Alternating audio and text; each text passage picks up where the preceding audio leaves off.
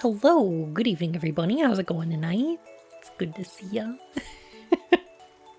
Sonic Undead Fred, Switch, thank you so much for the subs. Welcome back to the Court of Hearts, your majesties. And Felix, thank you so much for the tier 2. Oh my goodness.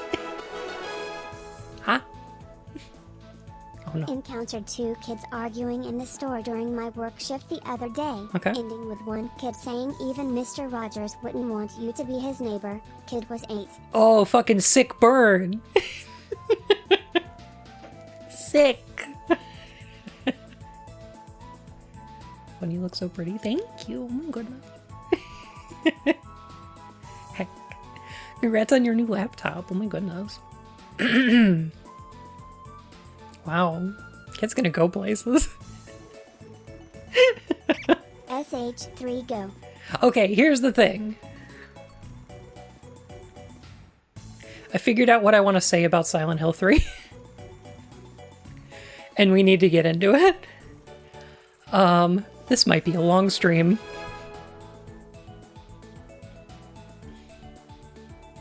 Chester, thank you so much for the sub. Oh my goodness. Welcome to the Court of Hearts, Your Majesty. I've got some fucking thoughts. Lucky bun blob, lucky bun blim. Taijidu! Thank you so much for the resub. Oh my goodness. And some pumpcorn. Oh my goodness. Finally, I'm gonna talk about the Dead by Daylight Silent Hill chapter. Is there anything to talk about there? I think it's pretty cool. At least it isn't Shattered Memories. I agree. Are you ready to get into Silent Hill 2 Remake? No. No, I know that basically the entire game has been posted online at this point. Lucky Bun Royal. I haven't watched any of it. I haven't paid any attention to it. I don't think I care. Lucky, thank you so much for the biddies. Oh my goodness. Y'all are too nice. Running a hype train on me. Thank you. I watched it on Bob's. I did see Bob's was playing it. And, whoa. Did that release? I think it comes out in like 4 days or something. I think it comes out on Tuesday. Finally, after all this time, after many hours of Silent Hill 3, Bun has discovered the point. I have discovered the point. The thing that I want to say about Silent Hill 3. And it's that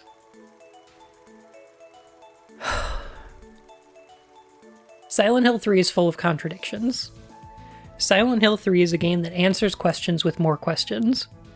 And every piece of information you get out of it should be questioned. Because every source of information in Silent Hill 3 is an untrustworthy one. And I find that interesting from a video game perspective.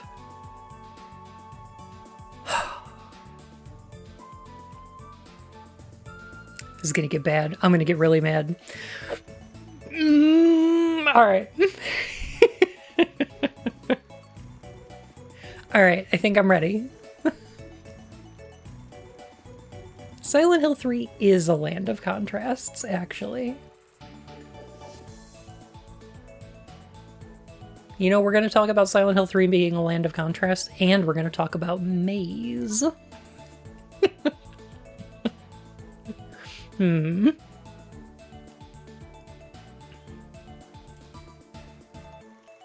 So this should be fun.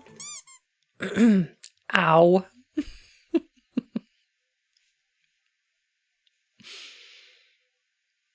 Bun Angie. I might get Angie, and if I do, I apologize. Man,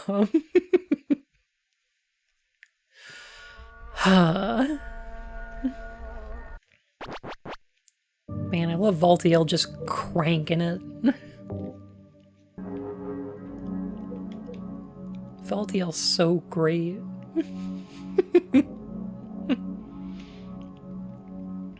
Oh my goodness.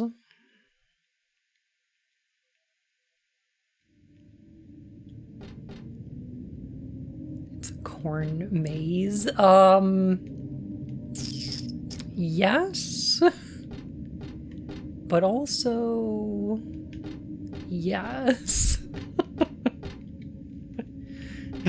Also remember kids, tonight's stream is gonna be for a video, so do not misbehave, or I remove my belt and by God my pants will fall down.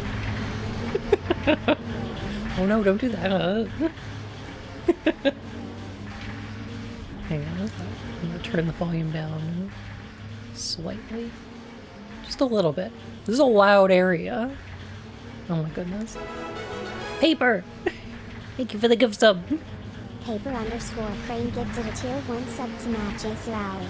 This is their first gift sub in the channel. I don't know if you pronounced that right, TTS. Do you want to take another crack at that one? Do you want to take another shot at that? No? All good. What the? So, want to point out the little bodies in these cages here? We have seen them before. They're in Silent Hill 1. That's why they look really low poly. I think it's the same model. I'm not 100% on that. Like, I know they got a new texture. But yeah, these are hanging up in some of the other world sections in SH1. And they're pretty cool. Oh, one take TTS.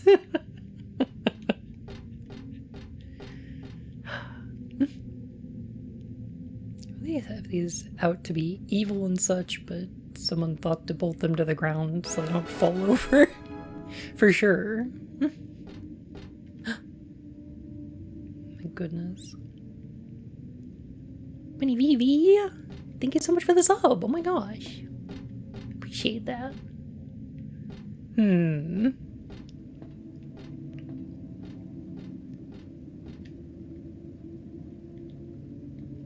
I love the mountain coaster.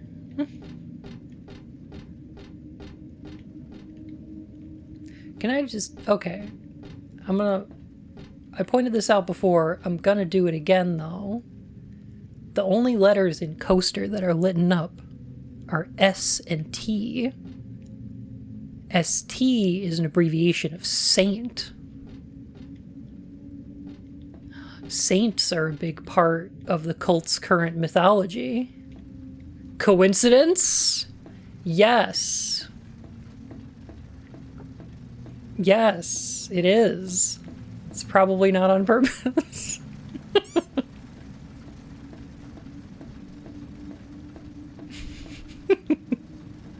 Silent Phil.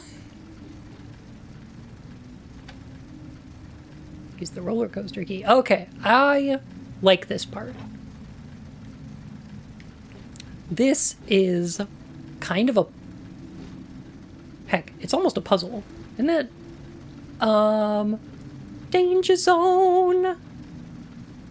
Must be kept closed by order of the fire commissioner. Wait a minute. What does the fire commissioner have to do with... Me to my guests when I'm coaster. playing a free park entry scenario in Roller Coaster Tycoon. About their friends, can you put that on a coaster?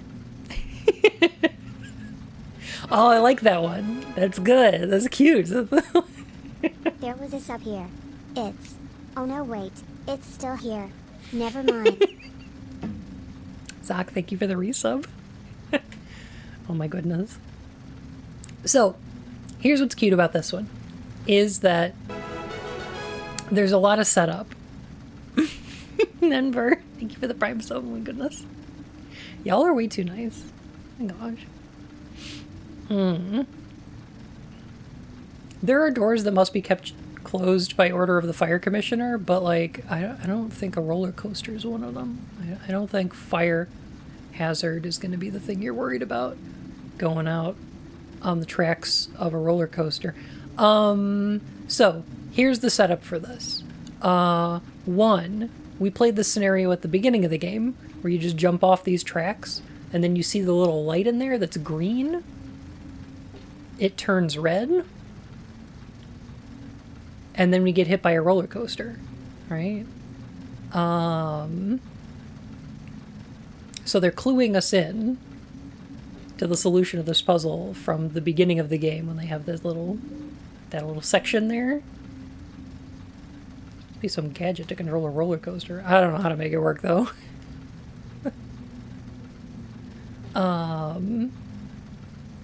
But also there's a lot of setup for this because there's a lot of sections in the subway where you can get hit by a train.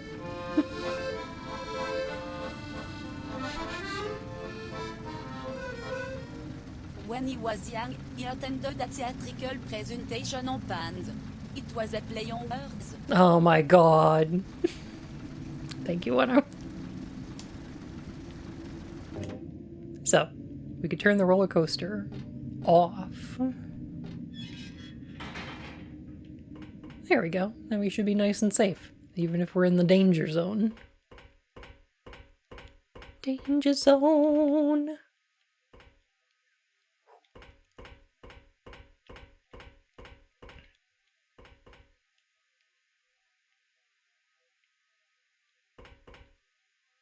Oh, it's a mountain coaster. Right. Yeah, that makes sense. I was wondering what these big rocks were doing, but then, oh, yeah, that makes sense.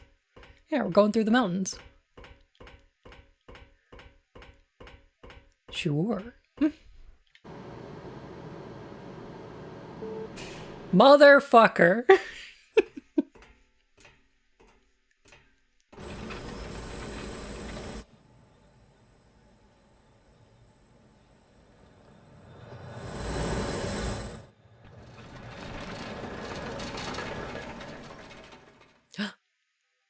Way to go, Heather. I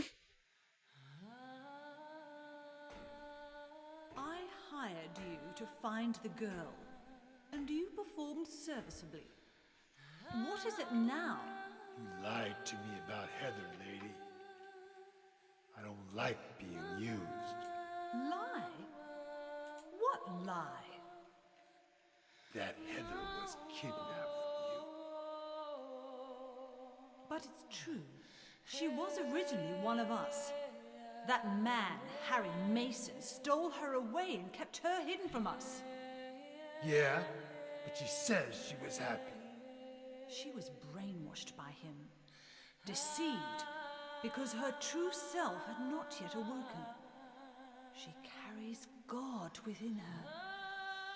But when a lesser Mother of God truly awakens, Yeah?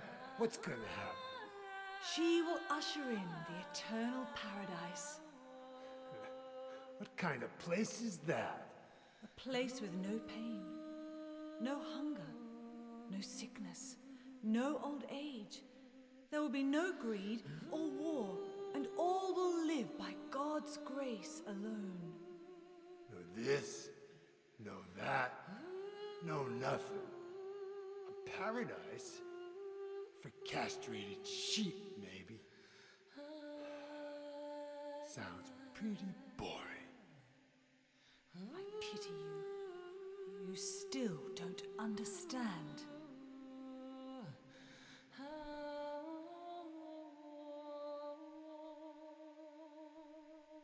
You're going to kill me? Is it really so easy for you?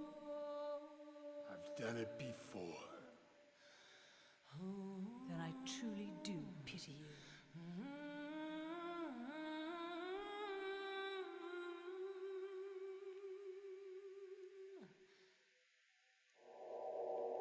How good is that interaction? Oh my god.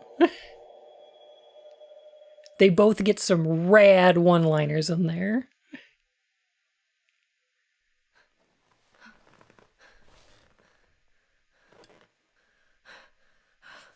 Also, was that Mary Elizabeth McGlynn doing the singing in the back? It was great. I love it.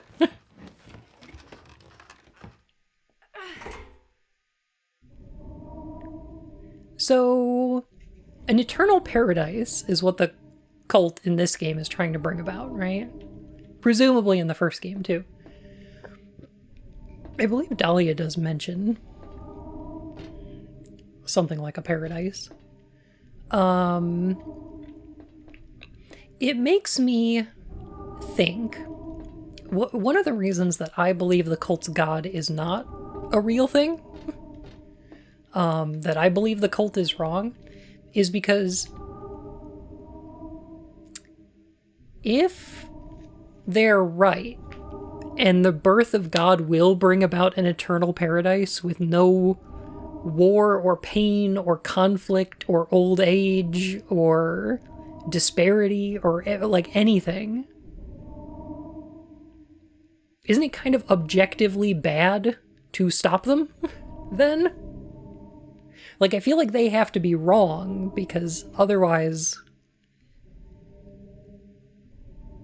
almost anything they do in service of bringing that about would be a moral good, you know?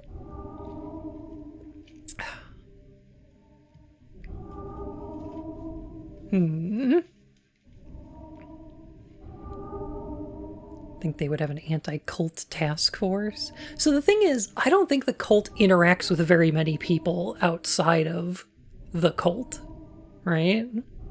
The problem is that the cult doesn't actually cause that many problems for other people. Not a lot of people know about it, other than, like, Joe Schreiber wrote about them having a creepy, weird orphanage at some point. So, like, I don't know. Strong bed e-girl. Oh my goodness. Hello. Welcome in, Raiders. It's good to see ya. Bunch of beans. Oh my goodness. That is a good username.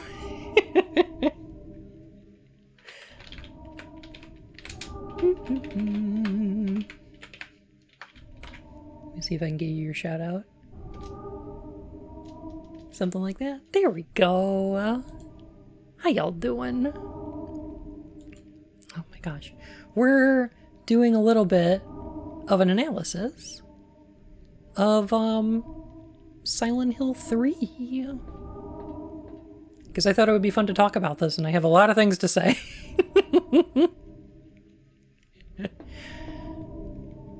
Few streams going well. Pretty good so far. Oh my goodness. Popcorn would have to look really bad for me not to have some. True. Or be like really burned.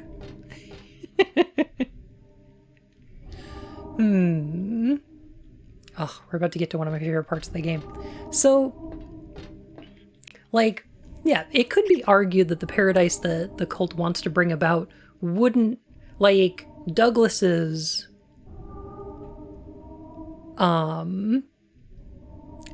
argument against it is that it would be a world without conflict, therefore a world without anything interesting, right? Brimmy, thank you for the follow, my fur and whiskers.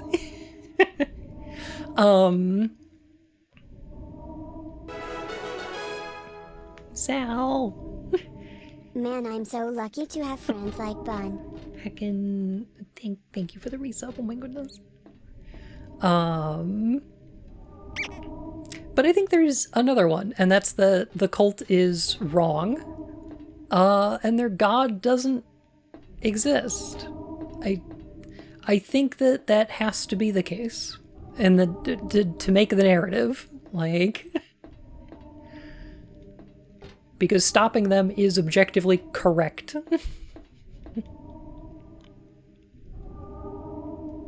CJ Mac, thank you so much for the follow, my fur and whiskers. Alright, are we ready for the Borley Haunted Mansion? 30 month already?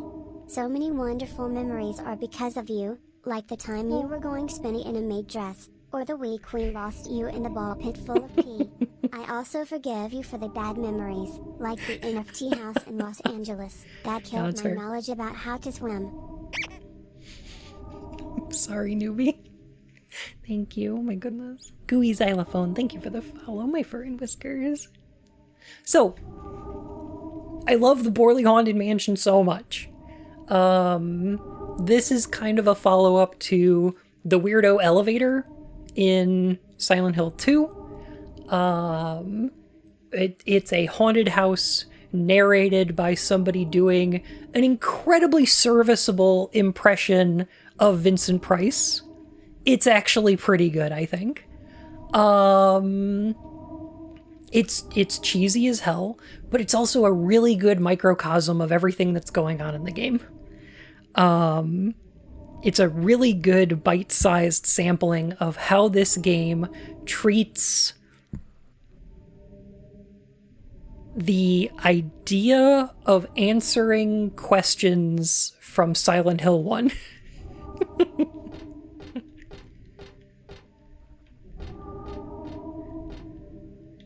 There's nothing written on it. It's probably supposed to have the ride's wait time on it or something.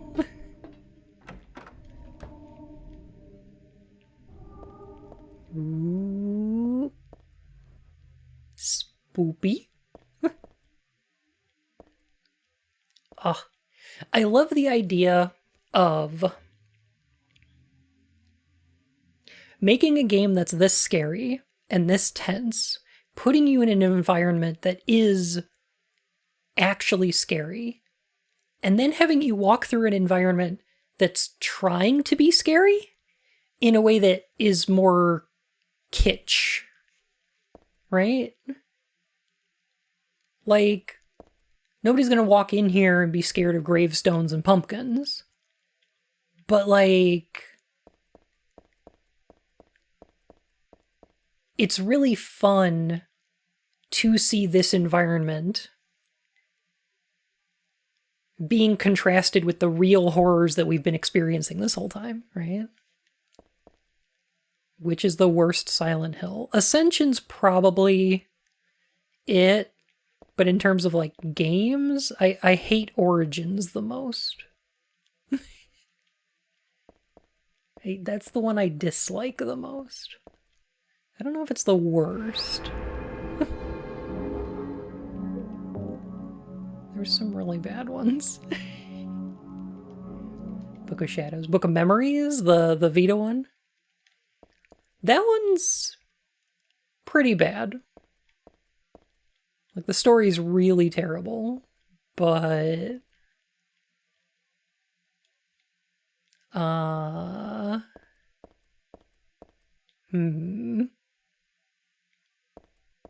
as a Diablo-like, it's pretty okay gameplay-wise. Like, it's alright.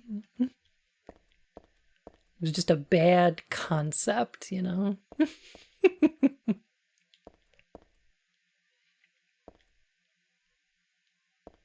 Ooh. Are those little ghostesses, or are they supposed to mirror the horses from the beginning of this game? I wonder.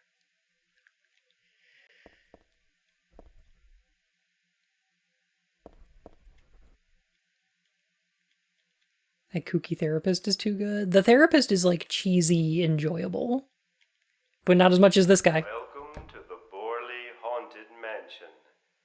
We're so glad you came. Please come inside and look around. When you feel you're ready, then go through the door. I love him! Oh my god. He's really doing a pretty serviceable Vincent Price.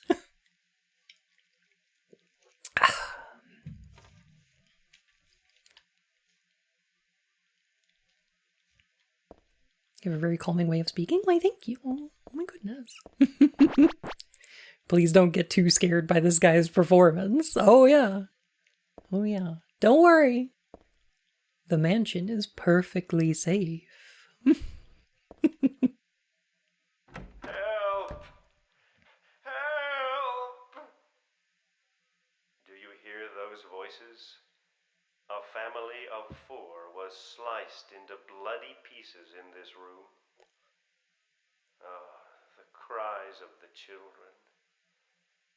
The murderer was caught. Do you know why he said he killed his family? Because I felt I had to! Anyway, I'm lying. It's all just a joke. I wanted to scare you, that's all. The truth is, only one person died. By suicide. How good is this? Because, okay, the haunted mansion is a lie, right? It's set up so that it would scare people because it's an amusement park ride. It's supposed to be theater. It's pretend. But so that whole family murder thing was just made up? But if that's true, then how do you explain all the blood in this room? Could it be that the guy who committed suicide really did kill a bunch of people? Oh, how could I be so stupid? This is a haunted mansion. Of course it's all made up. What was I thinking anyway? Is all this blood fake? Probably. Right?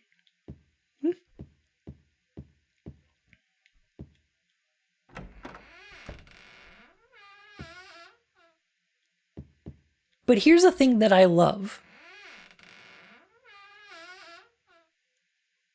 Is this room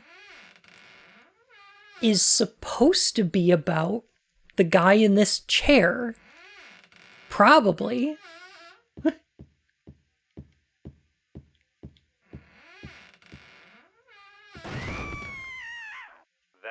Danny.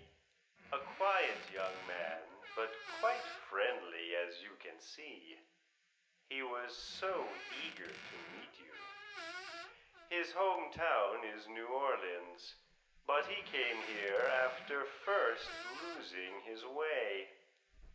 Oh, maybe you might know. Where is the path to heaven? So lines like, "Where is the path to heaven?" resonate with Heather because of what we've been told earlier. But here's my question. Who's Danny? Is it the guy in the chair? Or is it the guy hanging from the ceiling? Which part of this was meant to be pretend for the purpose of the haunted house? And which part of this is being influenced by the other world? What can we actually believe? Because the person who's talking to us, the narrator, is obviously lying, not just because he lied in the previous room, but because it's a haunted house. They're supposed to lie to us. We expect that they're telling us a spooky story that's not true. So we can't believe anything the narrator says, but we also can't entirely believe things in the environment because some of them are real and some of them aren't. And it's real. This is a real dead body hanging here. I don't think they meant for this to be a part of their attractions. Who would have done this? It's just a doll sitting in a chair. Is Danny the doll or is Danny that hanging thing? Whatever, no biggie. See, this is what makes it a perfect microcosm of the rest of the game, is that we're being told things by someone who we know is lying to us, and being presented with obvious contradictions that don't have an easy answer. Silent Hill 3 is all about these moments where they're answering the audience's lingering questions from Silent Hill 1 about the cult and about the monsters and about the other world with contradictions, with things that we can't believe, with vagaries and outright nonsense. It's so good. You can sit here and just think about this haunted house for ages.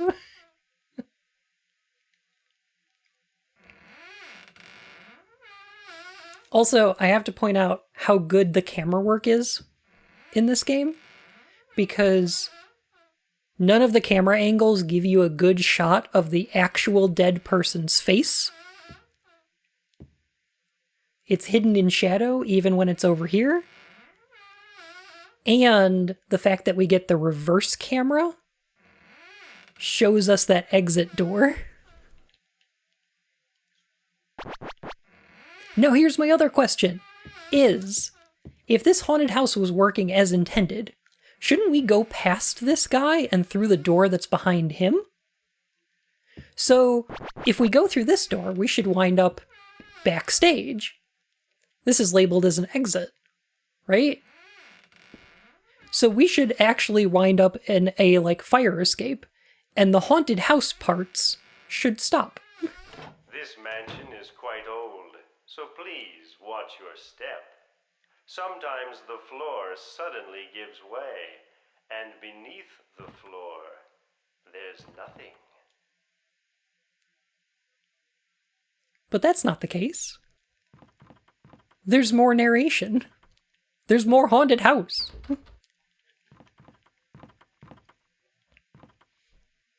This doesn't seem like an exit. Unless that was part of the ride to go off to the side room. Exactly. But we couldn't know that. We don't know.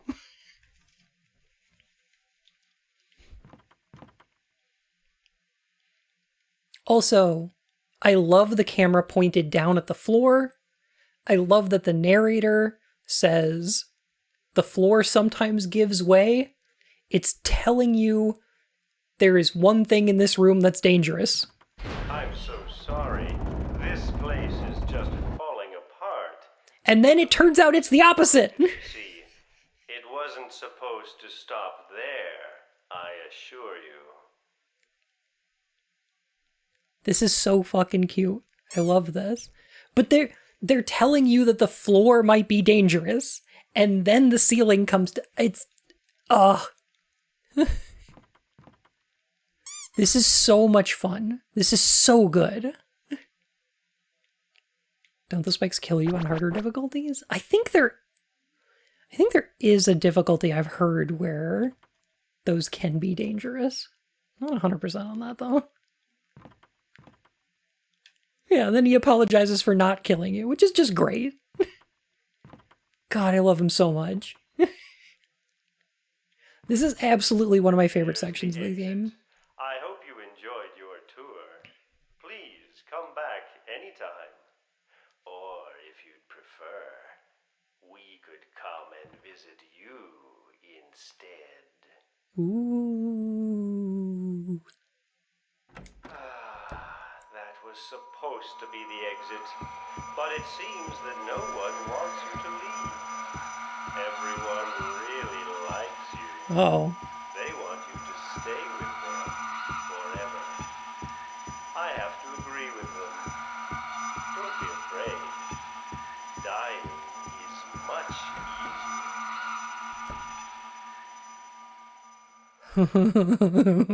easier. I love that killer light.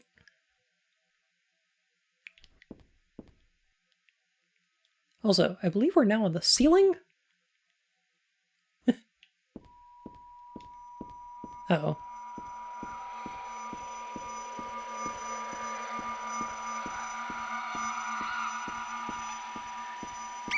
Why did they name a toy company after this Fisher-Price fellow?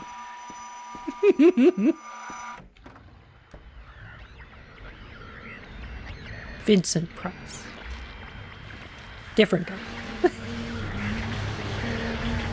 Ah! Oh. Killer light, as seen here, and in Siren Hill, Downpour. Yeah, but the one in Downpour is so lame. Cowgirl, how was your nap?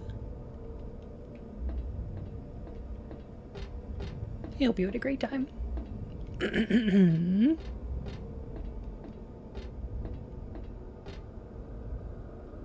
Anyway, so that Borley Haunted Mansion bit is one of my favorites. It's so good. I just love it.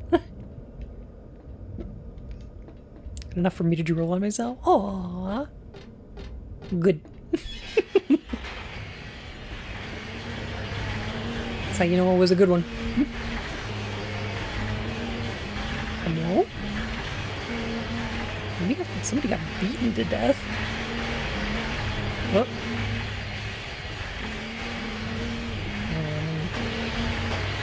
Take out these guys.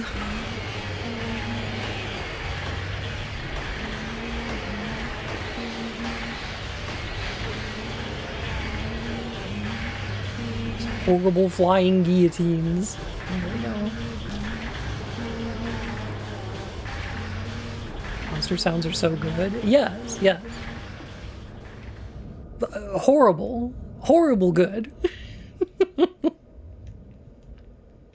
How do they fly? I don't know, but they fly now.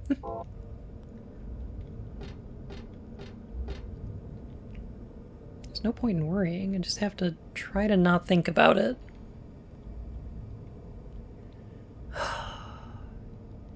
Dear Silent Hill community.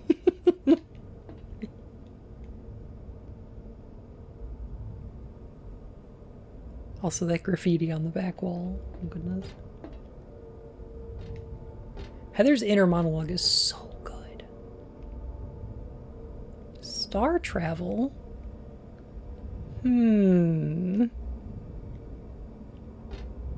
Rocket ship?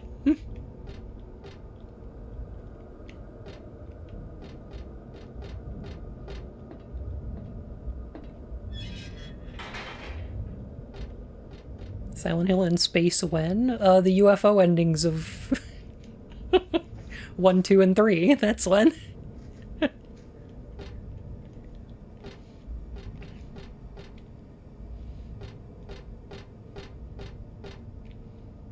It's a flyer for some kind of musical for kids. Looks like they did this on the stage.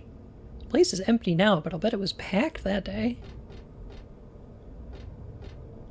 Does 4 not have a UFO? 4 does not have a UFO ending. It's about Huey the horse, one of the park's mascots. But that's a lot of information I don't really need right now. It's about Kathy the kitty, one of the park's mascots. Yeah, it's no time to horse around. Hey, Crom. I thought that said, slower travel. Like, oh no, are we being linked to Zer? Switzerland! It's about Dawn the duck, one of the park's mascots.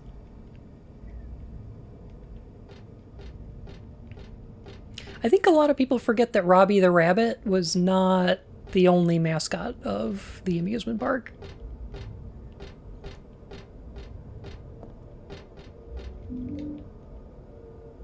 Picked up a chain.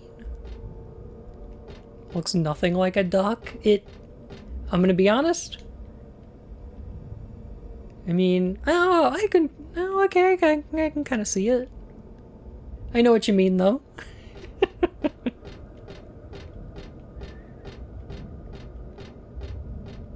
But yeah, there are a series of 4 animal mascots for the Lakeside Amusement Park.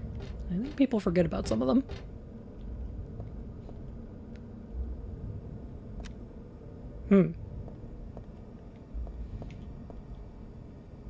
This section of Silent Hill 3 was directed by Quentin Tarantino.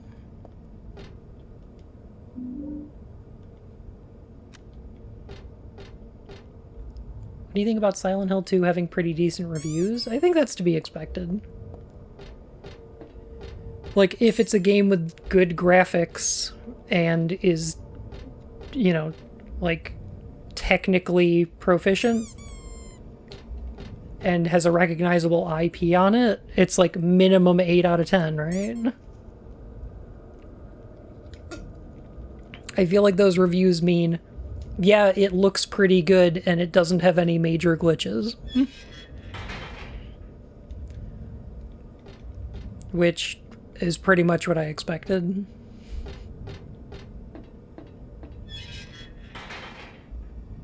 I mean, Silent Hill 2, the original, has like an 86 on Metacritic or something? So, like, you know.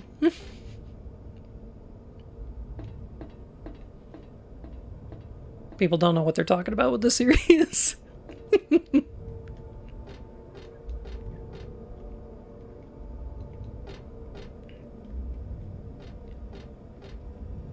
There's no time to start playing around with stuff like this. Oh, but they do look really cool. Game media has very little artistic standard. Yeah, reviews aren't about the artistry of a game 9 times out of 10. It's usually how good are the graphics and does it run on my system?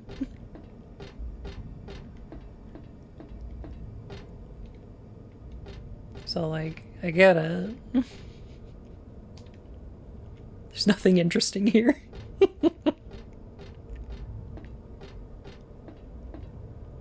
Heather has at least 4 tennis shots. I agree.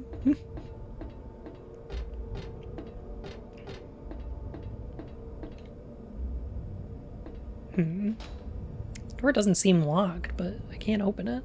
Could it be rusted? Not strong enough to budge it no matter how hard I pull. There's gotta be a way. And there is! How much can our marketers fluff the reviewers' own egos? Oh, yeah, of course. Gotta invite them to, like, a, some kind of early gameplay event or something.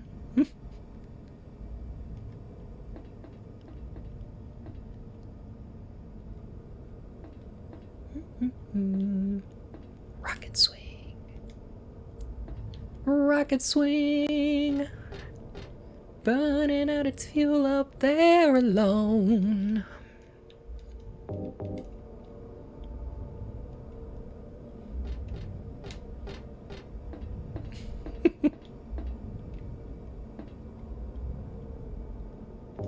Alright, let's get this thing on the road. Lift off.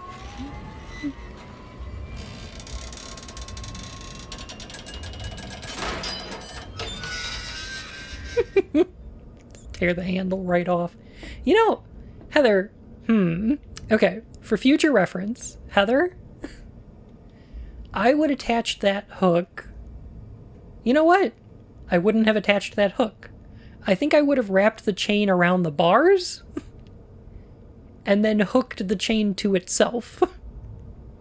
Because, like, the chain and the handle are both weak points that are going to break off. Like, you want to find the most solid part of the thing. I don't know.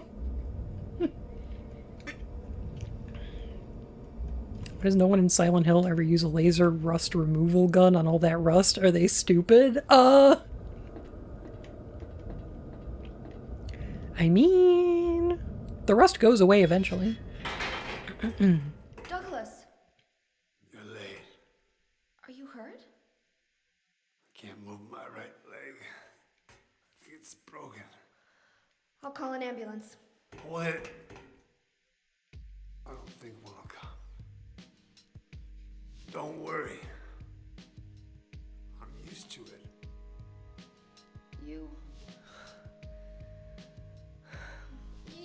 You old fool! Getting yourself hurt like that? Sorry. Why did you have to do that for me? What'll I do if you die?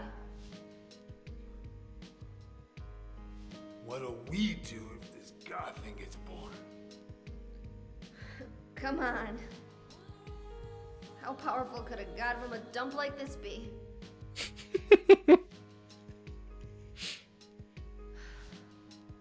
I'm sure it'll be no big deal. But anyway, something's gonna happen. Who knows? Maybe we'd all be better off if it did. But if this is how God of Mercy acts, I don't want to see any more of him. That's a pretty good reason to risk my life, don't you think? Plus, I'm just an old fool, right? You think you're Superman or something? You know, I always wanted to be him. Besides, Yeah. I want to help you out. You don't have to feel responsible. I know it's not your fault. You remind me of my son. You said nobody was going to cry for you. Dead people don't cry. Stupid kid got himself shot robbing a bank. But why? Maybe because his pop was a penniless good-for-nothing. Who knows? Anyway, now I guess I'll never find out. Sorry. I shouldn't have said you reminded me of a guy like you. Well, maybe if you had compared me to your daughter. Listen, I'll take care of the rest. You stay here and I'll be back when it's over. You'll be okay by yourself. Hey, no problem.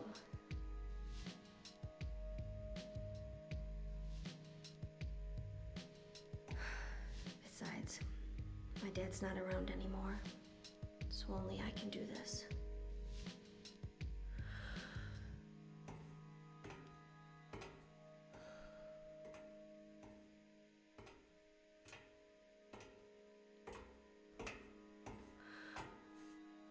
What are you doing? Maybe killing you here is the only way to end this nightmare.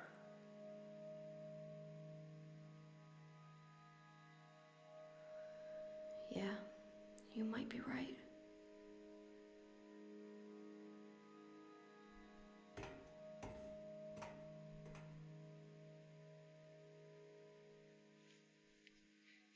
The way that the game uses depth of field there, switching between Douglas's lines and Heather's, is so strong.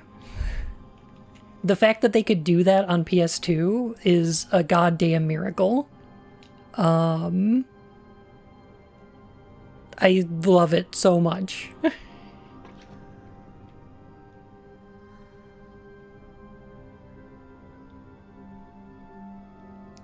This game fucks. It really do. They say how he heard his leg.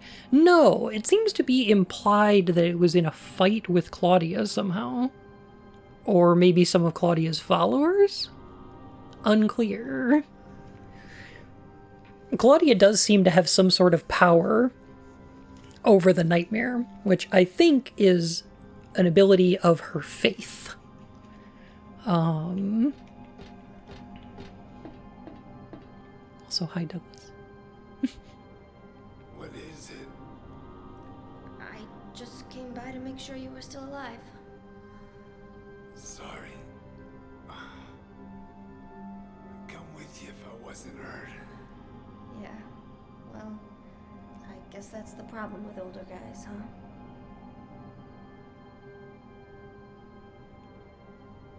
huh? I'll handle things. You just rest.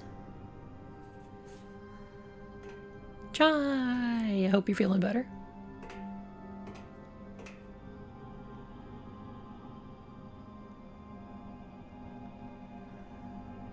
Don't die on me, okay?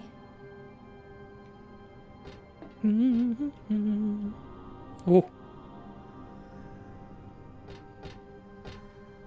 Oh, Robbie.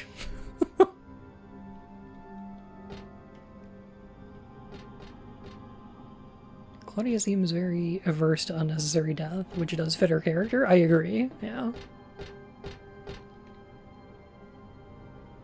Love a teacup ride.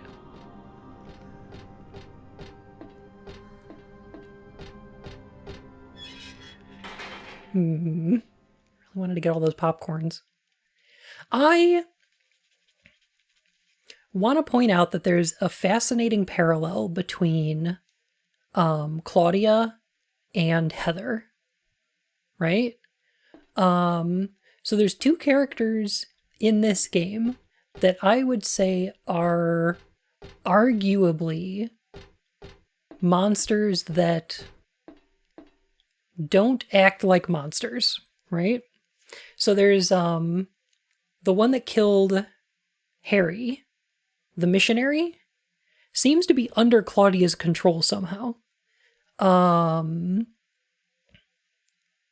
the other one is Leonard, who's able to speak, who acts like a person, but is a monster. And both of them are targets of hatred. Heather hates the missionary for killing her dad. She sees it as a monster, of course. But as Vincent tells Claudia, you hated your father, didn't you? And I think that's true. I think that Claudia is the one who saw him as a monster. And both of them are responsible for killing each other's dads. Claudia was responsible for Harry's death, and Heather is the one who kills Leonard. I just think that's very interesting.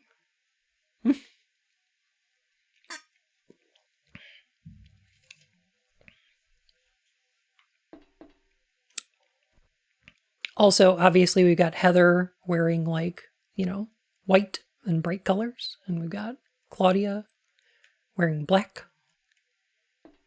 I don't know. There's like a mirror opposite thing going on with the outfits. I don't know.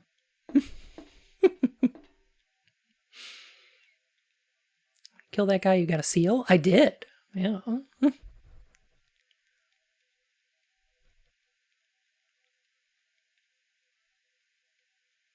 How much shitty datitude this all has. It's basically Lost. A series about shitty dads. It's like poetry. It's, they rhyme. Yeah, it really is, though. Not everything is lost. You know what? A lot of things are, though. Maybe a lot of things are lost. You ever think about that?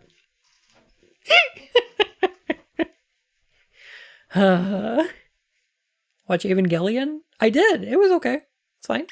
Its trauma has just become its lost. Is this Lost?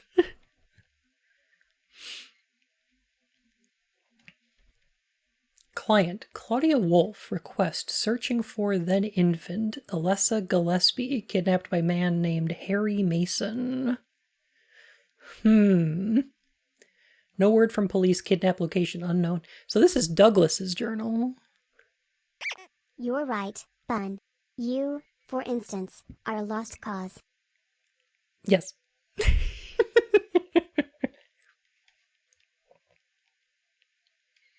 Old Silent Hill newspaper article. Alessa Gillespie 7 dead in fire.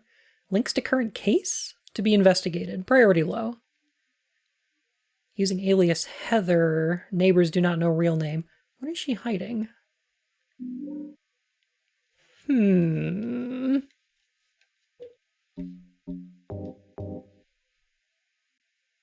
Maybe a Bigfoot. Lucky Bunyay.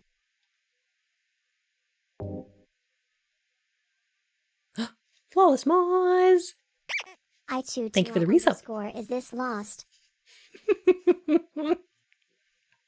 My goodness. The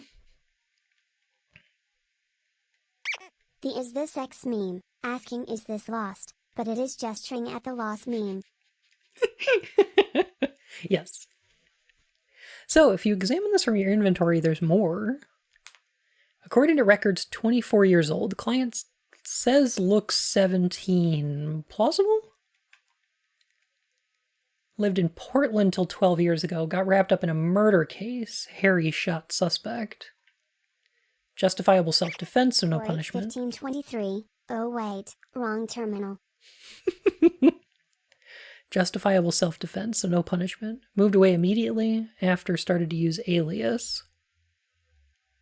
Harry killed a guy.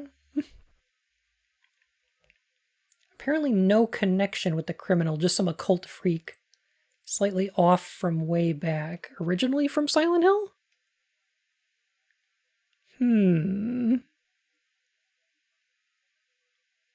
So a cult member attacked Harry. Interesting.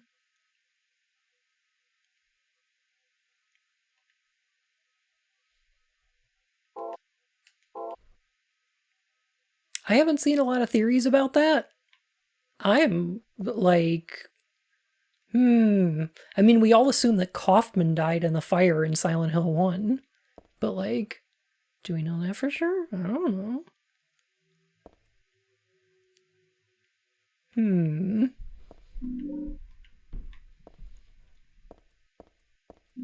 Probably unrelated. Papa killed a man, put a gun against his head, pulled the trigger, now he's dead? Correct. The symbol usually looks unnatural and weird, but here it sort of seems to fit. It still makes me feel creepy though, like someone's peeking into my brain.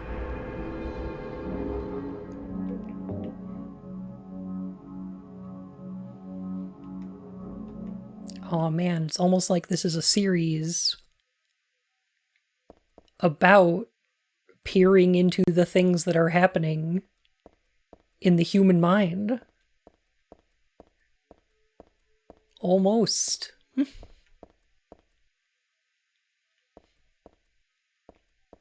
Thinky thought peepers.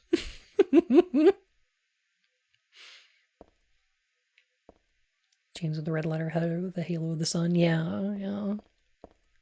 It's good. It's good. Hey, Snowy.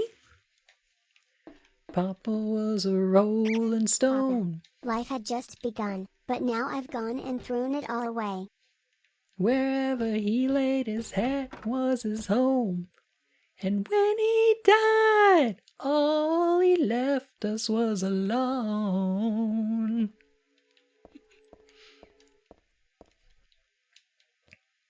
I mean, Queen's good too, obviously.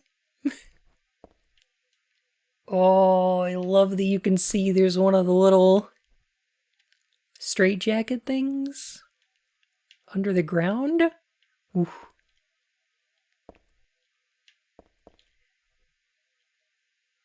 Ooh.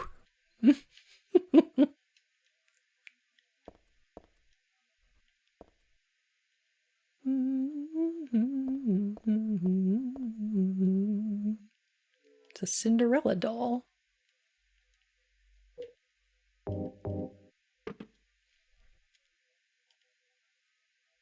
Pop your grippers right in there. Interestingly, I believe that Snow White and Cinderella are two of the music boxes you use in a puzzle at the end of Silent Hill 2. They do also seem to be things that Alessa would be interested in.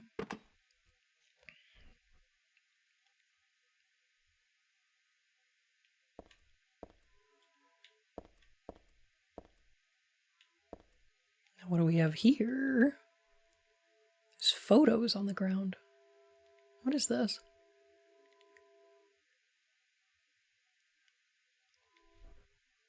These photos of those dolls? Cinderella on the left and Snow White on the right. Something's wrong. I'm sorry, Heather, I already solved the puzzle. At least I think I did. It's a close approximation of an apple. Kinda. I wondered, can we confront Douglas about his notebook?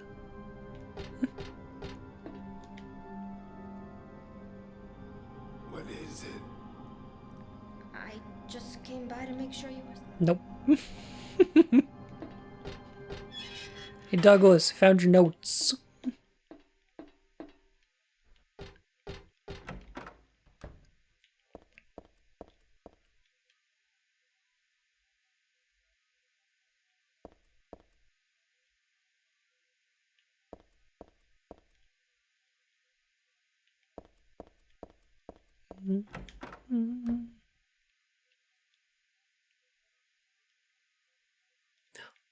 Treasure? Oh no, there's a dragon guarding that treasure. Hmm. There's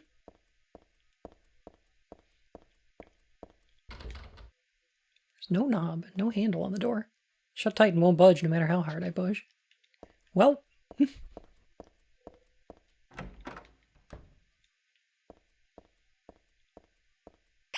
Heather, finding Douglas notes. Why do these smell like fish?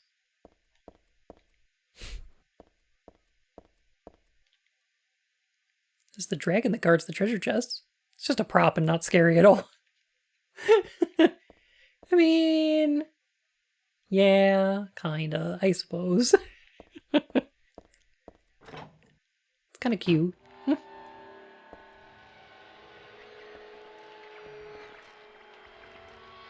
Uh-oh.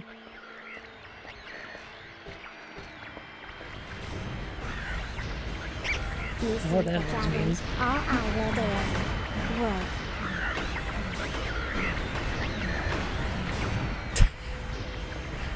Douglas is Gumshoe Grouper. Douglas is Gumshoe Cooper.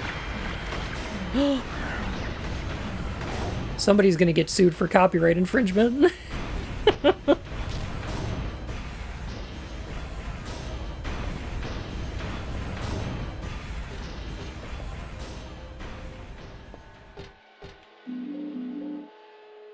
All right.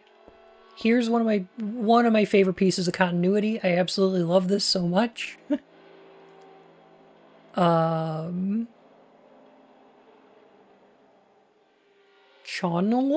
Wait a minute. Hang on a sec. Hold on. Fruit? Cinnamon. Miscellaneous? What is the miscellaneous ice cream? I need to know what miscellaneous ice cream is. Oh no.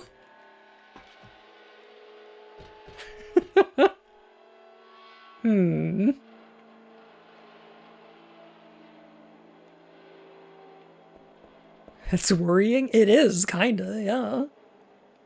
Anyway, this is one of my favorite pieces of continuity because both Heather and Harry visited the amusement park. It's one of the few places that's returning from Silent Hill 1. And if we look here, we can see one of Harry's save files. These are the little notebooks that Harry left notes in Silent Hill 1 in order to save the game. And we can see that he left notes. Miscellaneous ice cream is the gumbo of ice cream bun, or internals of a hot dog. Don't ask questions, just enjoy it and don't think. Well, if it's got hundreds and thousands on it, I think I'll take a shot. Dolly is the one who said it. Said that girl was a demon. That she took my daughter for a sacrifice. But it's not totally believable. I mean, appearances can be deceiving. That's what the game's about! Woo! When I saw that photo in the hospital basement, I thought that girl looks like Cheryl. Is that why I feel this way? Something's not normal anyway. Nothing good will come of this. But I just can't think of her as a demon.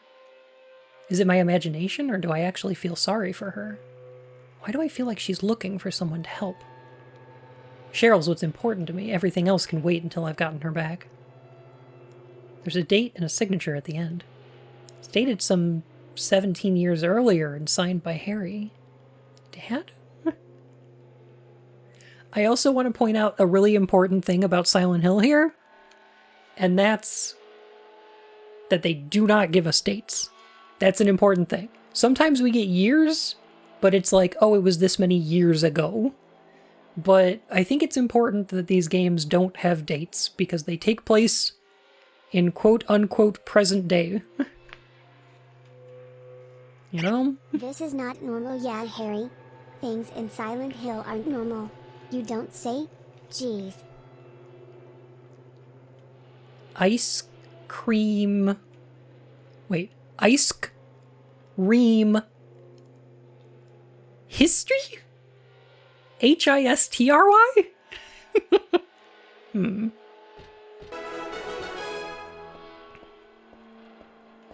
Silent Hill has no dates, just like me.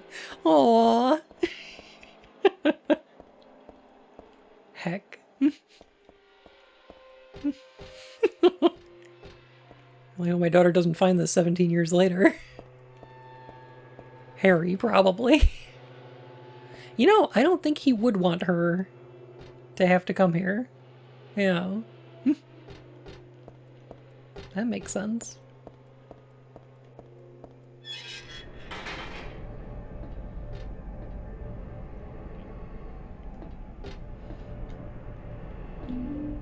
Some moisture-resistant paper? I know, right?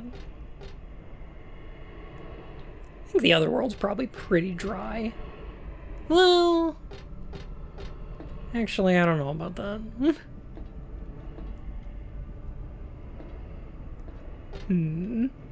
I love seeing these things around, because I do really think that they're just a model from the PS1 game.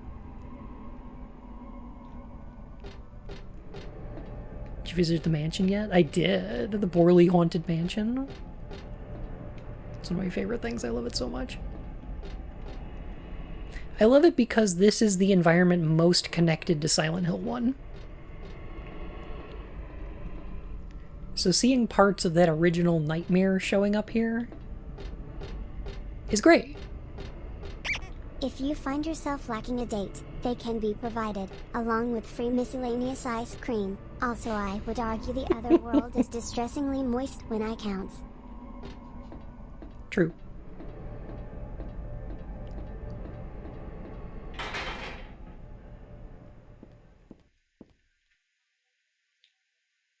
These horses do be on meat hooks, though. Did everyone play The Nightmare Has Memories? No, not really. Or not exactly, at least.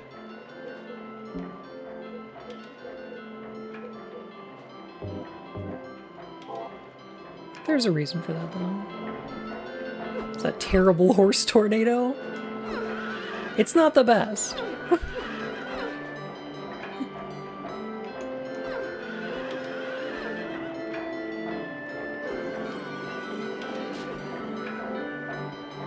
Okay. Such a weird fucking set piece. I know. It really is.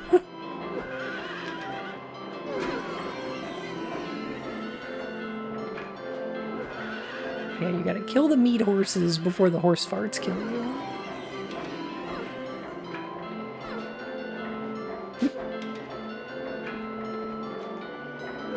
And I don't want to waste ammo doing it.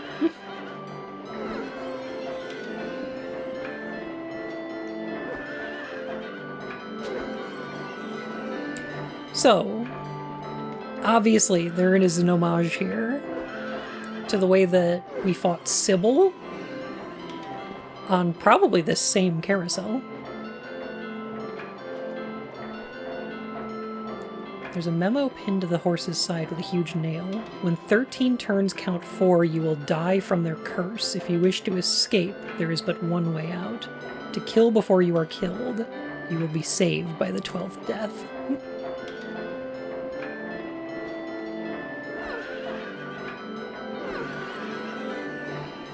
What a weird game.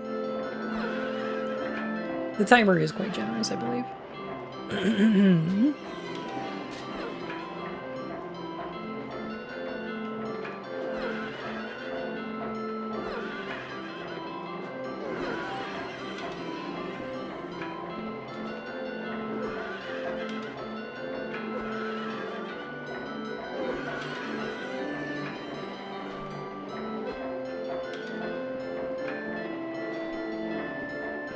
Was the Sybil similarity? So Sybil's boss fight occurs on this exact carousel, I believe. It looked a bit different then, but...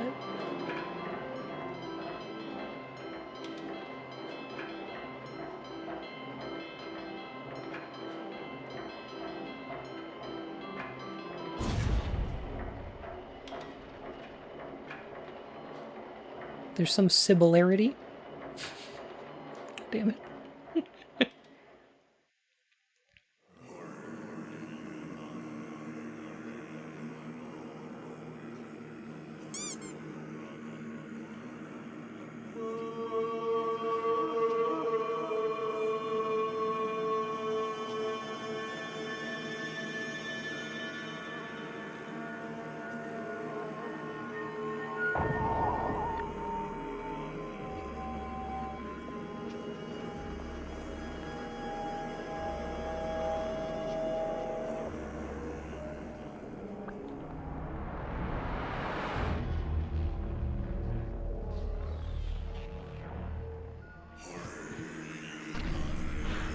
So, let's talk. What we've got here is a boss which is called the Memory of Alessa.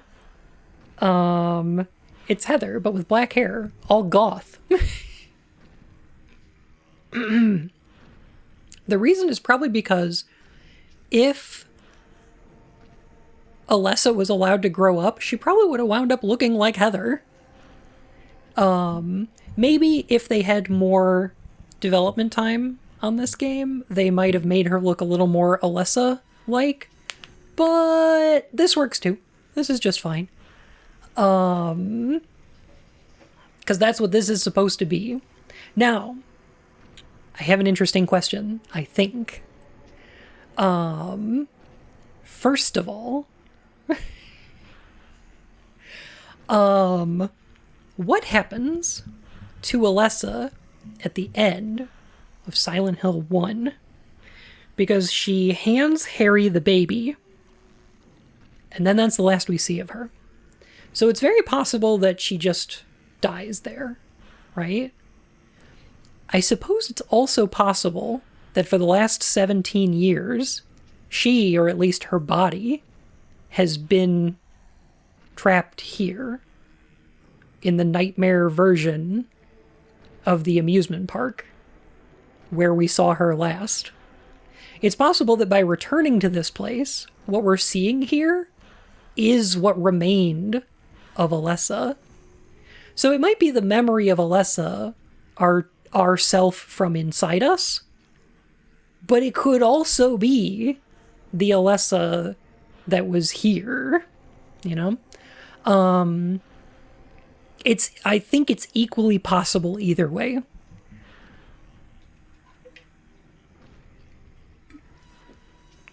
Yeah, there's something really cruel about Alessa being stuck in the amusement park. Yeah, no kidding. So, I don't know if I believe that that's true. I think that this is a manifestation of Alessa that is coming out of Heather. It's being made from Heather's memory of being Alessa, right? The same way that, like, Lisa was Alessa's memories of the nurse Lisa.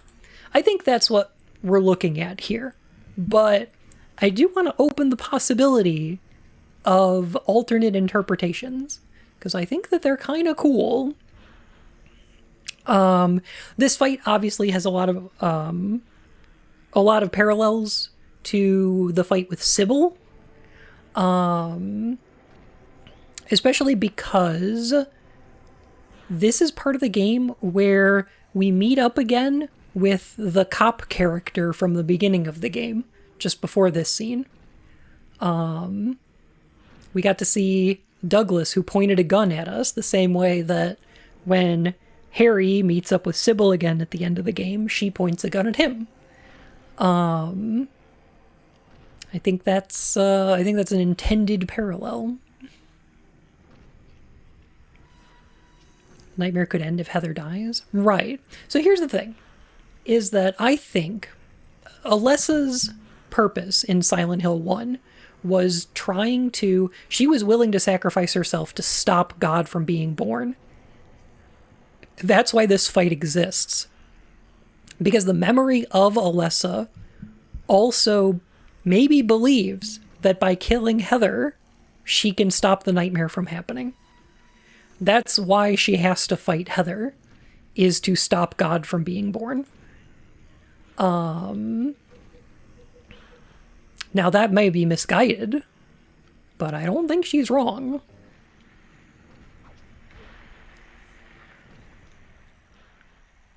Alessa's coming out good for her.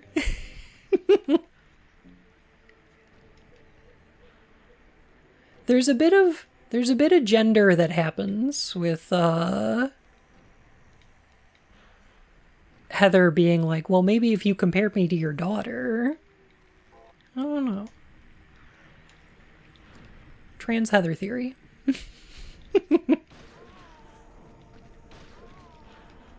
The fuck is Silent Hill woke? Yes.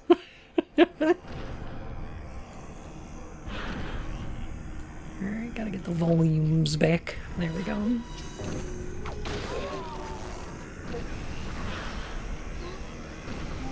Okay. Now she disappears. Comes back with a gun! Stop it. Also, I love the way they changed the horses here. The way they're all twitchy and weird. Oh, it's great. I love it.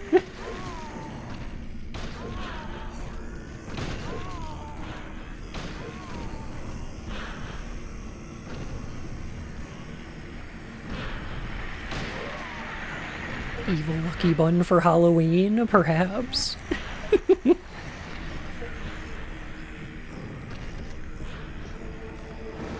I think the day before Halloween we're going to watch Rocky Horror on the Discord. I think that's going to be our Halloween party.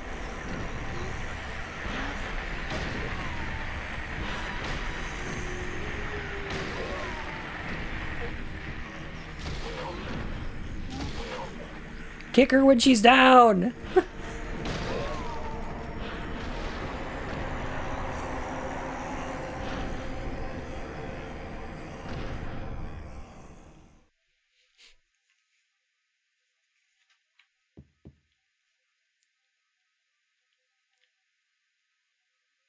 It would be better for myself to die. After all, it's nothing to be afraid of. That child, that demon. When I think of the endless pain it will bring when it's birthed, I decided that instead of the suffering and cruelty I endured in that sick room, that I would like to bestow a more gentle and peaceful death on myself. Why do I resist? I never thought of myself as such a fool. Alessa. I guess it's kind of strange for me to call you that since you are me. But you know what? You and I don't think alike after all. It's not that I don't remember that sick room either. God, this game is so good.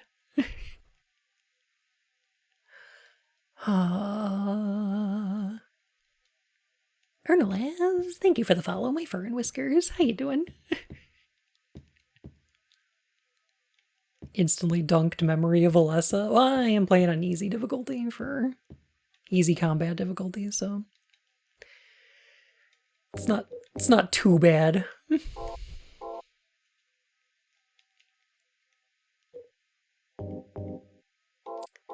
Love the difference is that Heather actually managed to lead a happy life until now. That's something that I'm going to bring up a little bit later.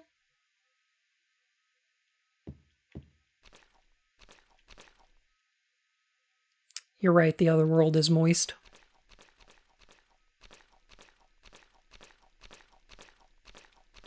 Yeah, it's awfully moist in here.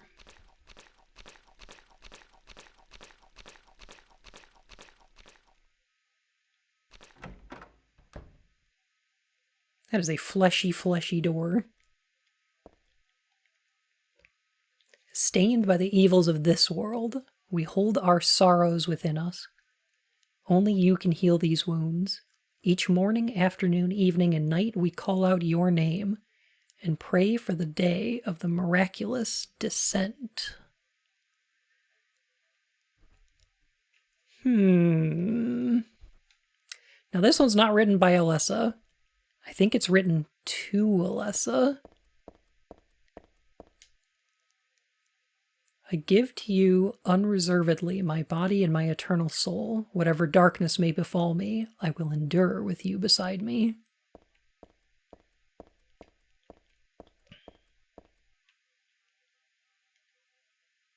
As proof of your miraculous power, guide our obedient and willing souls to the road of paradise, O Lord.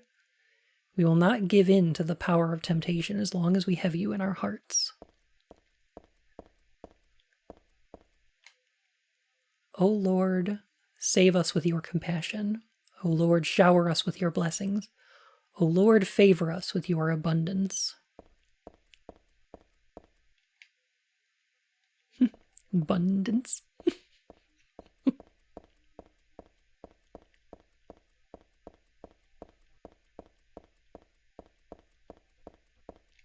I think Heather has to be some kind of queer, because the plot of this game is attacking and dethroning God. Like, this is what we're setting out to do, right? There's something written on the door. This door is the gate which leads to the road of paradise. Possibly Ace? I think so. I like to think so.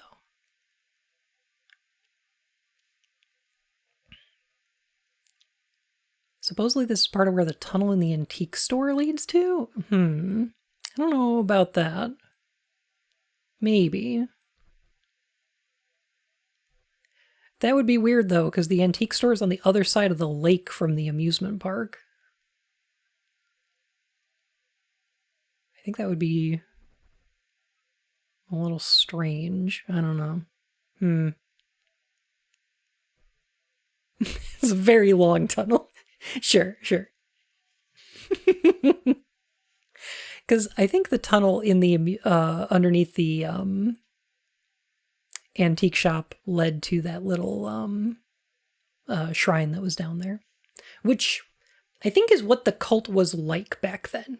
In Silent Hill 1, the cult was a small group that didn't really talk to people outside of it and was kind of hiding the places that they worship.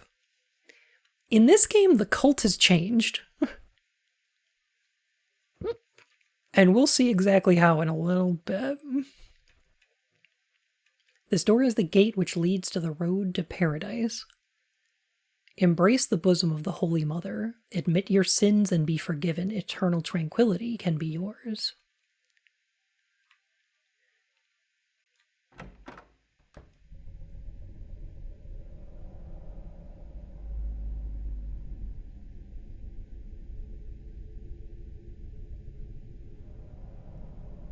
How did you get here? It was Vincent, wasn't it? He led you here. When will he cease his meddling? But it's just as well. Luring you here also serves my purposes. Checkmate. Yeah, get her. The time is not yet at hand. The time when all will be forgiven their sins. When the paradise we have long dreamed for will arrive. After the judgment and atonement, an eternity of bliss. Oh, Alessa, the world you wanted is nearly here. That's not what I want. Not you. Alessa, your true self. But I am Alessa. My little Claudia, my dear sweet sister. Alessa, is it you? Oh, how I've missed you. I don't need another world. It's fine the way it is. But you said it yourself. The world must first be cleansed with fire. But that's not what I want now. Alessa, don't you want happiness? Have you become blind to all the hopeless suffering in the world? We all need God's salvation. Listen, suffering is a fact of life. learn how to deal with that or you'll go under. You can stay in your own little dream world, but you can't keep hurting other people. Besides, I'll never forgive you for hurting my father. I wish only for the salvation of mankind. But for that to happen, the world must first be remade. And for that, we need God. You self-righteous witch! No one asked you to help! God is growing within you. You despise me, don't you? You're damned right I do! That's good.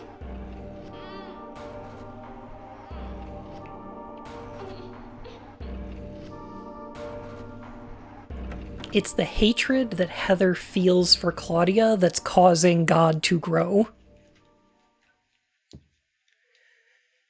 It's a bad thing to do, Heather.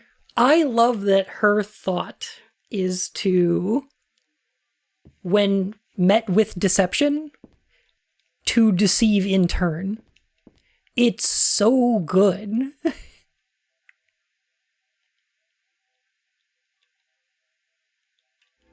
Heather creating this little lie and pretending to be Alessa is amazing. What a good idea. Good job, Heather. These people are fucking lying to you all the time. There's so much about this game where you really have to sit and question all of the information you get and where it's from, you know? So where do you think this church actually is? So that's a good question.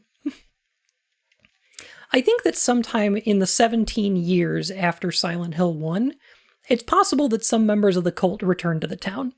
I think the town of Silent Hill has a population of like 5 to 10 at any given time, but that they all go home at night and it goes down to 0.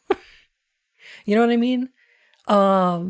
Like I think the cult visits Silent Hill. I don't know if any of them actually live here. Per se. That said, where the fuck is this church? Is this connected to the amusement park? How did they build this? Where did they build this? Why did they build this?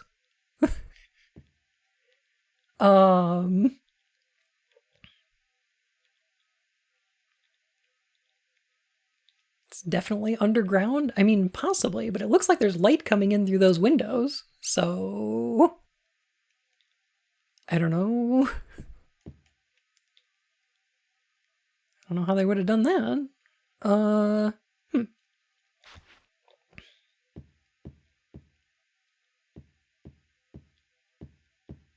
Silent Hill being haunted as fuck. I don't think it's actually haunted. I don't think the town is haunted.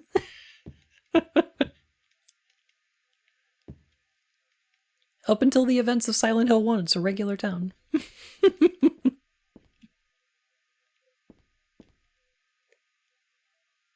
don't know how to play anyway.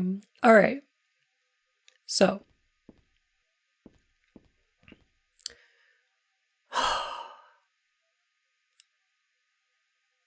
I'm going to get angry. All right, let's talk. Let's do it. Let's get some lore. Okay. Here's the thing that I want you to know. Anything that we see in this church is propaganda. Everything in here talking about the cult is the cult talking about itself. Okay? Every single thing in here should be questioned because it's all indoctrination into the cult. Okay? So, we're going to learn a lot about them, but I want you to question the sources of every single one of these things, okay? I really want you to question this.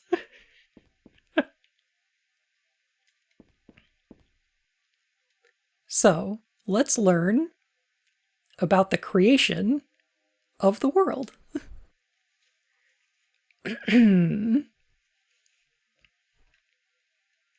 Origin. In the beginning, people had nothing. Very interested to see how Bun frames their town not haunted argument in the next game when the ghosts show up. Aha, but I have an explanation for that. In the beginning, people had nothing. Their bodies ached and their hearts held nothing but hatred. They fought endlessly, but death never came. They despaired, stuck in the eternal quagmire. Shit sucked. In the beginning, everything fucking sucked. So, I find that interesting. That's a good origin myth for a religion, because most, I would say a lot of origin myths start from a place that was good, actually. Like, for instance, the biblical Eden was pretty rad. When God made stuff, it was kind of awesome. And then things got bad, right? They all start in paradise? No, I don't say they all start in paradise. I'm gonna say a lot of them do. Not all of them. There's quite a few where the world starts in chaos. We're gonna talk a little bit about Aztec myth, in which the world is the corpse of a greater creature, and once human beings get put on it, they wind up dying out several times. Things take a while to get better. They go through a couple of different sun gods in this point. Yeah. So.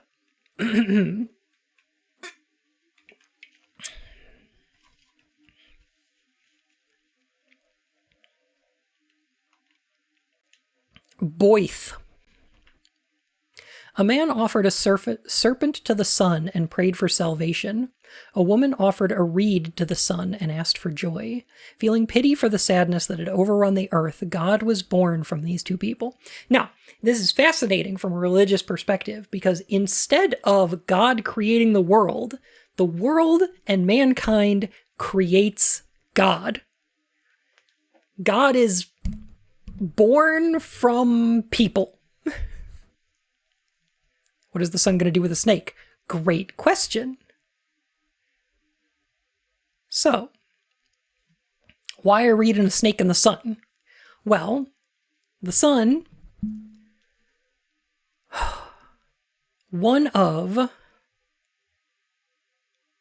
the most common deities in all religion. The sun is super important. It's a really big, bright object. Everybody's going to look at that thing and be like, that's gotta be a god, right? Most cultures are going to look at that thing and be like, well, that's probably going to be a god, right?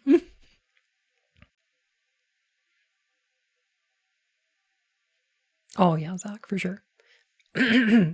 So here's what I find interesting. If we look from a biblical, so what does the reed represent?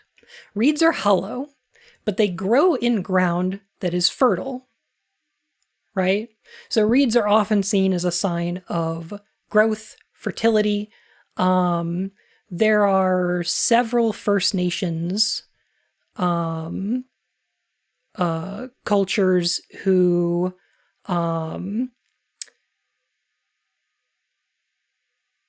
in the culture of several First Nations peoples, a reed, because it's hollow, is used as a portal between, I'm going to say realms or worlds, but it is sometimes seen as that sort of thing. But it's often seen as a sign of fertility in life, because it grows near, water and silt. Pretty common imagery. For example, in the Bible, Moses is found in a patch of reeds. The reed is sometimes referenced as a metaphor for the fragility, but the stability of humanity, like the resilience of them. The snake, on the other hand, I want to talk a little bit about Aztec myth. In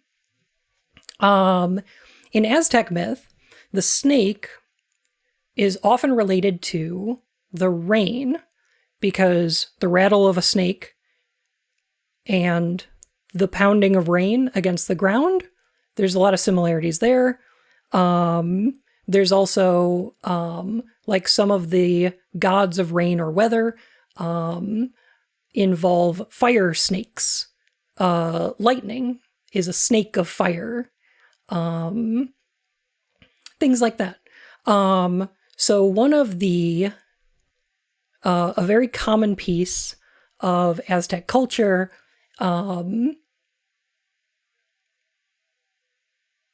is for the Aztecs, in order to bring about rain, they use a rattle staff, which is, similar to the rattle of a snake. I think it's called a chicahuitzli.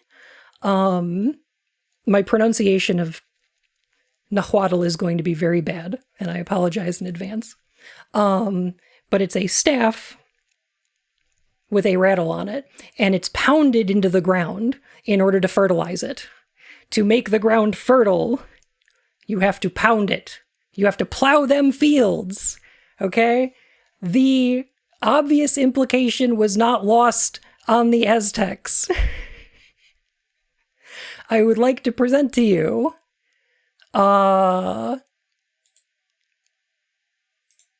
one second.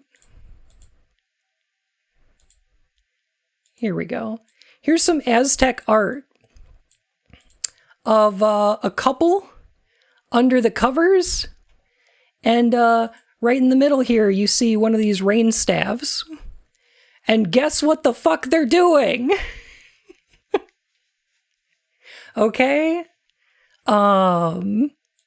This is a thing. One of the Aztec fertility gods is known as Chihuahuatl, or the Serpent Lady. She, along with Quetzalcoatl, were the ones who brought about, the existence of humanity. Once they collected humanity's bones from the underworld after fucking up 5 previous times. Anyway.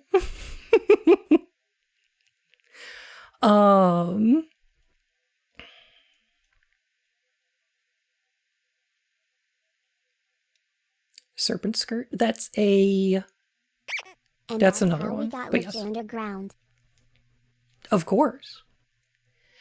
So I just wanna say, so we see the serpent being used as a sign of fertility, and pretty often male fertility, in several different instances. Like, we could point to the immortal writings of Knight of the Realm Sir Mix-a-Lot, when he said that my anaconda don't want none unless you've got Bun's Hun. Was he knighted by Elizabeth? I mean, he had to be, right? It was in the 90s.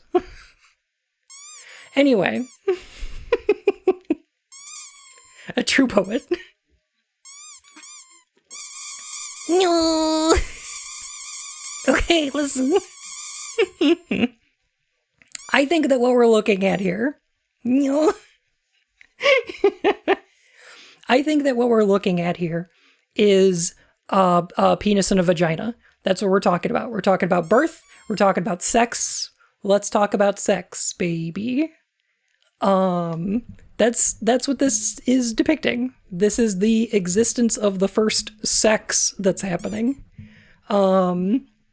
Humanity until this point only had suffering and pain and hatred, and this is the existence of sex being invented. Okay? I think that's what this is. I think that's what we're referencing here.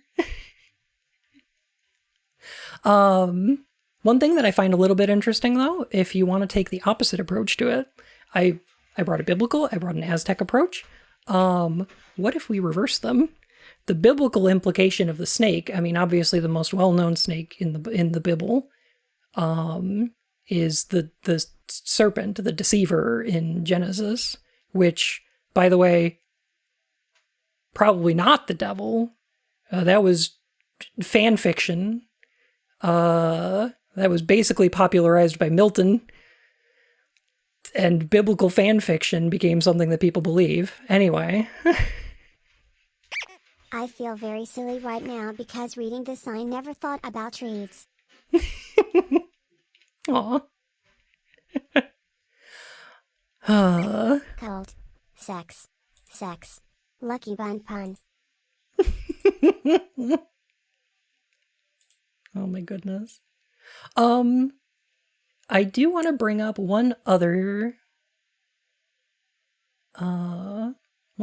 thing. Here we go. Fanfiction being believed canon, more likely than you'd think. It happens in the real world. It happens in the real world.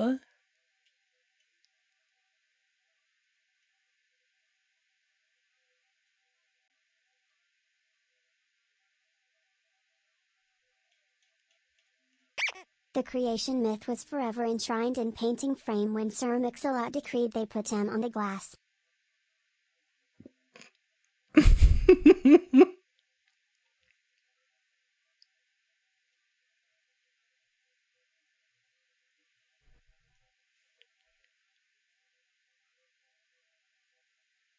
I never thought about reeds being hollow, so I thought it was two phallic symbols instead. I can understand that.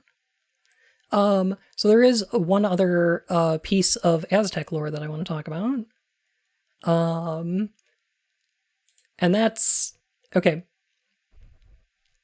Forgive me, let me give it a shot. Chalchitlue?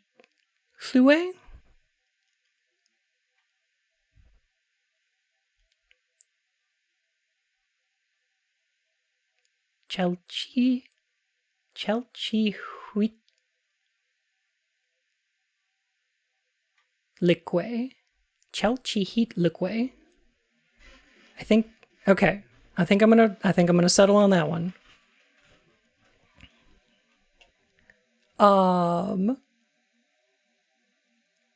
Goddess of water, mistress of lakes, rivers, and seas. One of a group of Aztec rain gods, often seen holding a rattle staff.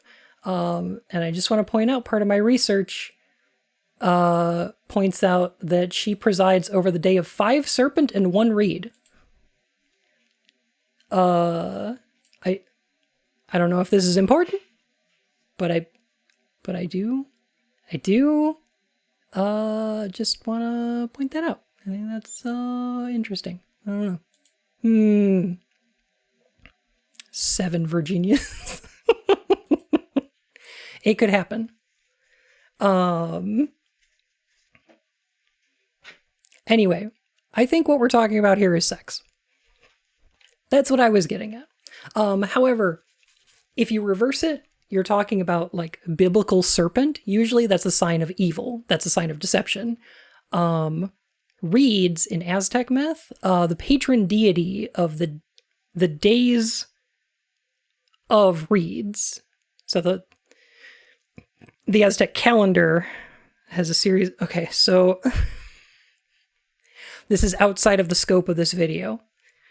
But the deity that presides over the days with the name reeds is Tezcatlipoca, who is a god of war and sacrifice, the night, and sometimes treachery.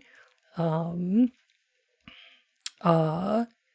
is a aspect of fertility to both of these items, but also an aspect that is possibly sinister to both of them in a certain rating.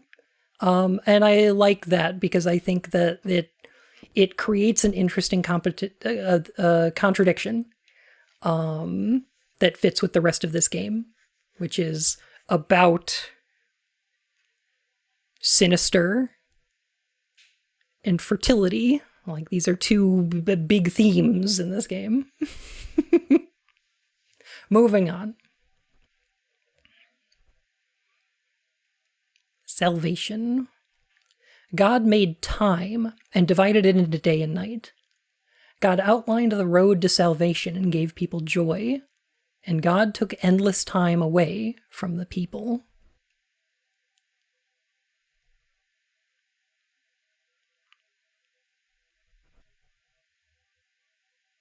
Chalchihuitlicue. I think something like that is right. I apologize. I'm not very good at the pronunciation of Nahuatl. And I'm not going to get better at it. I can't. I'm sorry.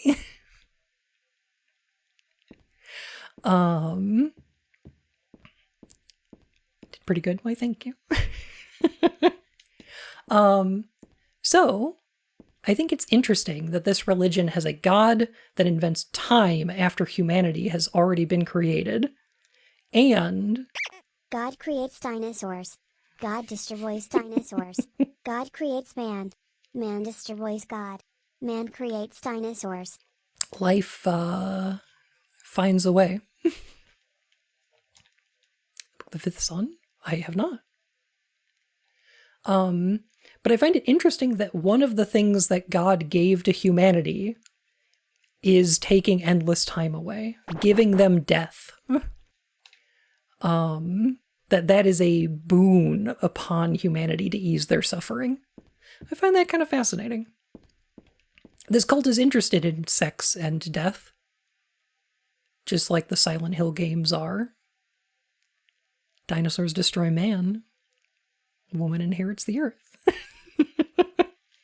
If I had to live forever, I'd be pissed. That's the impression that I get. Dinosaurs eat man. Woman inherits the earth. Thank you, Johnny.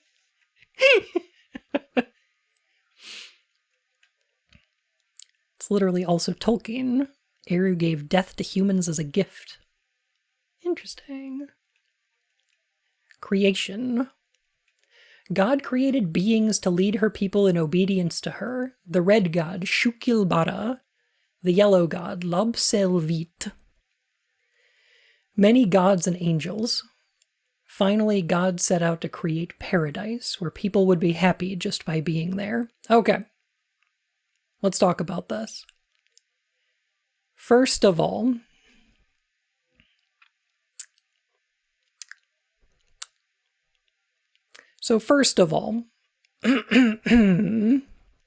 wait a minute, her? Yes, their god is a woman. God is a her. Yes. So here's where I'm going to get mad, because this has been a point of much speculation, and we're going to talk about this. Okay, so where's my classroom? Here we go. Let's talk about this.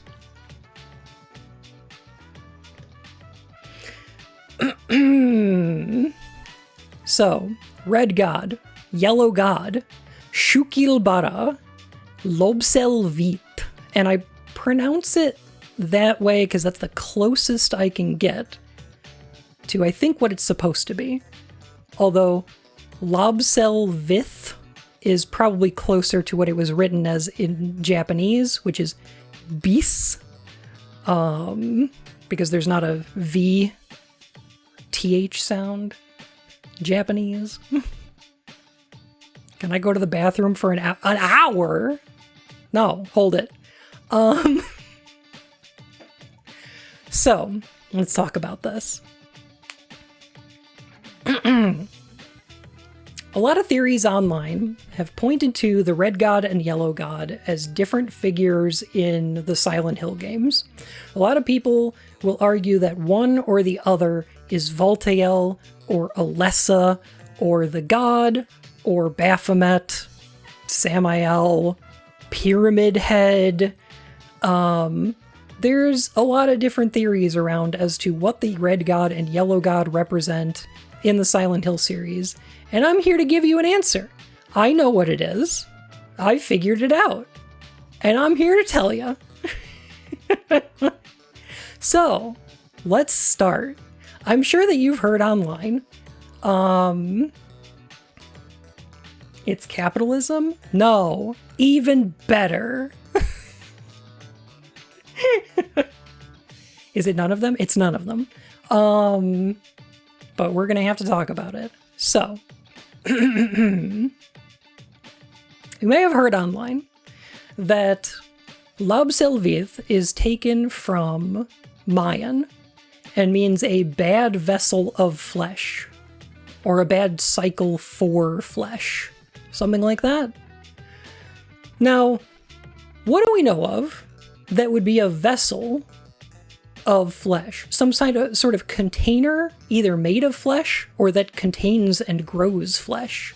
Something that might be, of the yellow bile. Next, we have Shukilbara, which is supposed to be Aztec, meaning a flower spear. In Aztec culture, flowers often quite related to fertility, to pollination, to sex.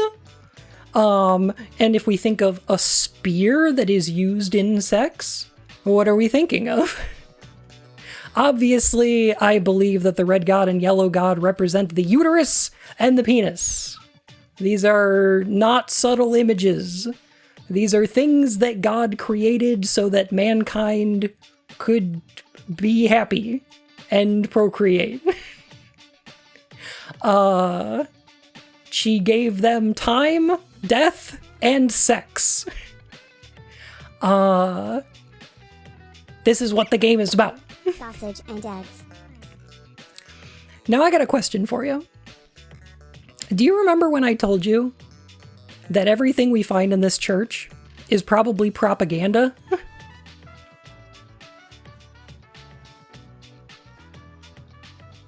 Could you clarify how the uterus connects to yellow bile? There's like amniotic fluids, which can be yellowish in nature. It's the placenta itself can be... there's a yellow aspect to it's it's outside of the scope of this video, okay? This cult is very weird about sex. Now, remember how I said that we need to consider every piece of this church suspect? We need to examine every piece of information we get from it. We need to think about where we're getting our information from. And I got a question for you. Where do those translations come from? Where'd you get that translation? I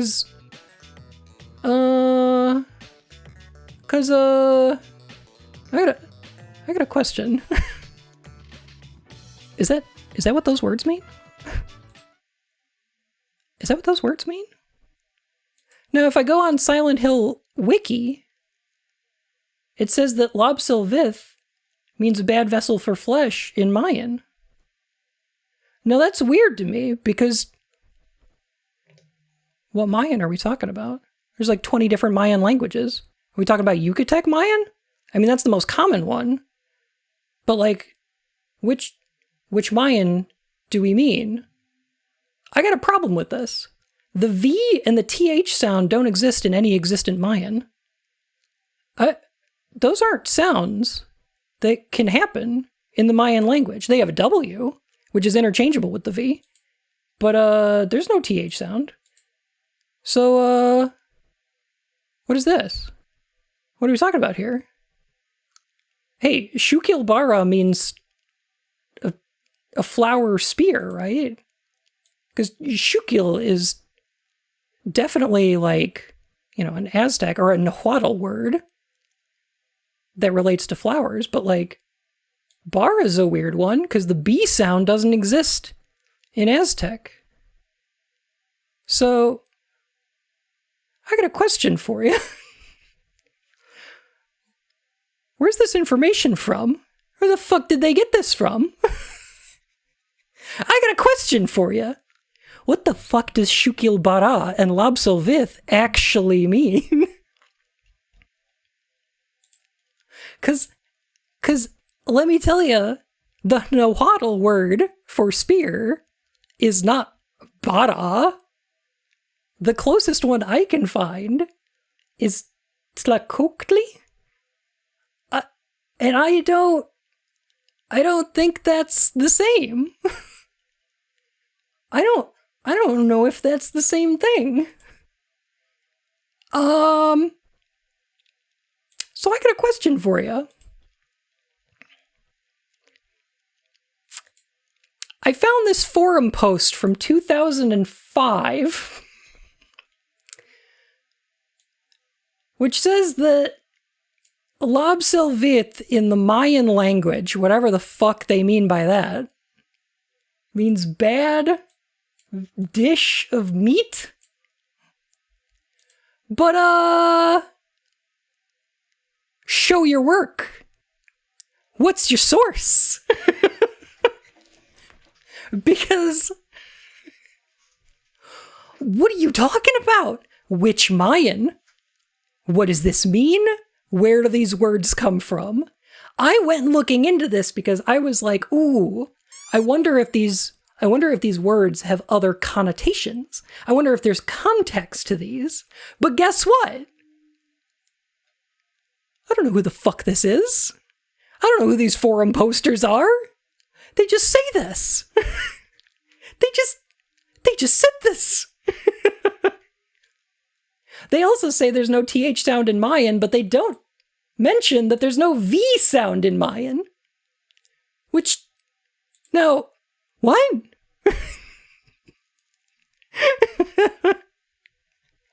Also, I don't know if you can break these words down like this and make something coherent. I don't know if that's what these are meant for.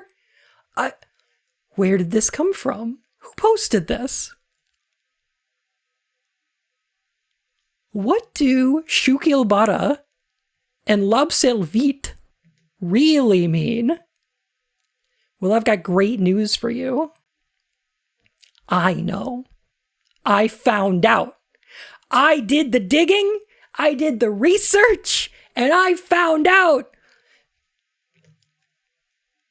there are no Yucatec Mayan words that match up with Labsel or Vit in any meaningful way. I tried breaking them up into different things.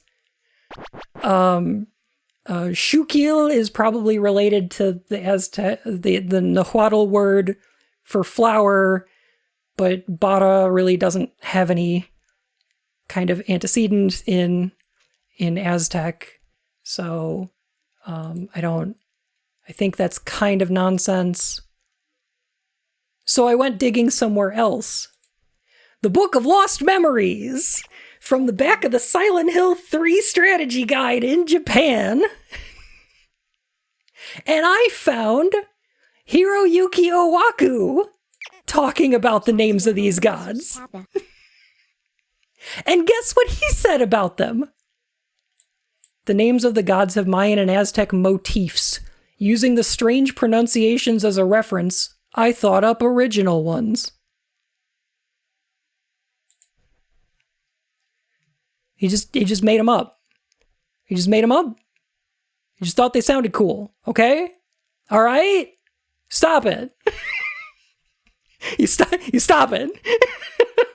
My source is I made it the fuck up. They don't fucking exist. They're not Nahuatl. They're not Mayan. They made them up.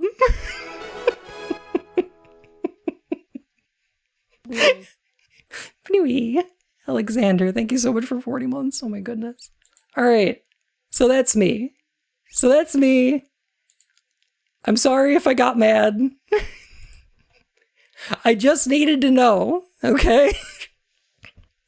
I don't think they mean anything. I just think they're supposed to sound vaguely Mayan and vaguely Aztec because their religion is supposed to be a mix of Central American First Nations cultures and Christianity in some vague sense. And I don't think they know much about either. And it's fine. Double check, Bada is Japanese for rose. Includes Bun's nervous breakdown. Tune in next time when Bun plays the Silent Hill 2 remake. That would be interesting if that's where they got it from. It's fine, but I also hate this. Here's the thing. I could be wrong. Wait, fertility? So you're supposed to put your dingling into someone's fairy cave? Have you gone mad? Oh no! Not this time. Pure fiction. We made it up. Fairy cave.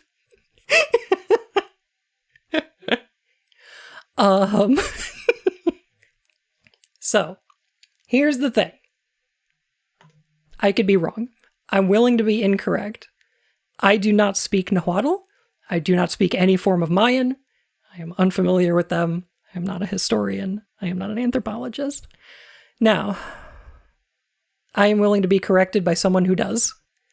There are some million speakers of Mayan today.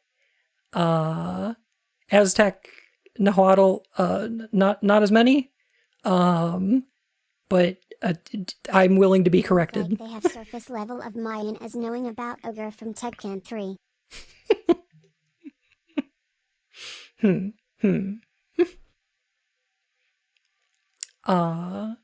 But yeah, I'm willing to be wrong on this. Like I said, I gave it my interpretation with the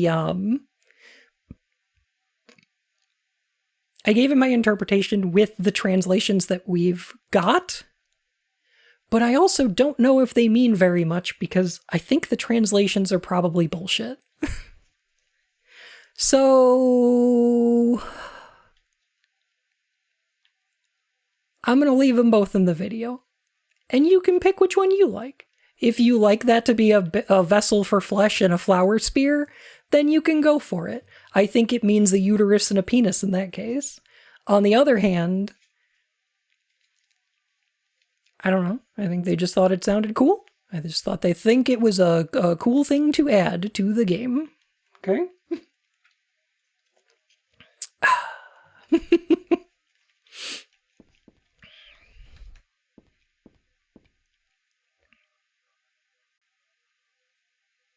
They just made it up as literally how most cults work. True.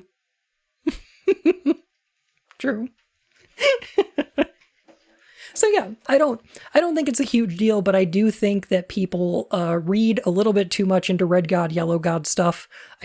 They're only mentioned here and vaguely hinted at in the Crimson Tome from Silent Hill 2, where they call Shukilbara Shukilpaba, which also isn't actually Nahuatl and doesn't mean anything, because the P sound I don't believe exists either.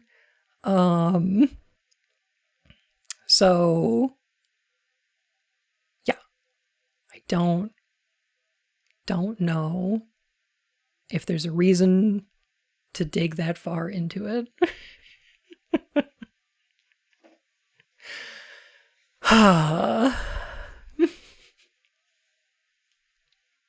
The Benui doesn't know. I don't know.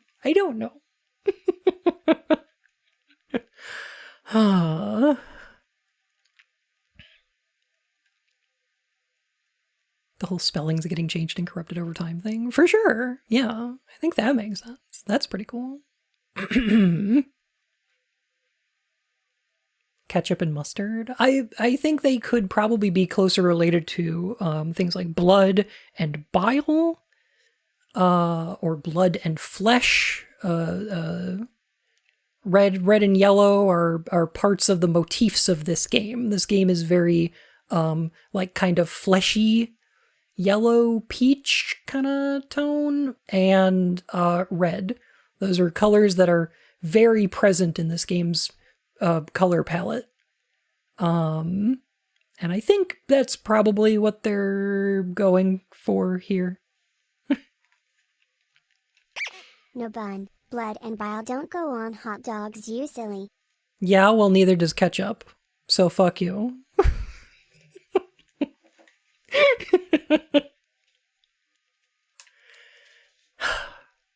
Chapter 5. Promise. It's piss. No!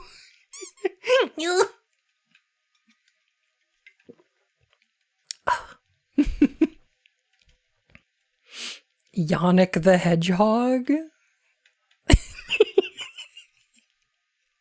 Amazing.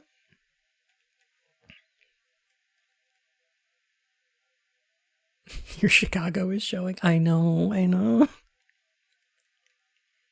But there, God's strength ran out and she collapsed. All the world's people grieved this unfortunate event. Yet God breathed her last. She returned to the dust, promising to come again. Hi, Impy. How you doing?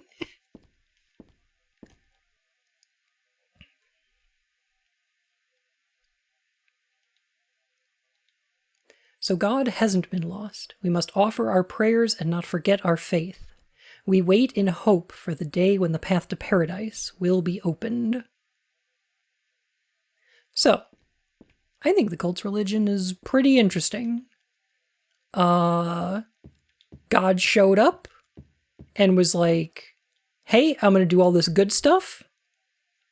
And then was like, I'm eepy. Gonna take a rest, and then I'll get back to this in the morning. They're praying to the floor toilet.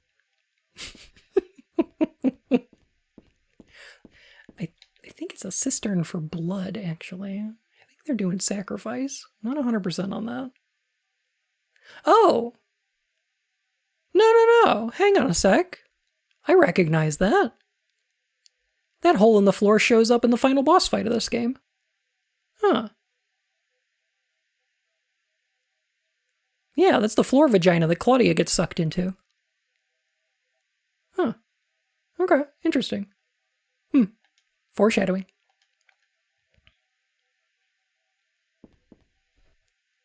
I'll point it out again when we get there. I'm glad you would let me take a second look at that.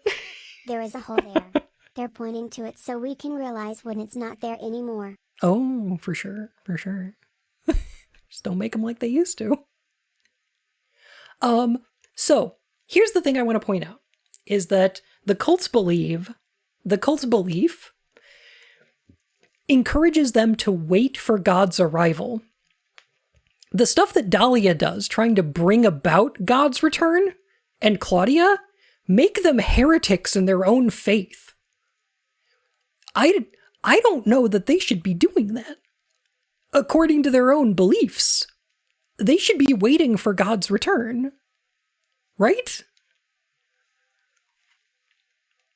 Now, what's even more fucked up about all this is that in Silent Hill 4, we learn that the ability... Heresy everywhere. That's the Chancellor. Yes. In Silent Hill 4, we learn that the ability that Alessa has, the ability to make your thoughts manifest into reality, is known as the power of God. And that's what God in this story does. She's born of man and has the ability to manifest her thoughts into reality, right? She creates all these angels and gods. She, separates time into day and night. She provides the ability to die. There's all these things that she's doing. Aren't these powers kind of similar to Alessa's? What if Alessa was the cult's god returning? What if Dahlia, in trying to bring about God's return in order to hasten it, has ruined it? Because instead of bringing about an eternal paradise, Alessa instead was tortured with this nightmare. How could she possibly have created this paradise? If she had a good upbringing, she could have wound up bringing about paradise on Earth. We don't know. But the way that she appears as the incubator in the bad endings of Silent Hill 1 are awfully similar to the depictions of God from this game. Glowing white instead of draped in red, but I just think that if the cult is right, they fucked up.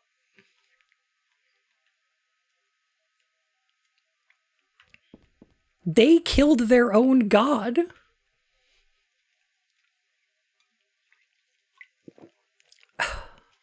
She's got the shining.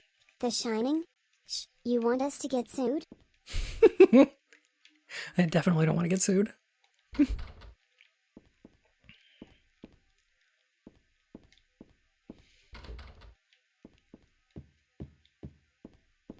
Anyway, I just think that's kind of interesting. Wait a minute. Wait. This is where I need to be. There's no reason to go back to the amusement park. So this door leads to the amusement park. But this is the main door. Where the fuck does this go? Where the hell did they build this church? Also, we went up a staircase from the amusement park to get here. I don't think this church is underground. But I do think it's near the amusement park. And I think it's probably real. The Eye of Night Tarot card.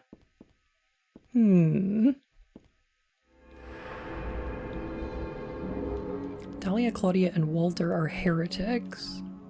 Because what they are making is false idols. Even false by their own standards. Yeah.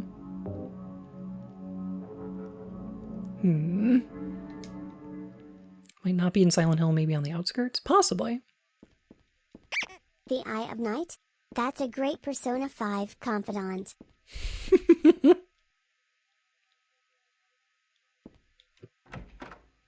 Oh. Anyway, I'm sorry for... A church near an amusement park? Going I bet off their on amusement that. is protesting the amusement park. I really had to go off about that. I have the feeling there's someone on the other side of the door, but the door is shut tight. I can't open it no matter how hard I try.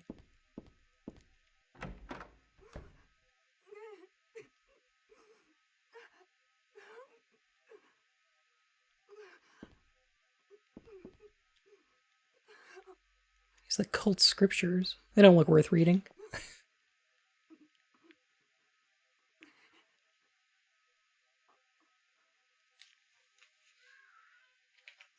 True, though. Dear God, please forgive me. I know I'll be put to death for the sins I've committed.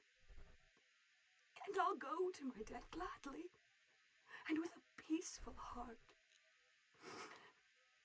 But please, grant me just a small piece of your everlasting mercy. Let me see my child once within your golden gates. Deliver me not to hell, but to purgatory. Allow me to atone for my sins there. I'll stand within the very flames of redemption, no matter how they burn me. Forgive me for my wicked act of revenge. And deliver the soul of my poor murdered daughter. Please, also care for the soul of the girl whose life I have taken. God, I am a child, trembling with fear as I stare at death. Soothe my tortured soul with your infinite mercy. Please, forgive me.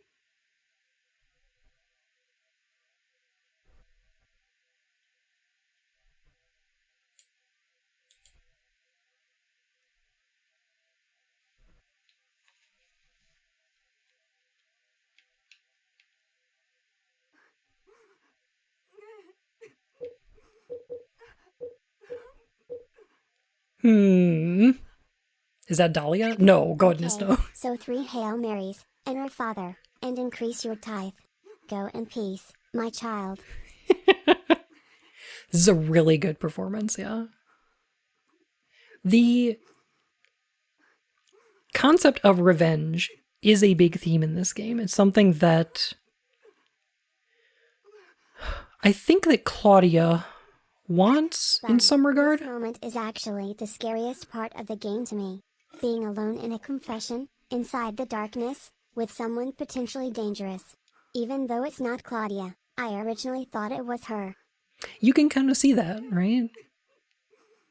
But no, it's not Claudia. This is a character who we are not going to see. Do these choices impact anything? Yes. Not right now, but yes. One of these can get you the bad ending on your second playthrough, but you have to be playing on New Game Plus. So no, not on this playthrough, but it does Okay, influence but who's the something. chubby fella in the background? Oh, that's a great question. I don't actually know.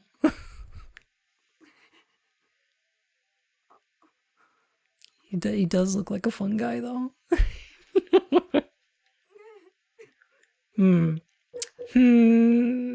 I'd feel too weird about forgiving someone. I feel like that implies that Heather sees herself as able to give forgiveness, you know? And that's weird. That's a little bit too weird for me.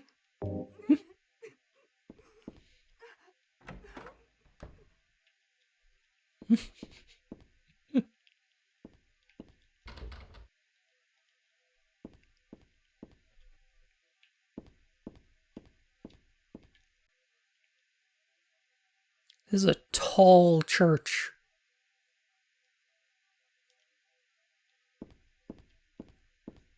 This is a tall, tall church.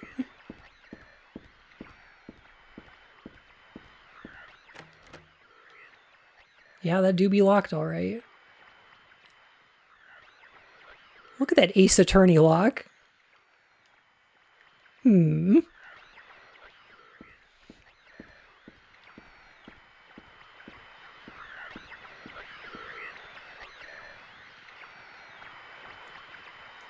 she is a corrupted, ruined god, then she would be able to forgive. Yeah, but I don't think she thinks of herself that way. I suppose it is Locktober, yeah. Happy Locktober. Oh my goodness. Moon, Nelly, Digi, how y'all doing? Heckin' good to see y'all. Oh my gosh.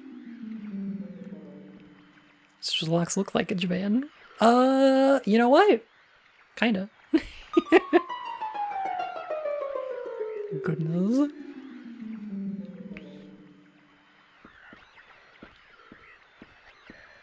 Rower. Yeah, this radio's a little bit loud. I'm gonna move on to the next area.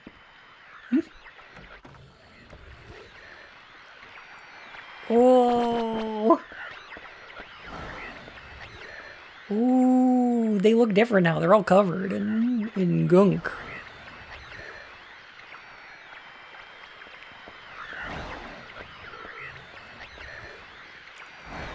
You know what I mean about this game's color palette being like red and yellow? I don't know.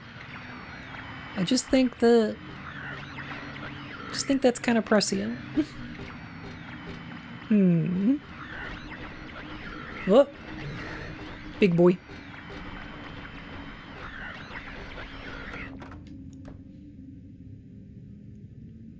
Talking about Silent Hill the other day in Mooncoral's chat, how Harry is the best. Harry's absolutely the best. What a good guy. Oh.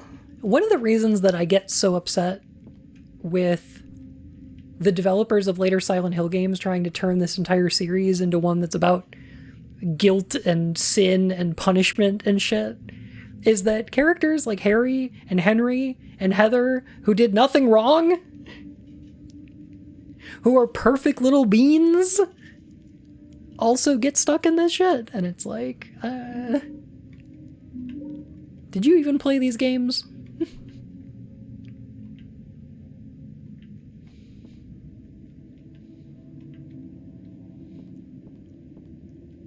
Harry really is amazing.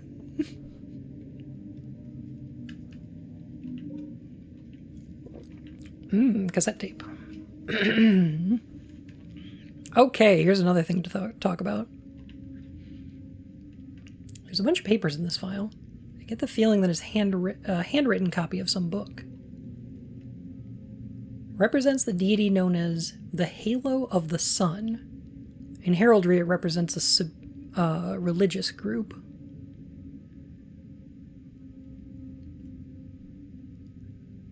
Short one for the PS5 for free. It was so off the mark, I was mad. I was a little bit mad too.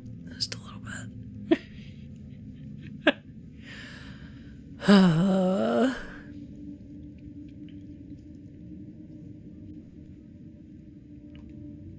The two outer circles are charity and resurrection. The three inner circles are past, present, and future. Usually drawn in red, occasionally drawn in black or other colors, but blue reverses the meaning into a curse on God, and is therefore forbidden. Now that's interesting.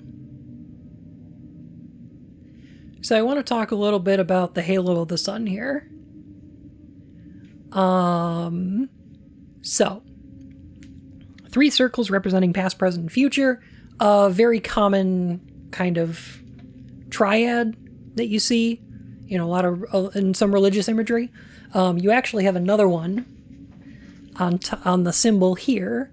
In between the top and right circles is a little waxing, full, and waning moon. These usually represent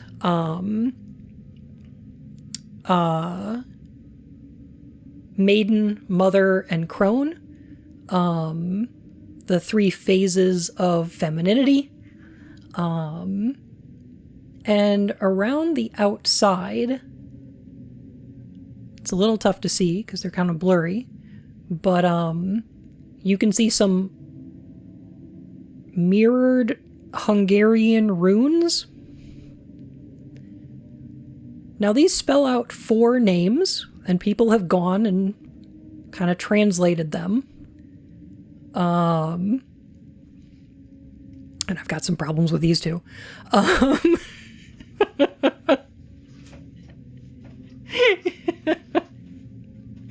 So, one of the names in the outer circle is Dahlia.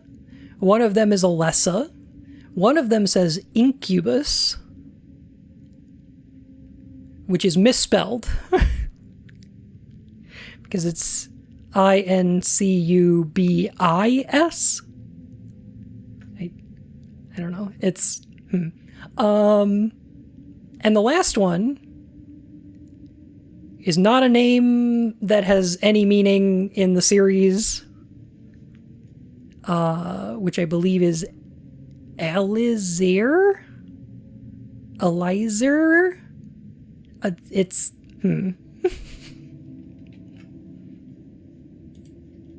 Let me look this up so I don't look stupid.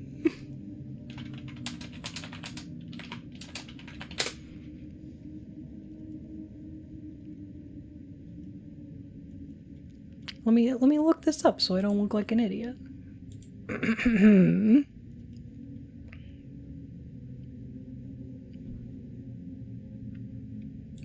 Silent Hill Wiki will tell me for sure.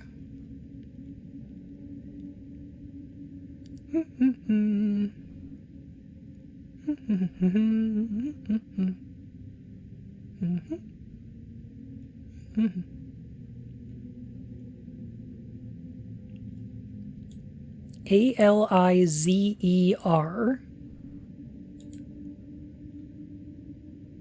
I'm sorry, incubus is spelled Incubas.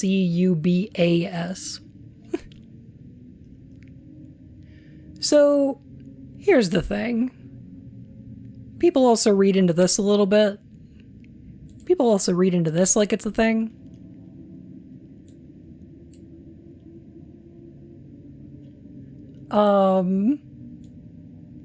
Alizair is probably meant to be the first half of Alessa and the last half of Heather. In Japanese, that would be Heza. Zer would be a way of spelling that. Sure? Because you'd have a TH, you'd have a Z instead of the TH sound. It's possible it's both of those, in which case it would be Alessa's name taking over Heather's, or Heather's name taking over Alessa's, like some kind of corruption of the two of them that causes them to merge. But I really just think, in all honesty,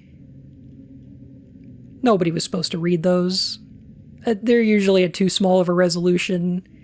You're not supposed to look that far into it. It's supposed to look neat and occult. And you know, if you really want to dig into it, you can. But, I don't know why Incubus is on there. That's really weird. I don't know if there's anybody who saw the Incubus besides Harry, and he didn't tell anybody. Be wrong on the internet about Silent Hill. Lucky Bun will find you and annihilate you. Mm-hmm.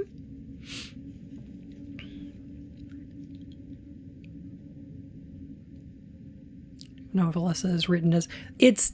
They don't use the runes as the runes. They're a substitution cipher for English letters. Bun looks at the Necronomicon and says, oh, look at all these neat writing. And pictures. Ooh, they're even written in blood. Why don't you just edit the wiki, just fix it yourself? No. No, absolutely not.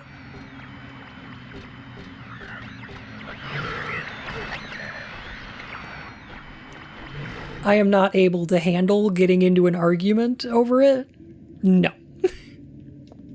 No, because if someone disagrees with me vehemently and they like yell at me about it, Start a wiki war. no, if somebody yells at me about it, I'll just feel bad and sick and anxious and awful, and I will never want to go on the internet again. No, I'd hate that.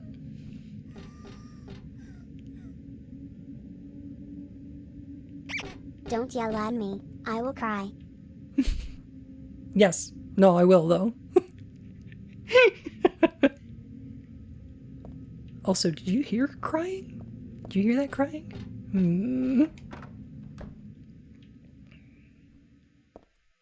Aha.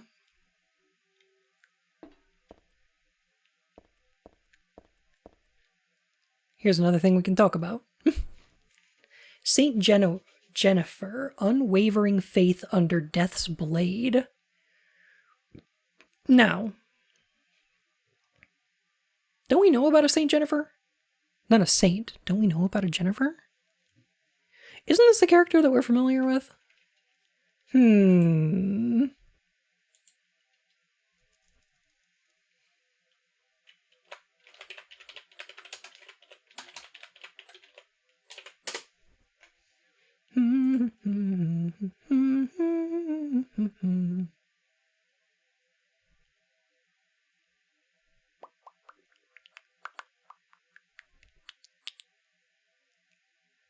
It's not here at all.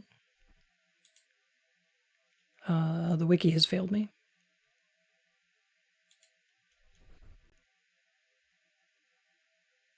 Oh, okay. Look, here we go. Look, the wiki can be trusted for once.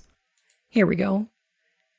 Jennifer Carroll, the memorial in Rosewater Park in Silent Hill 2. Tells us that Jennifer was killed by the Christians. Probably as a witch. 867-5309. Jenny, I got your number. Jenny, I got your number. So, I think that's who this is supposed to be. Jennifer Carroll, who was memorialized in Rosewater Park. And here... Ooh, this is the creepiest one of all.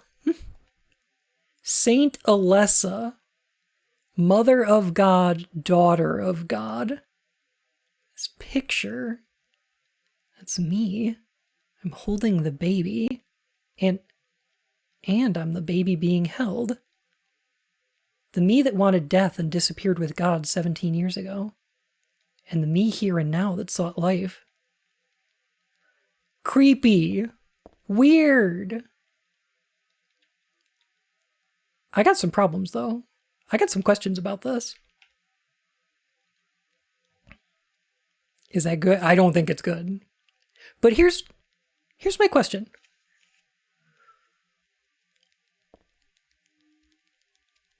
Who painted this picture? Who did this? Who's responsible for this? 'Cause, that's, okay. We see Alessa. She's in all white. There's the fire and the chain link fences in the background. But, like, who was there when that happened? Harry? Alessa? Dahlia? Kaufman? Lisa? Lisa disappeared with the nightmare.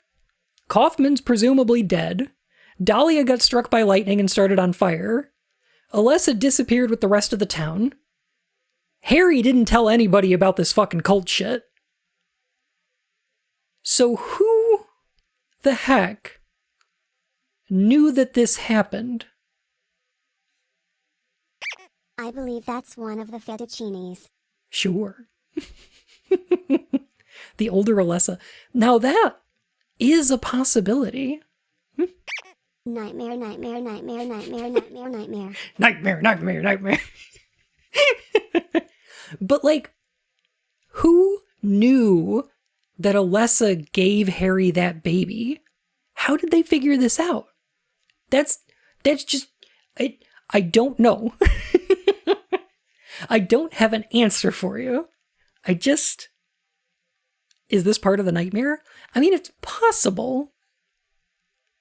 Certainly. Like, this painting could be manifested from Alessa's memories and from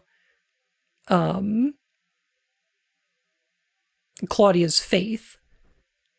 But on the other hand, this could be a real thing because the cult really does seem to revere Alessa and think that, I mean, they know that she split herself off into a baby because they had to hire Douglas to find the baby, right? So they knew that Alessa reincarnated. But how did they know that?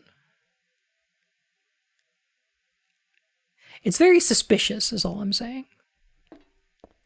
Maybe Dahlia survived? I think it's more likely that either Kaufman or Alessa or maybe Sybil survived? I can't imagine Sybil going back and talking with the cult, but they watch your streams? Okay, we've solved it. We figured it out. I've given them all the clues, Mr. Policeman. This was my fault. It was somebody who just painted what they assumed adult and baby Alessa looked like. I mean, that's definitely true, because there's some artistic liberties they're taking here for sure. Like, they gave her a halo and everything. So, like, they are taking some artistic liberties, but the fact that they know that there was a baby is very weird.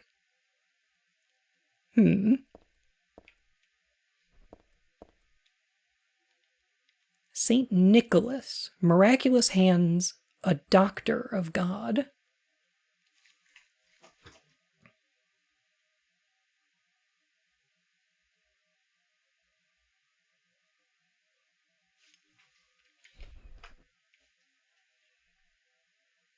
Hang on a sec.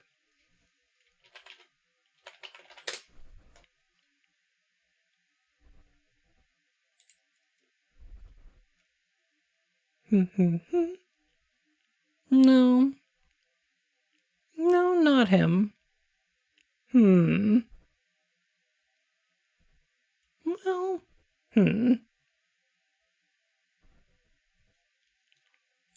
Do you think the icon painters of the Middle Ages knew what things looked like?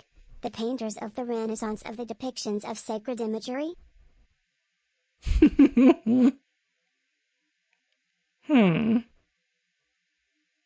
Oh, he is wearing yellow. Sure.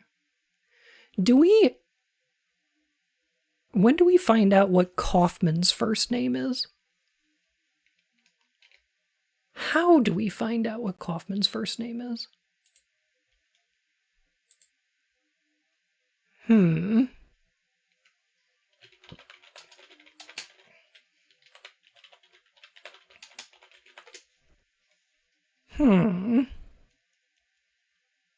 first name is Whooping? Whooping Kaufman? That's terrible. That's awful. Right. Kaufman's first name is Michael.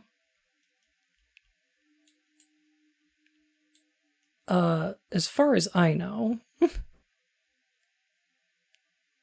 But also, I don't know where that information comes from. I don't know if that's actually in Silent Hill 1. I don't know about that. Anyway. Anyway. He didn't know why, but young Whooping Kaufman had a feeling that his parents, deep down, truly hated him. It does read like a Far Side strip, doesn't it? I don't know. It strikes me as possible that this could be Kaufman. Do I believe it?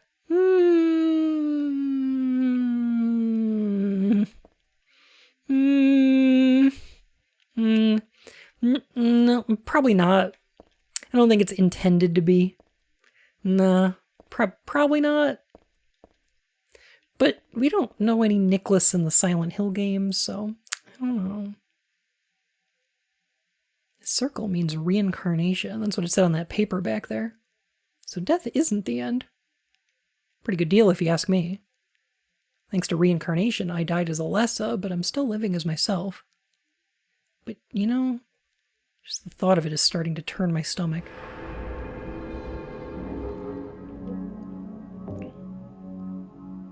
I feel like they wouldn't beatify a non-believer who just sold them drugs. I mean, he was a member of the cult. He knew enough about their rituals to figure out how a glophatus works. It's very possible that if he survived the end of Silent Hill 1 and was like one of the only remaining members of the cult, he could have spun whatever story he wanted about that. He could have been like, well, Dahlia was evil and bad, but Alessa was good. If this was a Kojima game, Kaufman would have a coughing problem and be ambiguously joking about everything. Very, very true. Yeah. So I don't know. That seems to me like it's a possibility, but like many things in Silent Hill 3, it is one without proof. I don't think they're going to give us a definitive answer as to who the fuck that is.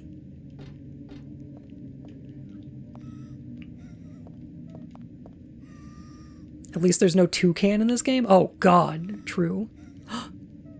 Look at these fucking footprints! God, I love this. God, I love this game.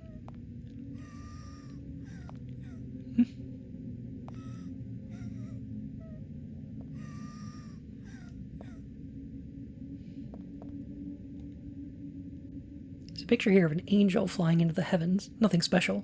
I get the feeling there's something behind this picture, though. That girl's cries and footsteps disappeared beyond it, after all. There's some genuine spoopiness, yeah.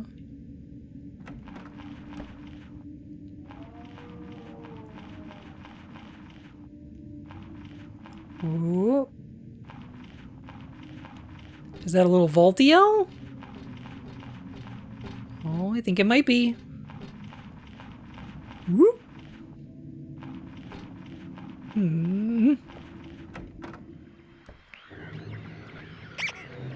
Halo of the sun, the mother, the child, the transitory state, the new self, reincarnation. Is this trans?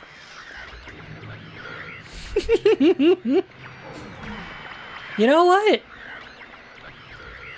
I think it could be.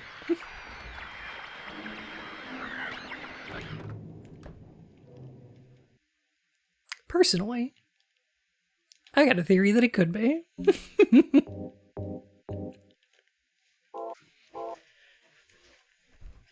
The most likely way they found out about Harry and the baby would probably be from Sybil. She's a cop, would have had to make some kind of report, but again, speculation. Yeah. Especially because, like... We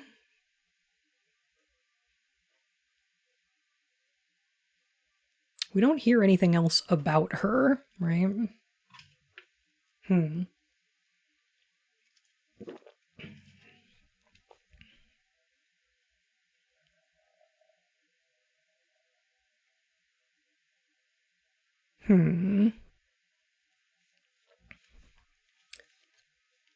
think it's somewhat ambiguous as to whether or not the good plus or good minus endings are canon.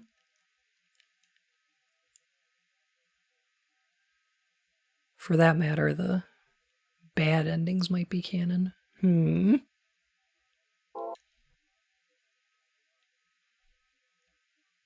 Yeah, the thing is, I don't know how much of a devout believer Kaufman was. I think he was a member of the cult. I think he was involved in his day-to-day activities. But I think he was using it as a money-making scheme. Like, I don't know how much he actually believed in their stuff. Enough to try and confront Dahlia and throw some Aglaophatus on her. But, like... I don't know how strong his belief in God was. Silent Hill's Ancient Gods, a study of their etymology and evolution. What a mouthful. God, what I would give to get my hands on this document.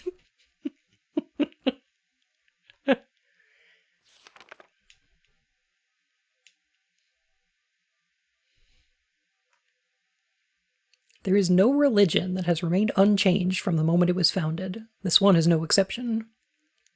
When this religion fell into the hands of immigrants, it was deeply influenced by their own original Christian beliefs. For example, the traditional representatives of these primal gods may be given the names and descriptions of Christian angels. Thus shared characteristics began to appear.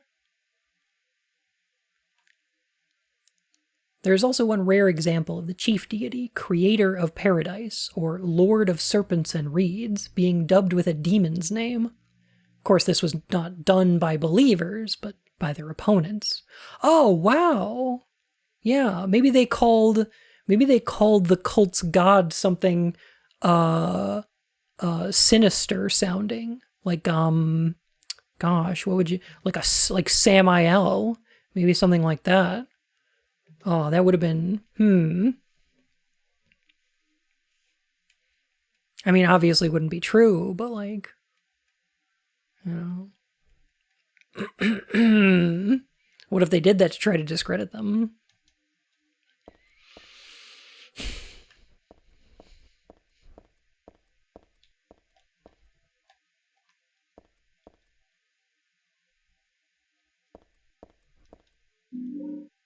We're getting close. We're getting close. We're getting close.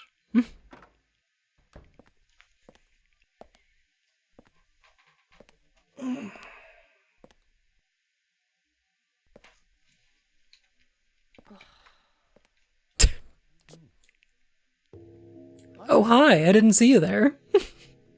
You show up everywhere, don't you? I was just reading the dictionary. Me sound like some kind of unwanted pest. Well, who are you anyway? Haven't you realized that yet?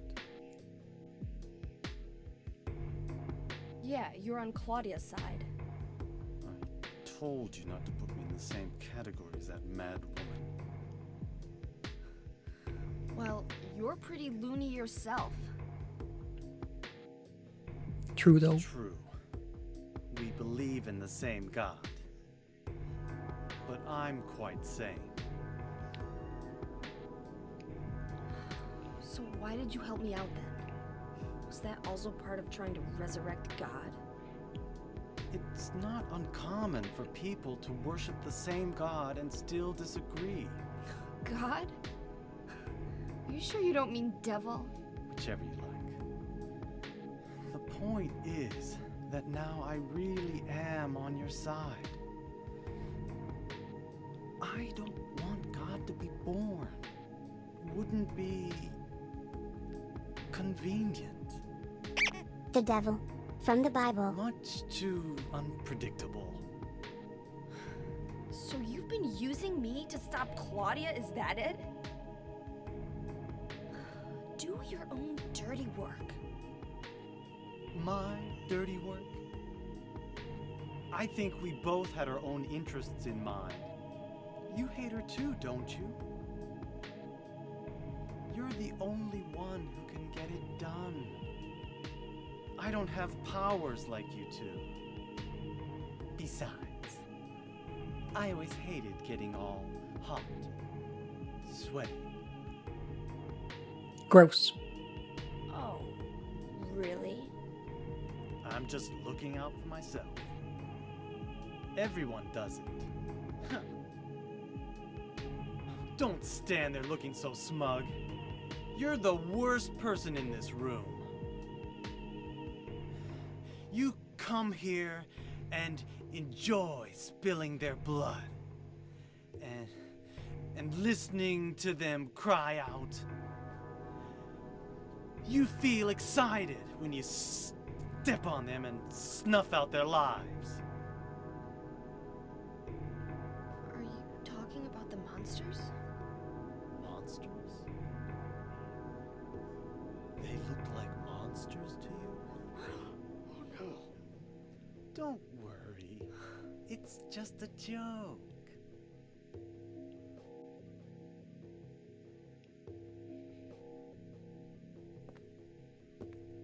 By the way, I forgot to ask you. Did you get the Seal of Metatron? What's that? You don't have it? Leonard was carrying it. You mean this thing? Yes, that's it. As long as we have that, we're fine. Here, take this.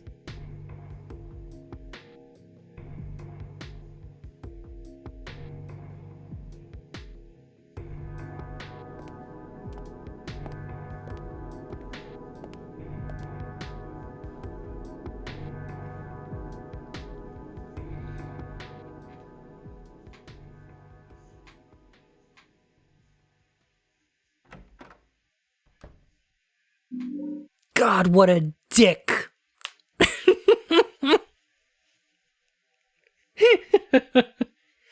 Huh. You know what? It now occurs to me. I think I might know where the cult got a lot of its information from.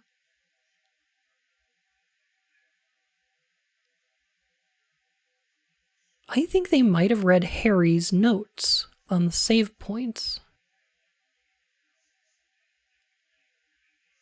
Harry's the one who came up with the term otherworld. So, Bun, are they angels actually?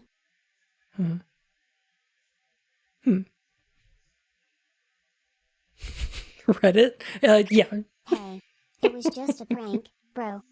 It's just a prank, bro.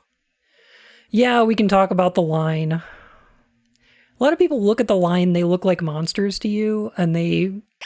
I like how he was walking away all smug, until he thought Heather didn't have the thing and did a 180 to wait fuck oh no. Yes. A lot of people take that... Okay, So obviously what Vincent is doing here is implying that the monsters are people. He's like, oh, you're murdering them, you're snuffing out their lives, you're enjoying doing all this killing. Like, he's trying to get a reaction like that, right? But,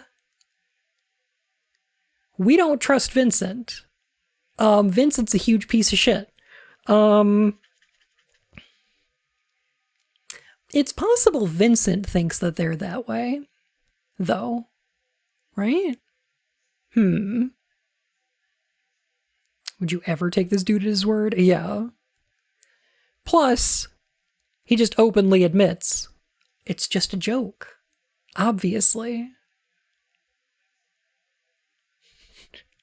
The original Japanese, it's, oh, they look like monstars to you. A clear reference to Space Jam. Of course. Hey, Shuttershade. How you doing?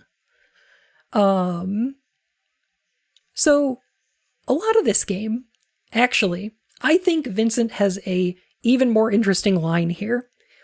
And it's where Heather says, God, don't you mean demon? Don't you mean devil? And Vincent says, whichever you like. Because that's what it is. It's a matter of perspective. These contradictory things are both true from a certain point of view. Like, they may be a contradiction, but they exist in tandem. They can both be the case, and you kind of have to choose which one you want to believe. And that's a lot of this game. A lot of the information that you get in this game is going to be contradictory, confusing, vague, and from dubious sources. And what you've got to do is pick and choose what you want to take from it. I don't recommend believing Vincent.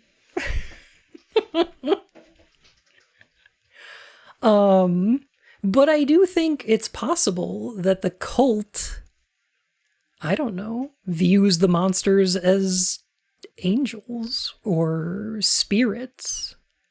I'm not sure. They've had a lot of time to come to terms with it, because it's been, 17 years or so. The monsters first appeared during Silent Hill 1, when Alessa's nightmare was unleashed.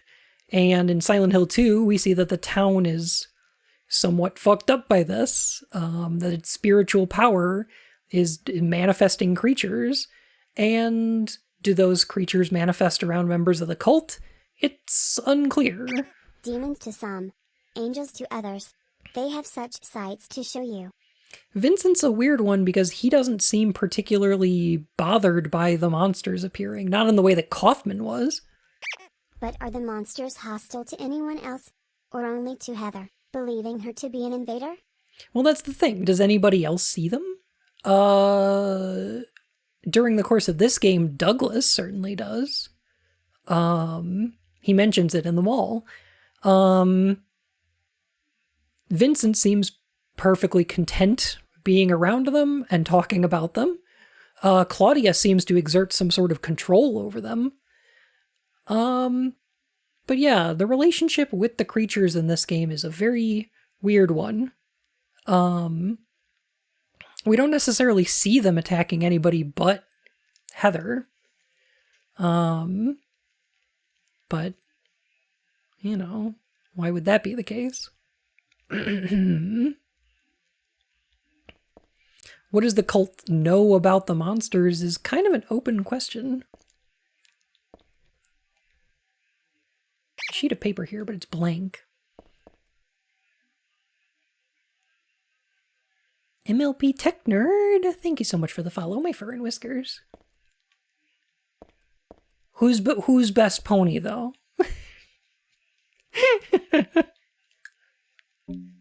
Depending on your answer, you can stay. Now, where's that book? Ah, here we go. A big old book I got from Vincent.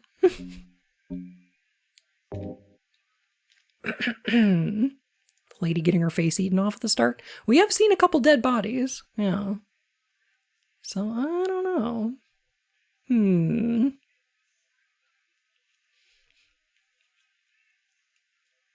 2 for Applejack? Fascinating. Derpy Woozah?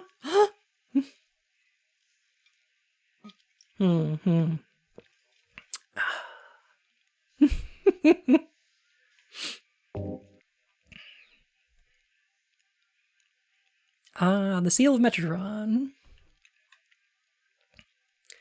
This magic square with strong protective and dispelling properties is called the Viren 7 Crest, or the Seal of Metatron.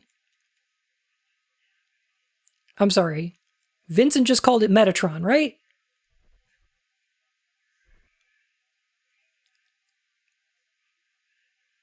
That says Metraton.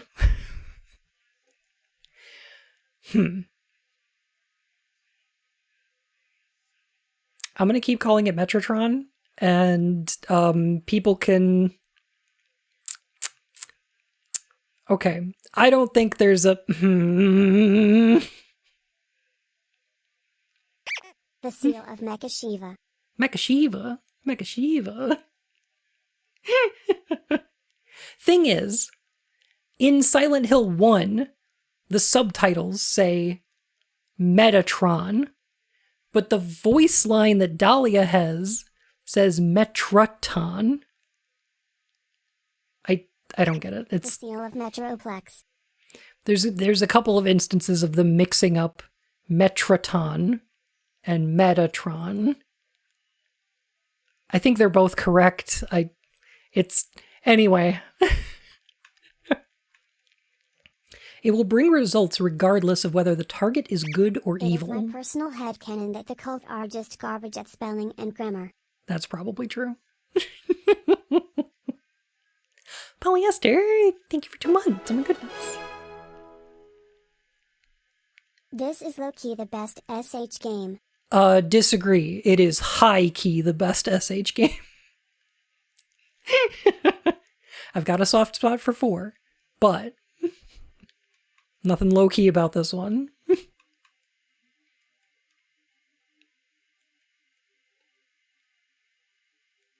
Metatron is the name from real-world mysticism? Yes. Which, I think that's why I prefer Metraton, or Metratron. I don't know. Differentiates it. Was that before or after the gyromancy? Oh, probably after. She was probably dizzy at that point. Metapod. Megatron? Metaton. Undertale hadn't come out at this point. True. Menopause? That's a little too on the nose. For this game.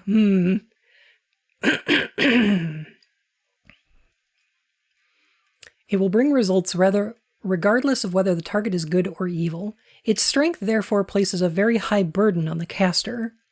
As it is also difficult to control, it is not normally used. Now, this is cool, because this is the spell that Alessa was casting in Silent Hill 1. This is what she was going to use to seal God away forever, is a seal of Metatron the size of the town. This is why it bears the name Metraton, after the angel Metatron, or Metraton, also known as the Agent of God. Alice! Oh my goodness. Hello. Welcome on in, Raiders. It's good to see you. Oh my gosh. Alice, I hope you're having a lovely one. What were you doing today? I thought Metatron was the voice of God. I believe that's correct.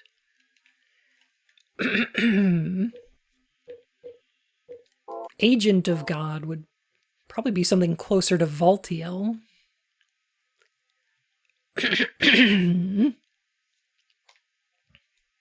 There's a book on tarot here. I love tarot. Tarot was based on the 22 Hebrew consonants and is said to represent the entire world. Megan Man Legends. How's Silent Hill 3? Silent Hill 3 is great. It's so good.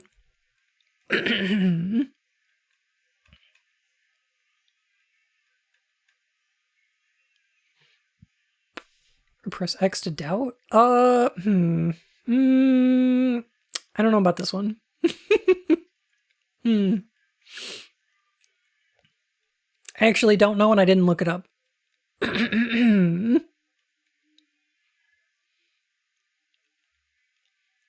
Each card numbered 0 through 21 has a particular meaning. By reading these cards, fortune tellers can predict the future. For example, the first card, the Magician, signifies creation, wisdom, beginnings, or destruction, and fraud. I paused there because I'm like, wait a minute, the first card? Oh, they mean number 1.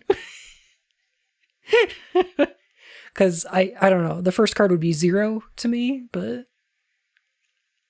isn't 0 through 21 just the major arcana? It is, yes. And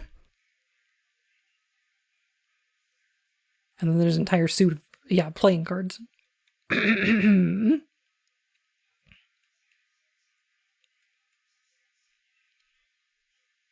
There's 14 of 4 different suits. Major arcana come from old Italian game decks, nothing to do with Judaism or Hebrew or else philosemitic nonsense. Understandable. The second card, the High Priestess, denotes intuition, harmony, faith, or dogmatism and arrogance. According to some texts, the Gardner deck had more than 22 cards. The Gardner deck does not exist today, as mentioned only in the literature. These extra cards were based on the lost Hebrew vowels and denoted an otherworldly transcendental existence, i.e. God. So, yeah, they probably made that. That's probably made up. Probably made that up for this game.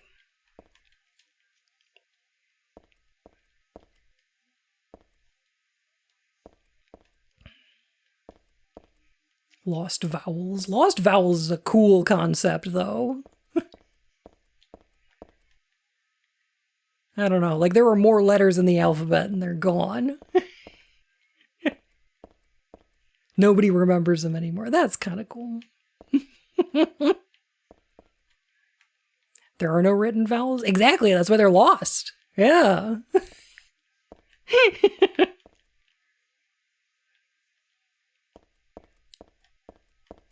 That's kind of, I don't know. It's kind of a neat idea, I suppose. There's 3 letters missing from English because Americans refuse the existence of umlauts. I mean, if we're going to talk about that, then there's way more than just 3. My favorite letter in the English language is the schwa, which also doesn't exactly exist.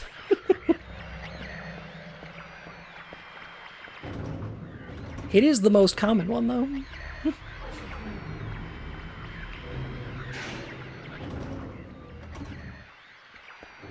So lost thorn, eth, and win. Yes.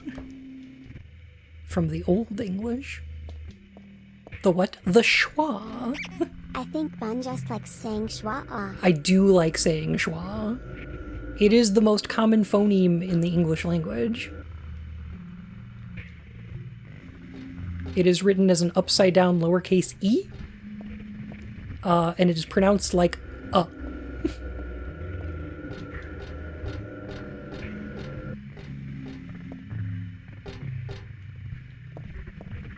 It is the second vowel in the word begun. Something like that. Why would it be called a schwa? I don't know. I don't know. Linguists decided it. It's not my fault. Linguists decided that it was a schwa. Shiggity shiggity schwa. Guess schwat, idiot. This room looks oddly familiar. Why bother with the phone? I know it's not connected. Plus looks around a linguist's apartment plus lovely feng shui you have here.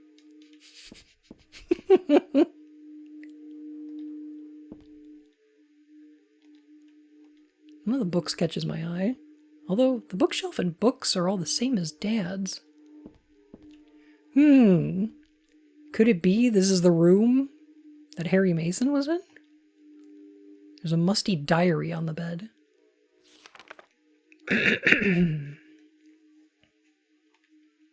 This writing. Is this Dad's diary? Why would it be here? I think we have an answer. I got a new Super 88 system. Swear to God I got it from Chonkies for $2. And I got a new game. It's called the Mario Twins. They look so goddamn much like the same fucking person. I say, you want ice cream? They both say yes. So, I'm wondering,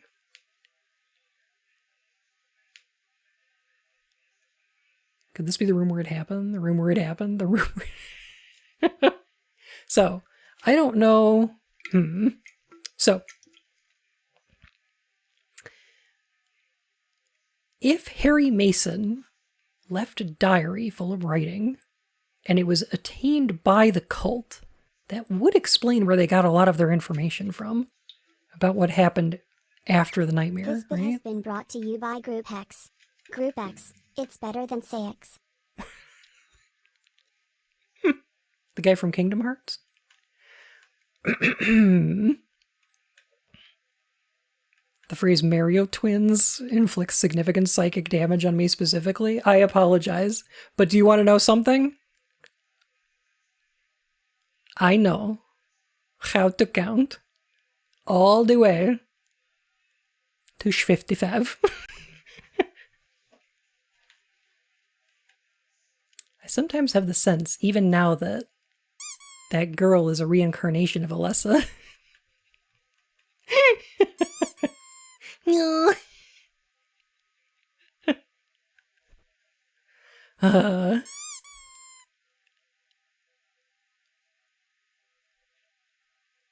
Slacker Unchained, say hi to your cat for me. I assume. I sometimes have the sense, even now, that that girl is a reincarnation of Alessa. I don't worry about it much now. That's all forgiven. You were unloved, Cheryl. Or was that Alessa? Now Cheryl is Alessa again. No matter whose reincarnation she may have been, that girl was my most beloved treasure. But that name was a mistake. At the time, I thought of her only as a replacement for my lost Cheryl. When she knows the truth, will she feel bad? That's what worries me. Thanks, Dad. So I was Alessa after all. But I do have just a trace of one more memory left. I haven't forgotten my sweet and gentle mother. That's not Dahlia. She's got Cheryl's memories, too. This room looks just like Dad's. It's more than just a resemblance. Dad's not sleeping on the bed, though.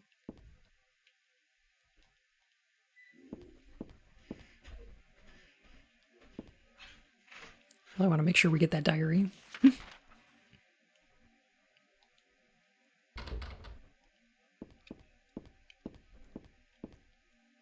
Nice reminder of Harry's wife, yeah.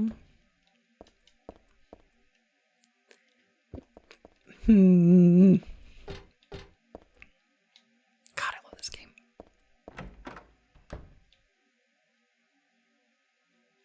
Ooh.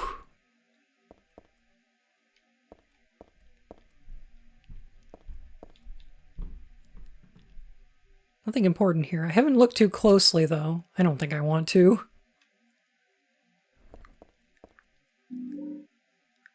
The Hanged Man. Corpse wrapped in some vinyl tape bag. This crazy mixed up world has got me used to the strangest things. Easy for me to say. They're still totally disgusting. I feel like I'm gonna go crazy myself sooner or later. I might even already be crazy. Who knows? I love incidental dialogue like this that's just giving us insight into our character's thought process. It's so good. How did Harry's wife die again? Depends. The Silent Hill 1 instruction manual says that she died of some disease. The Silent Hill play novel for the Game Boy Advance says that she died in a car accident. So I assume it was some sort of car accident related disease.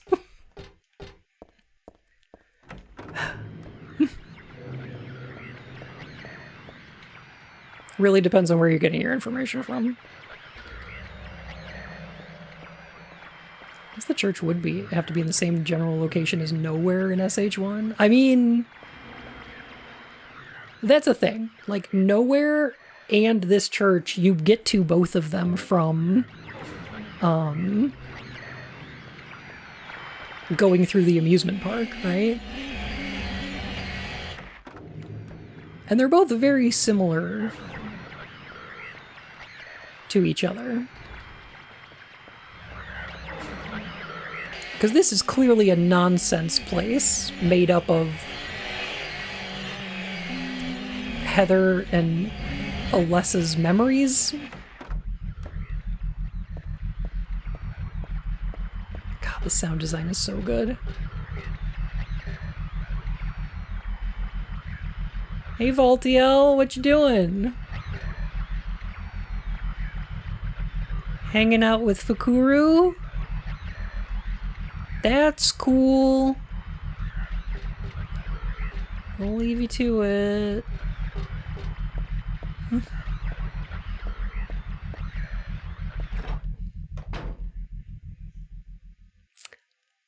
It's Alessa's bedroom from Nowhere. So, I want to point out again, and I've done it a couple times, that Silent Hill 1 and 3 both follow a similar sort of formula. There are like specific plot beats that we hit in both of these games along the way, right? Both of our characters have a dream in which they die. They wake up inside an eatery of some sort. They almost immediately afterwards meet up with a cop or detective. There are a series of areas involving, the school or the mall, the subway or the sewers, a hospital, a church, and at the end of the game, we get into a nonsense environment made up of the memories of Alessa that culminate in getting back to her room. This conflict involves the birth of a god, a crazy lady who's in charge of some weird cult, a guy who's involved in the cult but clearly using it just because it makes money and is actually not on her side, but on his own. Vincent and Claudia, Kaufman and Dahlia, obviously. There are specific plot beats that both of these hit. Some sort of landscape. Where is it from again? Oh, it doesn't matter.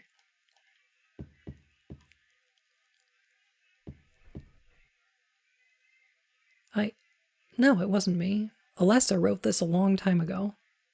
That chapel altar. It wasn't that one beautiful chapel, it was some other altar somewhere else.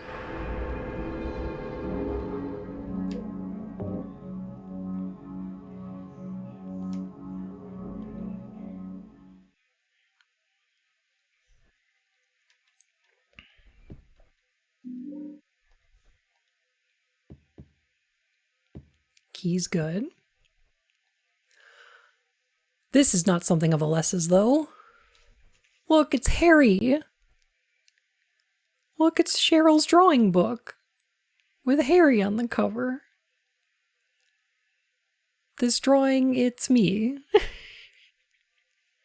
I love it. Oh my god. This is my sketchbook from 17 years ago. On the front cover here is a picture of Dad. Really awful work. Oh. What's this doing here?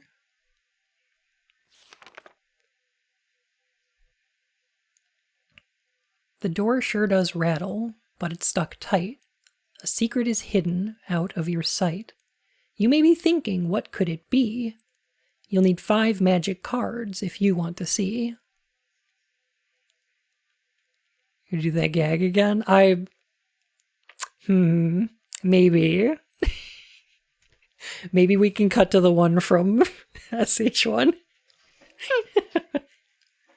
What to do then with all these? I'll tell you straight and I won't tease, just as long as you say please. Now the first thing you must know is that there's something in each row. But that is not the half of it. 3 would be too hard to fit. The upside-down man under the ground, to his right, to his left, there's no one around. Leave him alone, though his tears are profound. The moon is up above the sky, fuller crescent floating high, twinkling lights, it's like a crown on the head of a crazy clown. Your Excellency, praying to God Most High, do you think you can tell me why you always look up at the night sky? Do you have it now? You didn't forget one major point you must not omit. And now at the last, before you take a whack, there's one more hint to help keep you on track. Scary and hateful, that thing in the night, better be careful it's not on your right. Turn to the left, and you'll keep it in sight. So you'll open the door? I'm just sure that there'll be nothing beyond it but frightening peril. Forget about that, just stay and play, or else I'll be left here alone all day. How many cards do we have? 1, 2, 3. Gotta get a couple more. Oh my god, it's the final save point! She's just beyond this door. I don't know how, but I can sense it. But she's not the only one there. I sense the presence of something extremely dangerous, even sickening, or maybe what they call God. Nevertheless, I will open the door. Enough of this idle chit-chat. God I'm not, but I fully intend to save her. No, them. This last entry was written some 17 years ago. Looks like Dad wrote this too.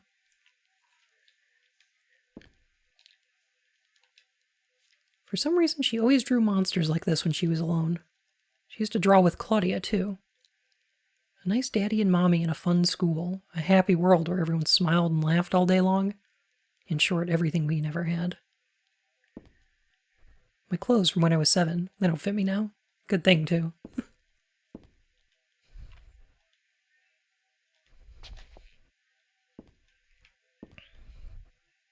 Scribbling on the floor here is Alessa's. For some reason, she always... Oh.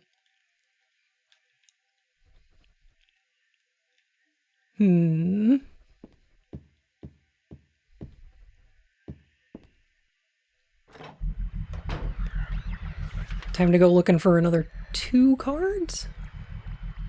I want to say?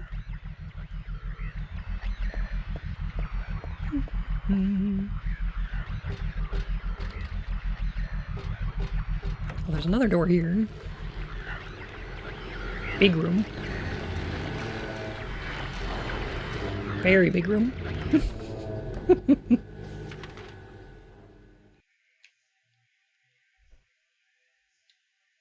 I really like her little drawings. The people in the little tree. One of these, here it is, has got a Banui. Yeah! Yeah, you fuck up that garden, little guy. You do it.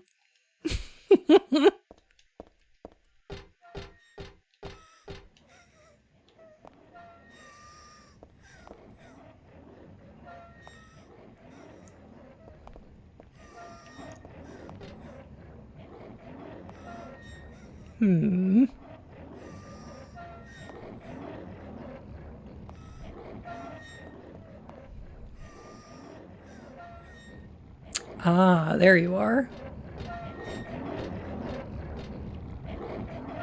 Hey, Voltiel. Just cranking it.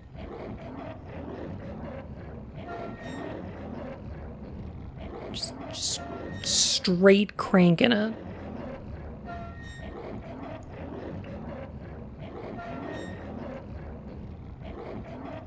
So I got a question for you. These two pairs of legs.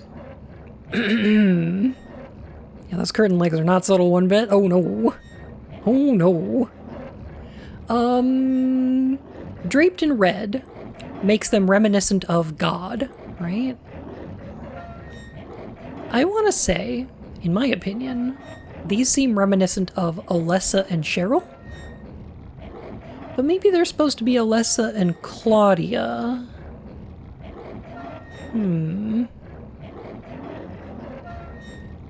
Or Alessa and Heather? I don't think there's a specific answer to that.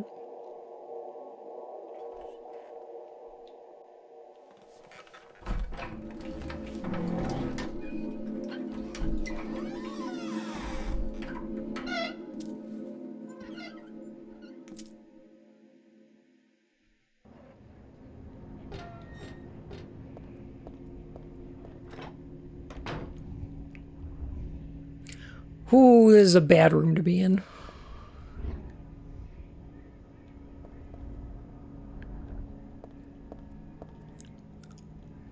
There's some kind of drug here. But there's just a name on the label, no description or anything. It's too risky. Never mind.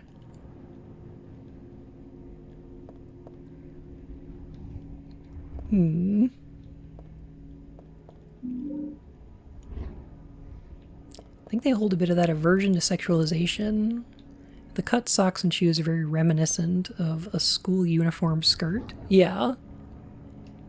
And Voltiel peering up them while cranking it. I don't know. 24 years ago, Dahlia used me to summon God. God was in my womb, but I couldn't deliver her. Then I was shut up here in this hospital room. I stayed here until Dad helped me out when I was 14.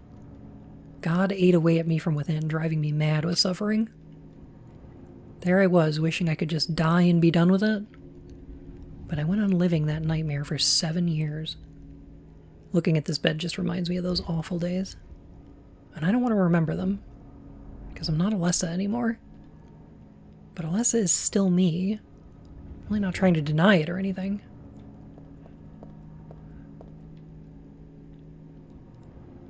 Couldn't? That's interesting wording. Yeah. Something stuck in the book.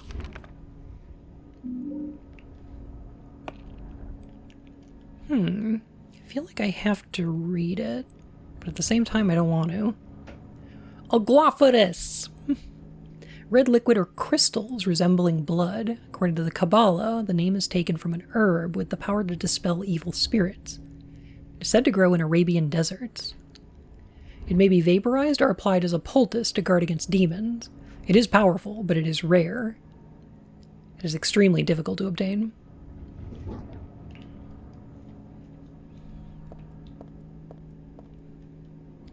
It's a picture of me when I was 7. I look bored and sad. Well, of course I do. I was always like that back then.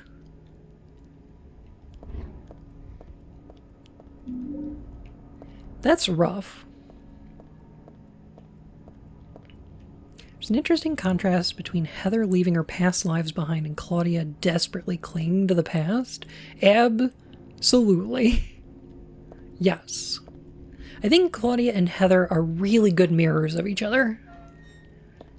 I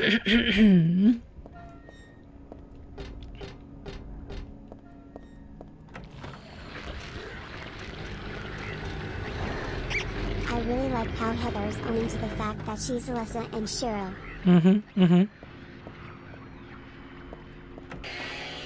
But it's so cool because the only way that...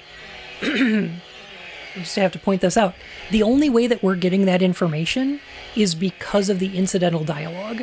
Because of the things we examine in the environment are now telling us things that Alyssa or Cheryl would know, you know? Because we're hearing her thoughts. My reindeer loves this. Oh god. Alright. Because we're able to hear her thoughts from that text.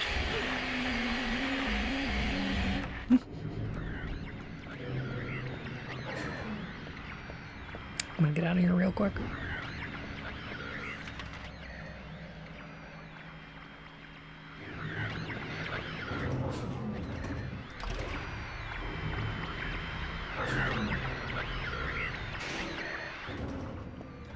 This whole environment's very loud.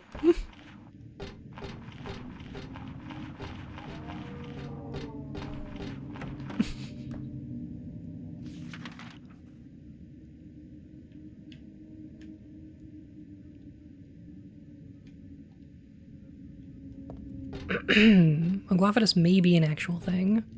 It's mostly only mentioned in occult texts, but an ancient Greek doctor said it was sort of peony. Yeah, it's probably based on something that existed at some point. God, this room is so good.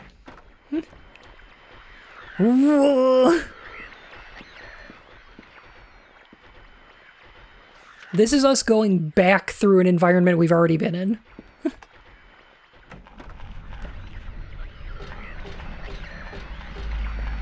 It's getting worse.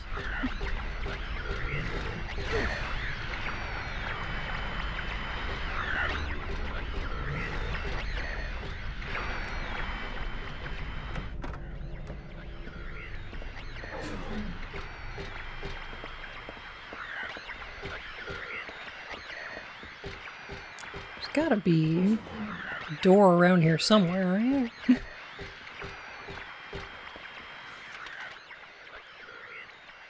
Nope.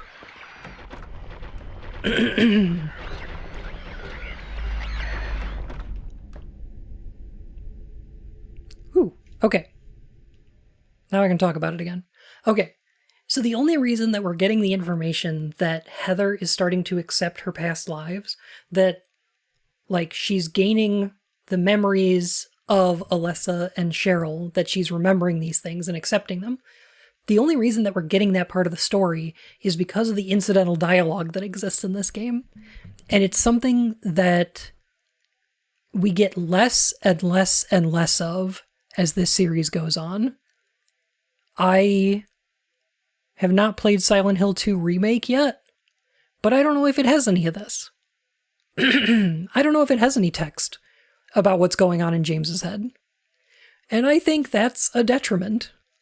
I think half the story isn't being told because we're not getting the thoughts of our character about the situations they're in. We're not learning about what this environment smells like or feels like or what they think about it, you know? We're just seeing their reactions from the outside. We're not being let into what's going on inside. And what's going on inside is so important for a Silent Hill game.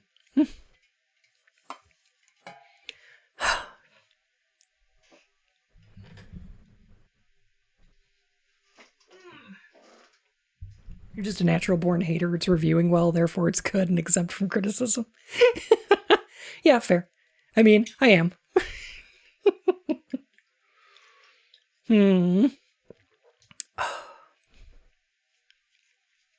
It's almost like it's a psychological horror story. Almost, yeah. It's just a candle. Like a candle in the wind. Never knowing who to turn to. When the rain says... Oh, forget it. There's an old birthday card on the desk.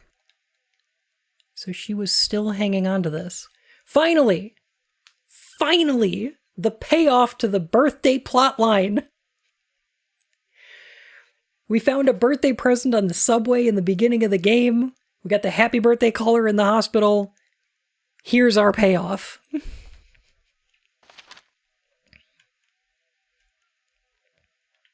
Happy to little Claudia. Happy 6th birthday. Love you as if you were my real sister. Here's to you. From Alessa to Claudia. This too is Yuri. I joke, but the thing about Claudia,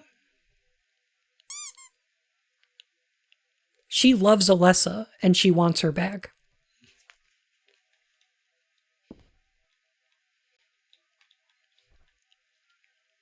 The name Claudia Wolf is written on a very... The name Claudia Wolf is written very small on the cover. Looks like this is her diary. Toxic Yuri strikes again. My own Bunalysis, you were cute? Oh. Oh.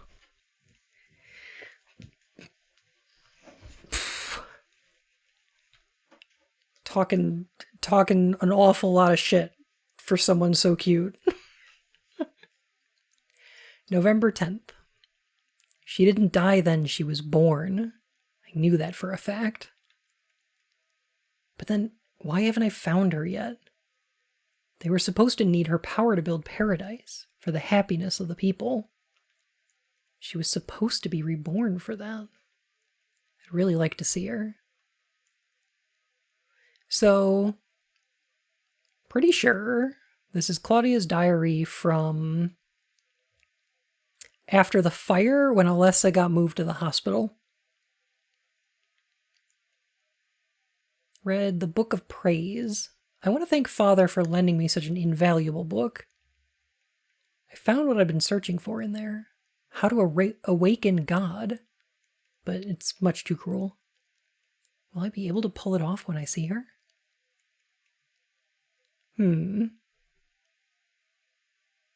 Maybe. Or maybe this is just before she met Heather. I was free all day, so I read A Modern History of Refugees and Young Slaves' Child Exploitation. You know, just some good bathroom reading. Just pick those up in the airport. A little bit of light reading. Sure. I don't want to be a mere bystander in this world. I can't do anything now, though, and that's what's hard. I found myself doubting the cult I'm in, so I decided to traumatize myself with disgust reactions so that I could dig in further into the weird cult I'm in. I thought that would be a great idea. I thought that would be fun to do.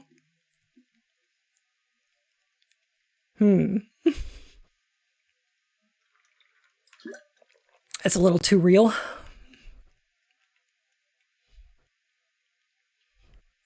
sure it was heavily encouraged. Oh, I'm sure. Yeah.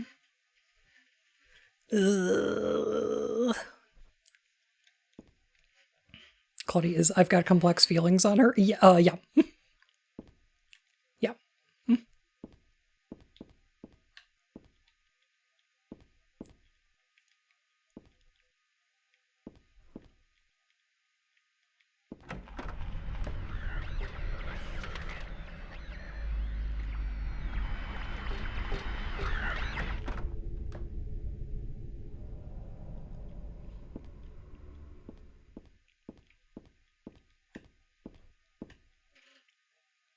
What are these letters? No, maybe a bunch of suggestions? People are starting to voice their dissatisfaction about Father Vincent using the organization's money for his own personal benefit. I've also heard rumors that Father Vincent has been extorting donations from some followers. Is he really the right person for such a position? I'm in no place to deny all that he's done to make the organization grow. Even though we believe in God, if there were some sort of gathering, shouldn't we be valued not for our limited talents or our talkativeness, but for the depth of our faith? LS.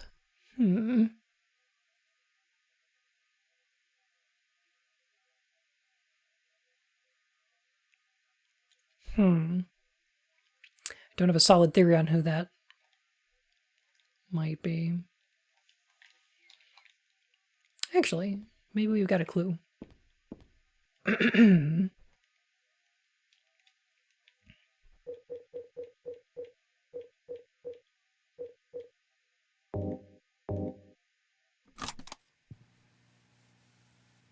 Do you know about what happened here 17 years ago? You've Sure been do. I here played for a Silent Hill long 1. time. You must have heard some details. A group of pagans, blinded by earthly desires, spit in the very face of God. I don't know about that. They tried to use the seal of Metatron to prevent God's awakening. But God drove the unbelievers away and threw them into the abyss. But due to their wickedness, God was unable to be born properly. And so, she has slumbered ever since, in the womb of the Holy Mother, until the time of the awakening. That's all that I know. That's it, huh? Well, thanks. Father Vincent, Why do you sound I disappointed? heard that the Holy Mother has been found. Is it true? Alessa has been found? Did Claudia say that? Yes. Then it must be true. Her sight rarely fails her. Bless the Lord. Maybe it's because of her great faith. But I could never be like her. I wouldn't want to. Nor I. The truth is, Sister Claudia frightens me a little. Well now, let's both show our faith by forgetting about this little talk, okay? Yes, but does that mean this land will finally be the home of eternal paradise? If God wills it, my sister. If God wills it. God, Vincent's such a fucking creep. How did these people even get that much information? Like, the only cult members we see in one get fucking set on fire and dragged off into a fiery pit? I know, right? That's what I was saying. And I've got two theories. One, they were reading the notes that Harry Mason left around town. Or two, Kaufman survived. I think those are the most likely ones. I don't know if either is true. Like, I'm sure they were reading Harry's notes around. But that one's probably the case. But also, I love the way that they've twisted what happened to make their own propaganda. It's so good. Picture of a wolf. It looks like a dog, but it says wolf and everything, so.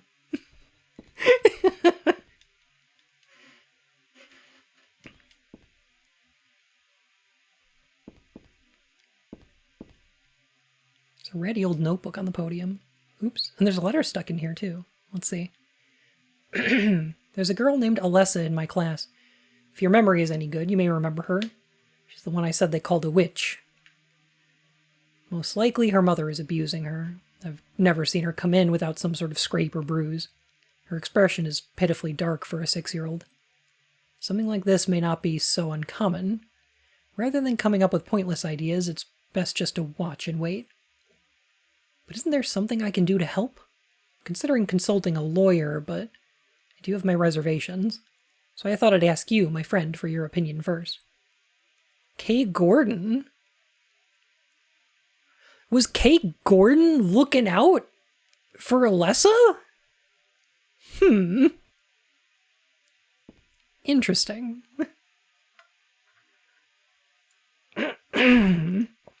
Who's Kay Gordon? So Kay Gordon is a teacher from Silent Hill 1.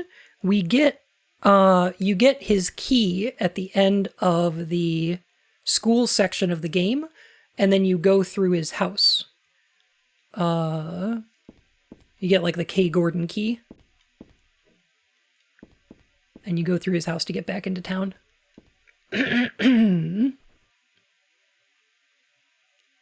Study cults, more accurately by modern terminology, high control religious groups a bit, and they really did get a lot of things right in this. Yeah. Yeah, this is a little frighteningly real.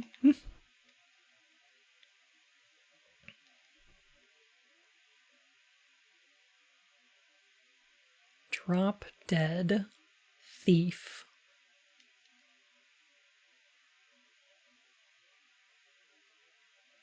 Go home. This used to be Alessa's. I mean, this was my desk once upon a time. Fucking rude.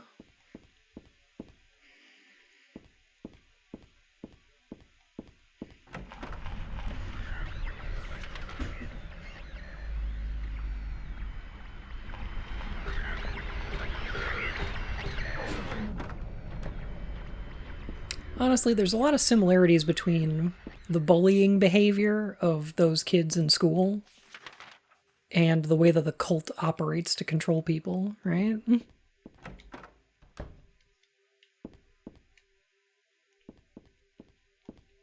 I feel like there's some parallels.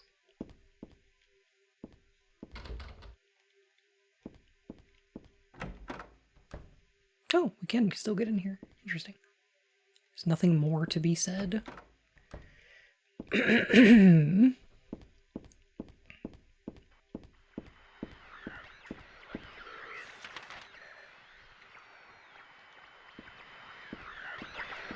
and left.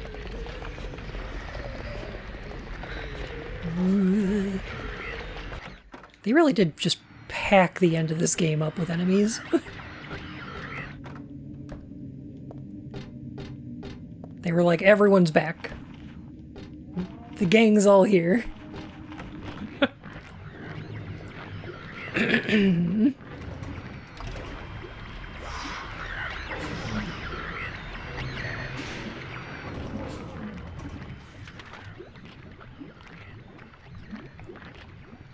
Ooh, I love that bubbly noise. There's some mini missionaries for you to deal with. It's cool when bosses become, like, regular enemies. Oh, that noise.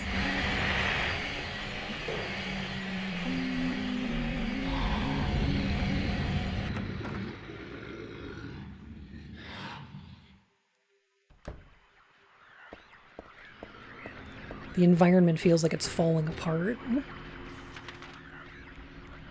To bounce to dinner. Thanks for the informational Bunalysis. No problem, Spookity. I hope you have a great night.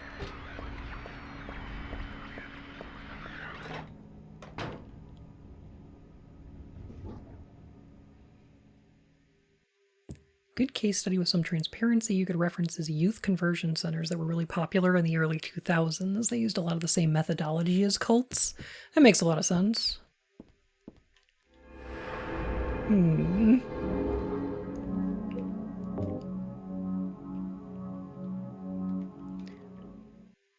I also feel a lot like this game is very queer. So that seems somewhat poignant to me.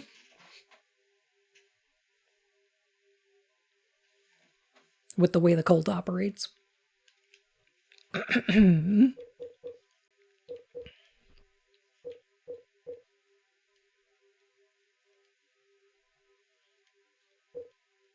Yeah, it's really gross. Okay. The Hanged Man underground, no one to the left and right. Eye of Night is not on the right, it's on the left. And above the High Priestess. And the sun is above the clown? Yeah.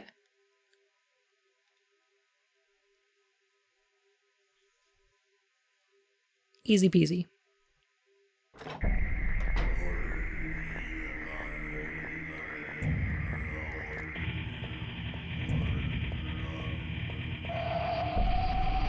This game is so fucking good.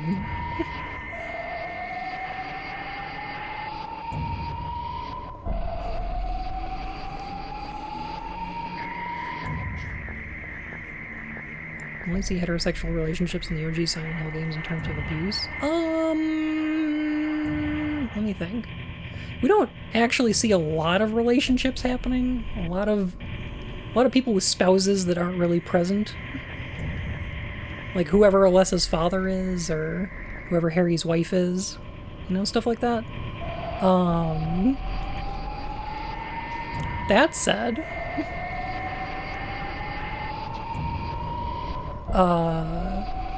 this game, I feel like the relationship between Alessa and Claudia is highly sapphic. It's incredibly sapphic.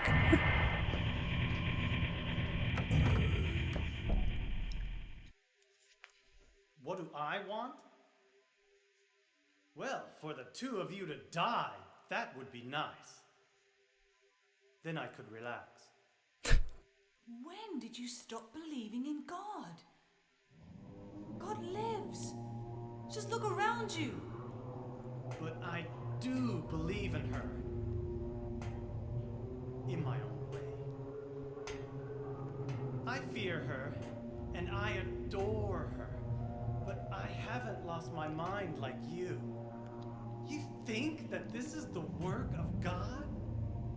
Isn't this all nothing more than your own personal nightmare? He said it. He just said it. Years ago? If this really is the work of God, then I'd say she has lousy taste. I don't even need to make these videos anymore. He just said it. You mock God? Traitor. You will go to hell. Not that again! Sorry. I love that line.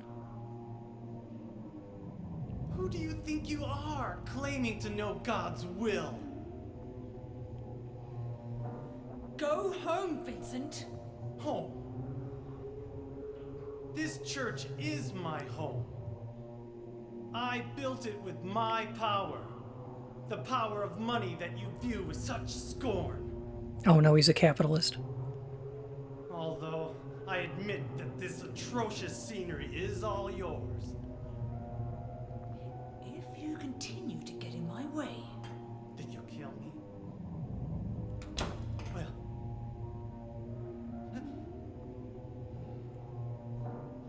Well, the guest of honor has arrived. Let's get this party started. Heather, go ahead and kill this crazy bitch. This demon who claims to speak for God. The time has come. You can kill her now. you'll go to hell!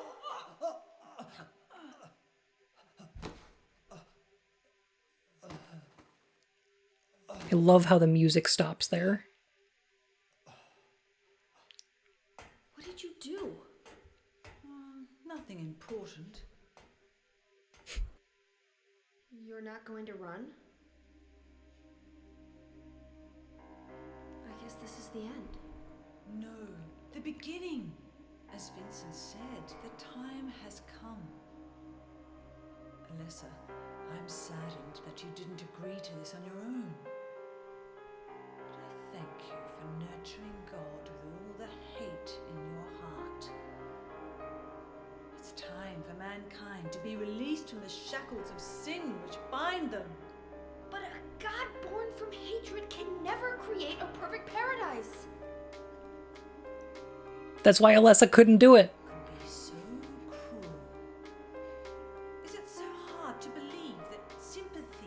be born out of pain and suffering?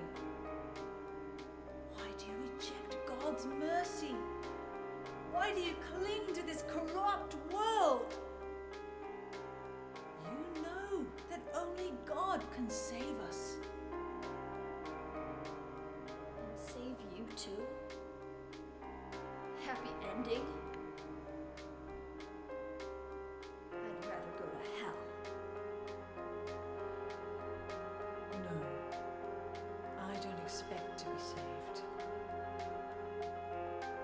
And that's fine. Unless, my dearest,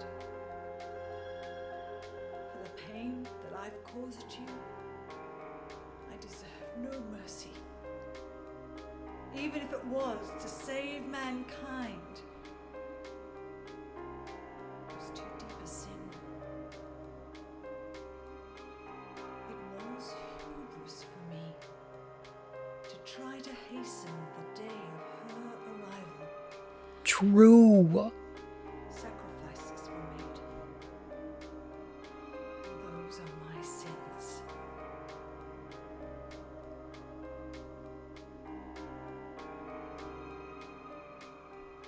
If you feel so guilty about it, why don't you go to hell? Heather, use the seal. Vincent?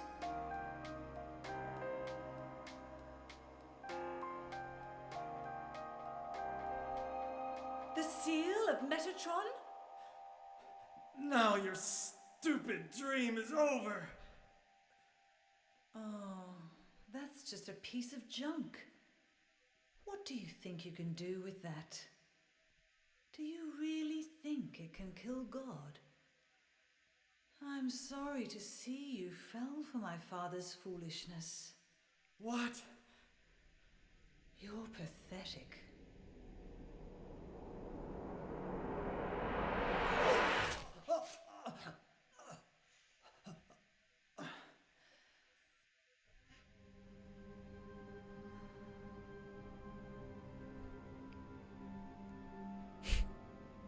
But God loves even you.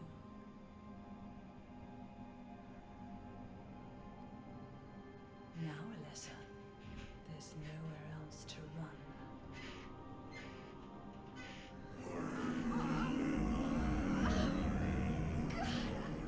Ooh. Ooh, she's turning to bacon. Just accept it, Alessa. The pain will disappear. Waiting so long for this. Even as a child, I knew I would see the coming of this day. I knew I would be a witness to it. Judgment Day.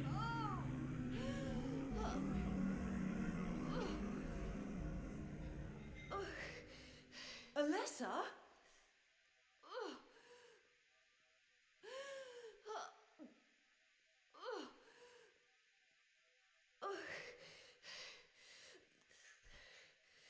Shut your stinking mouth, bitch! You get her! Heckin' get her! This is why it's really annoying when they... Quick Heather, take the misoprostol. This is why it's so annoying when they change the line earlier. Because this... Vincent, go home. How? I just stepped through the exit and ended up in an upside-down morgue on fire. That line only goes hard because we save that profanity all the way until the end here, right? What do you mean, did you save? Mitochondria. I'm gonna get both endings. Don't worry about it. I did save.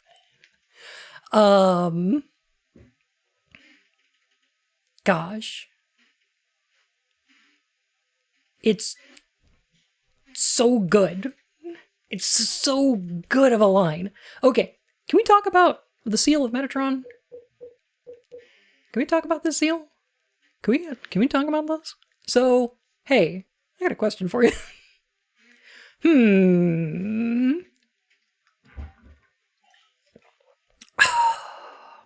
Why doesn't this work? Why doesn't this do anything? Because I think I have an answer. This is another one of those, answers from Silent Hill 1 that is a contradiction. Like, what is the seal of Metatron and what was it trying to do are questions that people had about Silent Hill 1. And I think I've got a good answer, which is that Alessa was trying to spread it around town to seal God's presence, to prevent God's birth, right? We don't know exactly how, but, it's magic. But why doesn't it work in this game? And I think the reason for that is because Heather lacks what Claudia has, which is faith. I don't think Heather believes that the seal works. She doesn't believe the cult's shit. There's no way she could make it work, because she doesn't believe in it.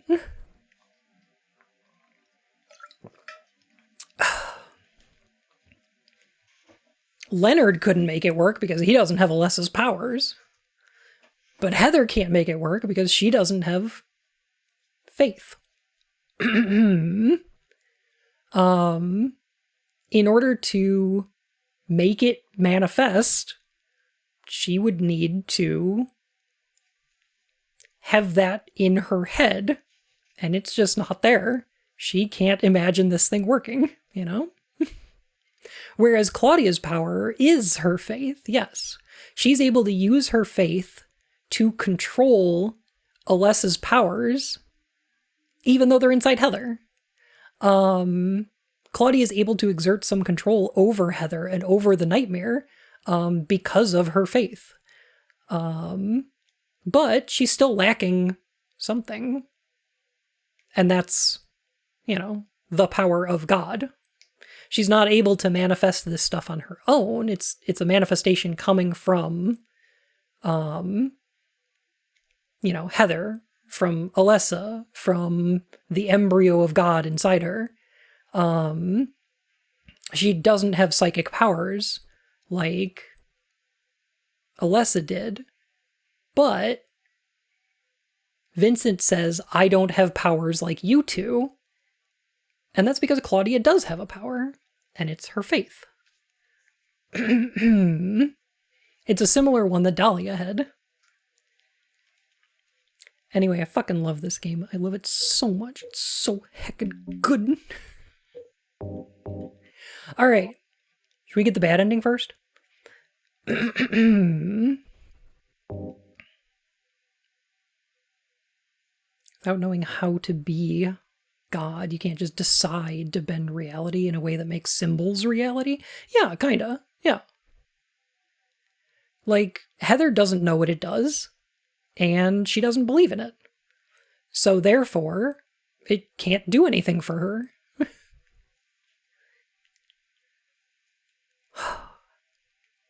Gosh.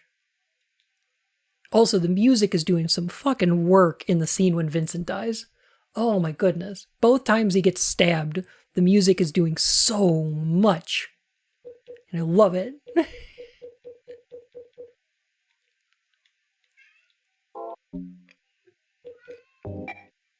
I can't use that here.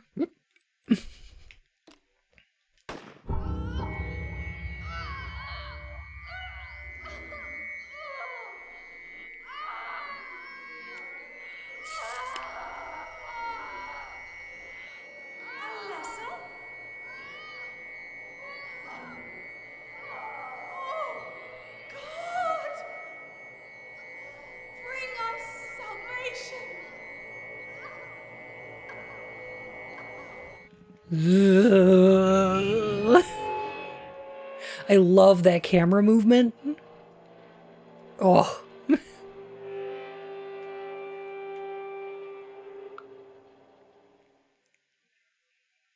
It's so good. So, there is a part of Silent Hill 1 in the Bunalysis that I need to talk about again. In the Bunalysis of Silent Hill 1, I talked about how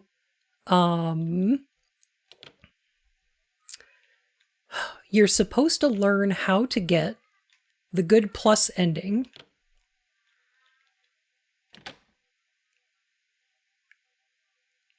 Hang on a sec. Rocky's at my door and he's very upset.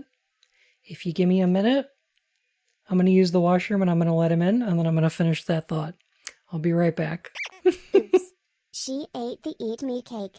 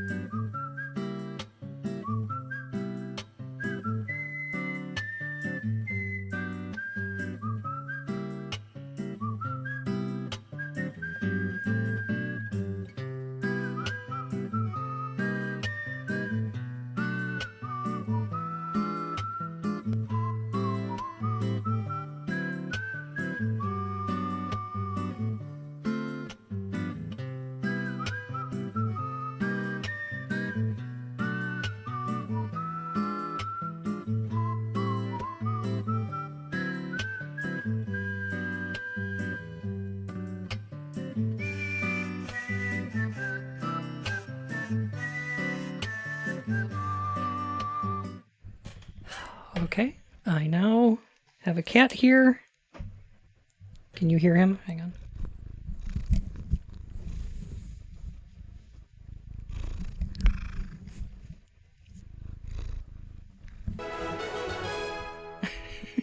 Him purr.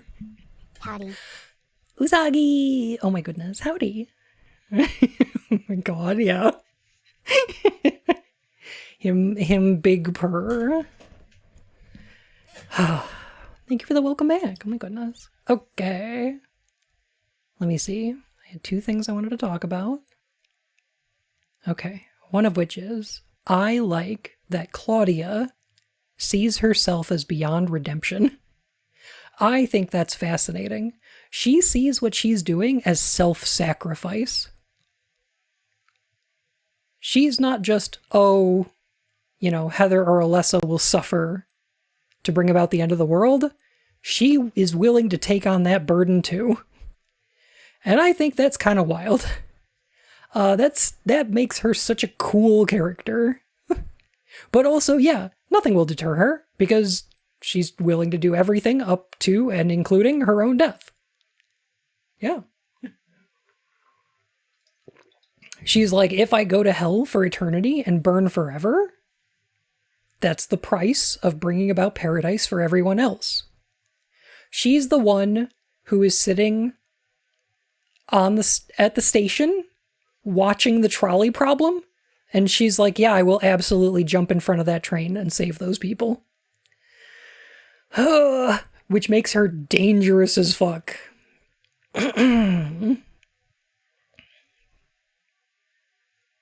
It's not a great mindset. I don't know. There's something noble about it, but it's worrying. So, Silent Hill 3, unlike some of the previous games, only has 3 endings.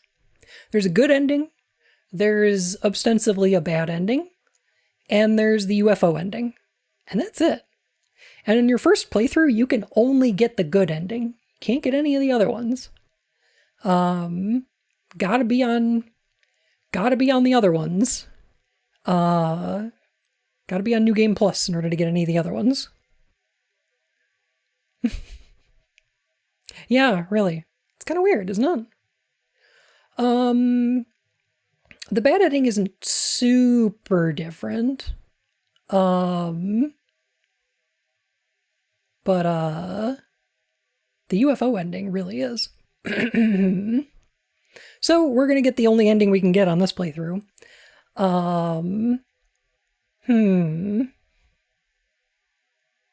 She's leading the people to a promised land she can't enter like Moses. Oh, that's a good poll. That's a good similarity. Sure. I know. And when we played Silent Hill 1, one of the things I talked about was how I think it's interesting that the bad ending, what about me?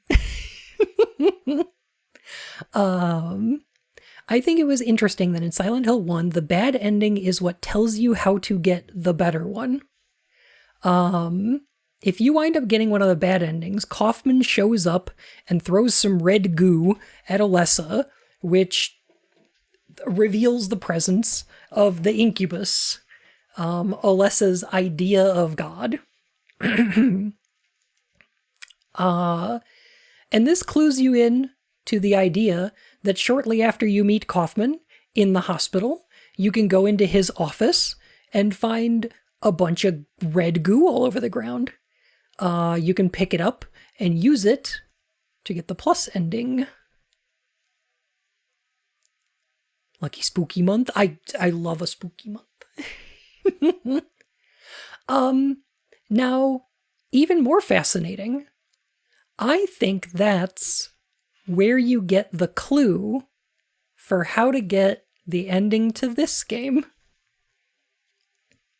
I think the existence of Silent Hill 1 is what's supposed to clue you in to how to get the ending to Silent Hill 3.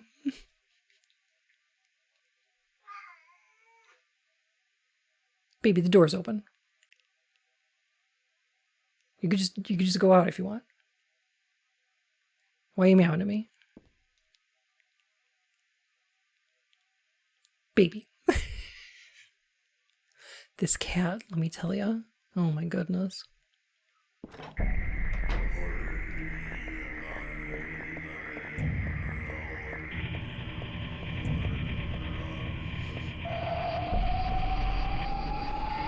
Father, please. Yeah, but like, please what? Oh my goodness.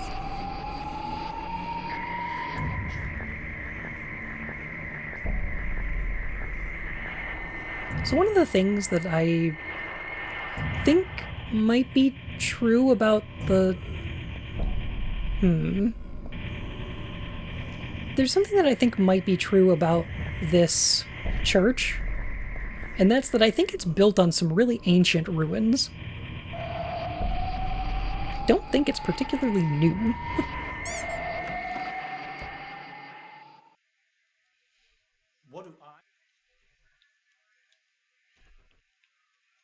Damn, Vincent got fucked up.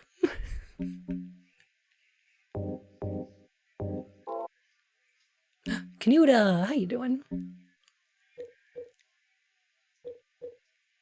Alright, so here's what we do. Harry gave Heather the last of the Aglophidus.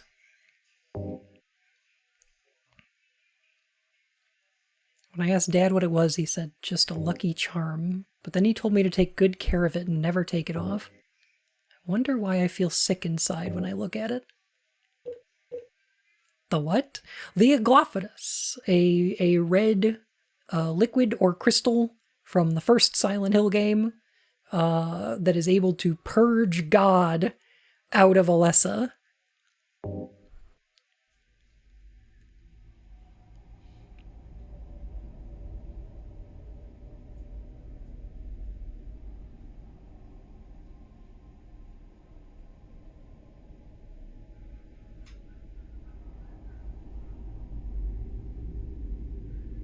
What are you doing? Dad.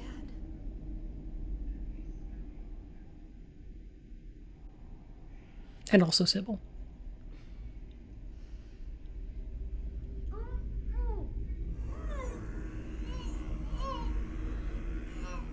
She is nearly here. Take the red pill, and I show you how deep the rabbit hole goes.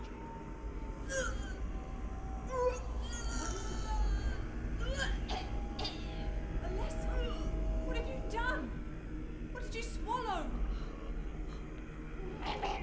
Well, our original plan didn't work, so this was plan B.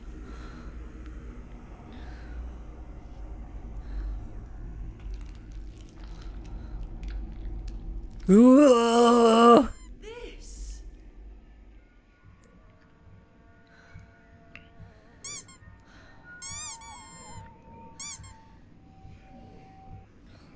Looks like God didn't make it. No.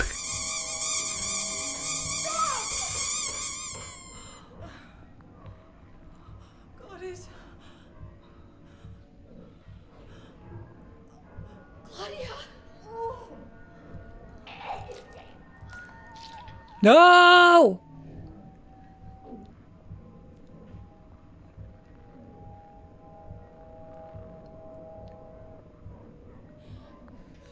Alessa, you cannot kill God. I will burn God. If you can't do it, Alessa, I will.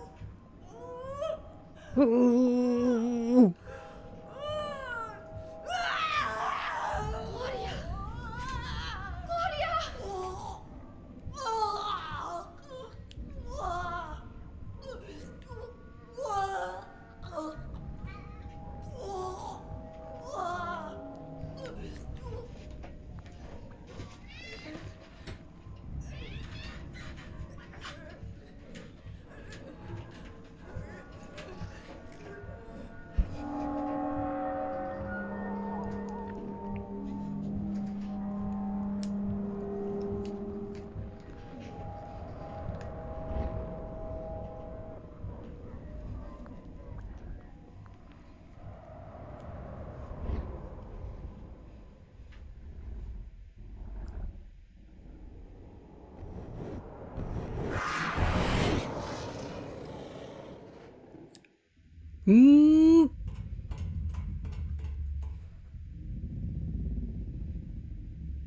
Voltiel?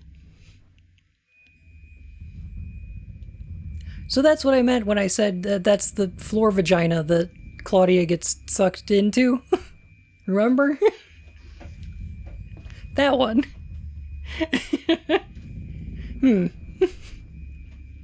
Was that Voltiel? I believe so, yes. Care to explain? I think it... I think it's pretty self-explanatory. Gonna be honest.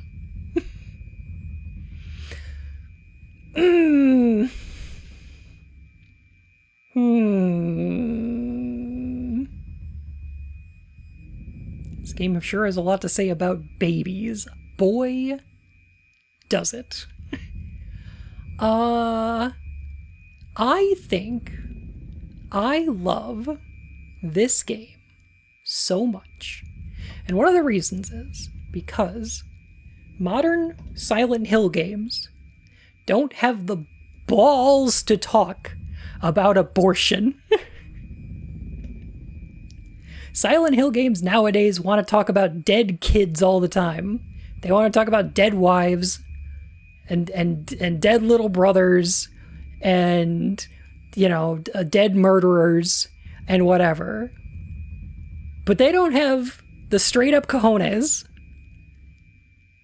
to do what this game does and talk about pregnancy and birth and labor pains and abortion. And this game is so much more visceral and dark than any one of those. Oh my god. Yeah, all very masculine things. The man who failed to save the female, or little brother, exactly. It's boring. It's boring? It's boring. This one is so much more interesting.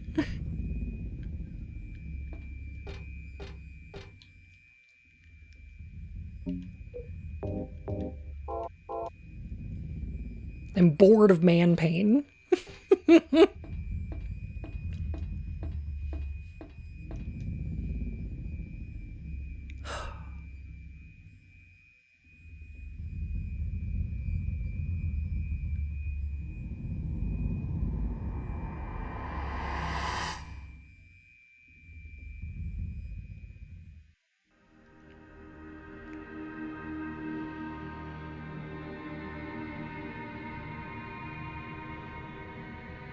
Hey, Valdiel.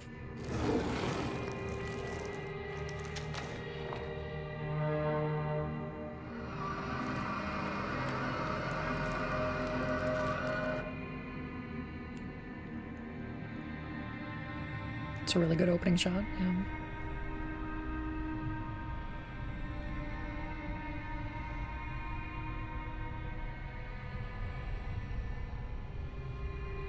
Claudia's around here somewhere. And she's naked. Dead. I was gonna kill you.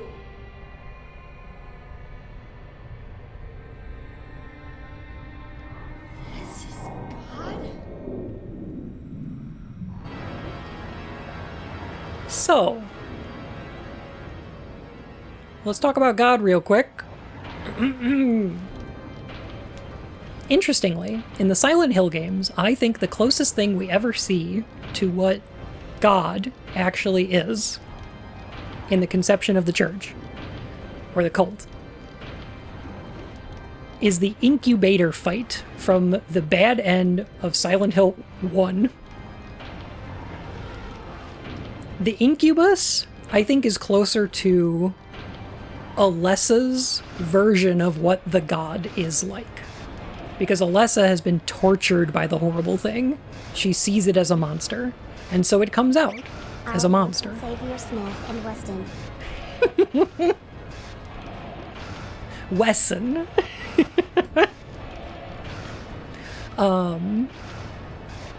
And so it comes out as a monster. In Silent Hill 3 here, this is a monster that is born from what Claudia thinks God is, what Alessa thinks God is, and what Heather thinks God is. Everything in the nightmare is being filtered through these 3 different perspectives because it's Alessa's powers that are creating the nightmare and the memories of her that are causing the pain that manifest it. Heather is the lens through which the nightmare manifests into reality because that is what Alessa's residing inside of. And Claudia is able to shape the nightmare with her faith. So we're seeing all of these perspectives put together. What we wind up with in the end of this game is something that looks similar to the incubus in terms of its body, the way that it's malnourished, skeletal, and thin, but it's got Alessa's face because Claudia sees Alessa as not just the mother of God, She is God to her.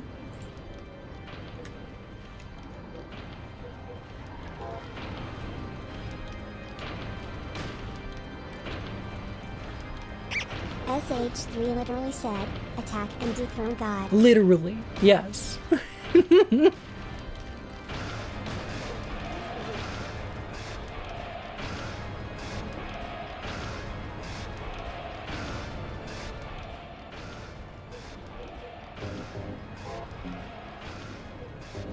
I think we're switching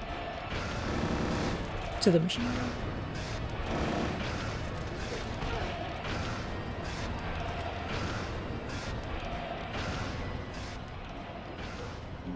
Oh, I remember how this works now.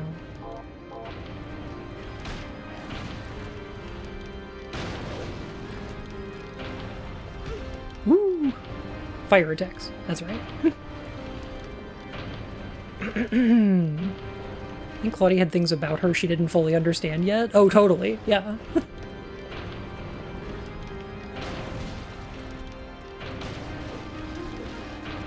This too was Yuri.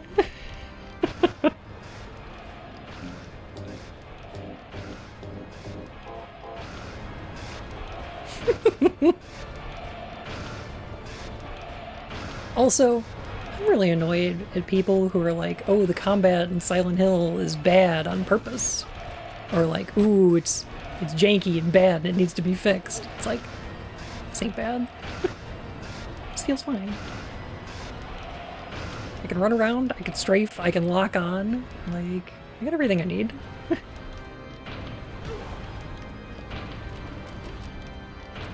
Like, sure, you could have had a dodge button in here, I guess, but like... Do I need one? Fuck no. Combat's not about the fight, per se. It's about managing resources. Combat in this game is about ammo and healing items. It's not about how to avoid damage, it's about how to avoid spending your resources. Remake as a dodge? I know. God, it looks so bad.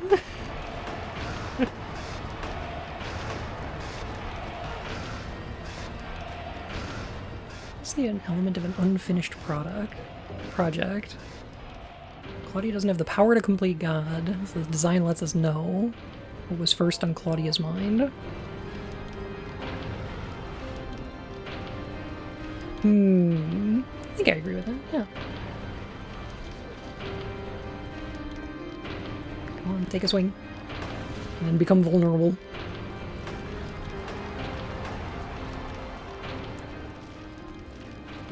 Alright, if we're gonna kill God, there's only one way to do it right.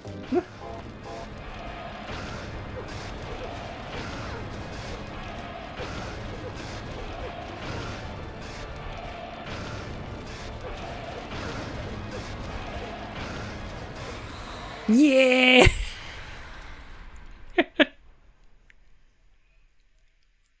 Japanese steel folded 1,000 times. While you were praying for salvation, I studied the blade!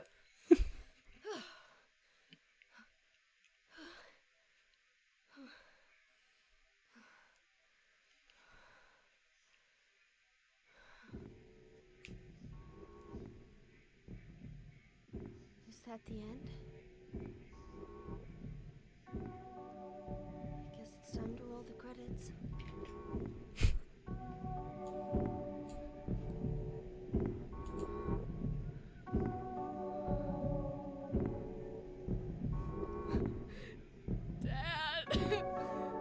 While you were studying the Bible, I was studying the blade.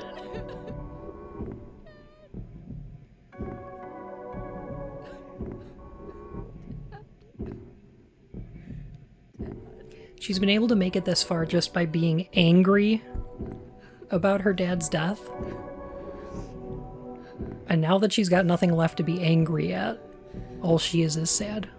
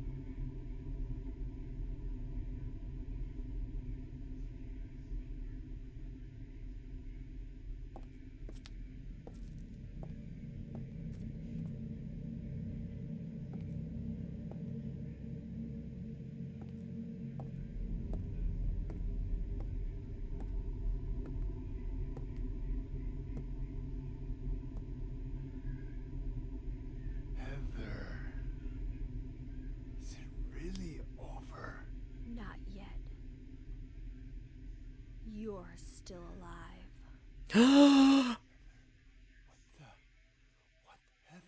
What? Just a joke. Oh my god, what an asshole. Sorry. Heather, did You you... don't have to call me that. I'm not hiding anymore. Want me to use your real name? What was it again? Cheryl. The name my father gave me. You gonna let your hair color go back too? I don't know. Don't you think blondes have more fun?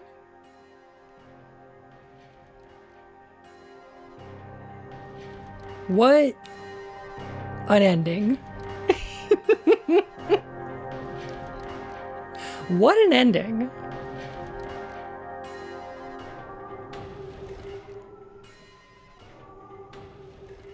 Also, did you notice? The amusement park wasn't a nightmare anymore.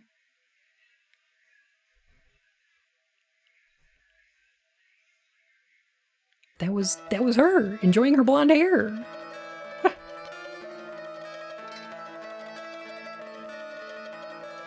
Can't help but feel she's written weirdly out of character. I have things to say about that. So outrageous, the toll. You can lose all you have. He refused to give in. What an ending song. Takes all. Survive. You must have the will. This movie doesn't end the way we want all the time. Then he shouts at the moon, she's gone, and fear has overcome. He was walking the mile. He was walking alone.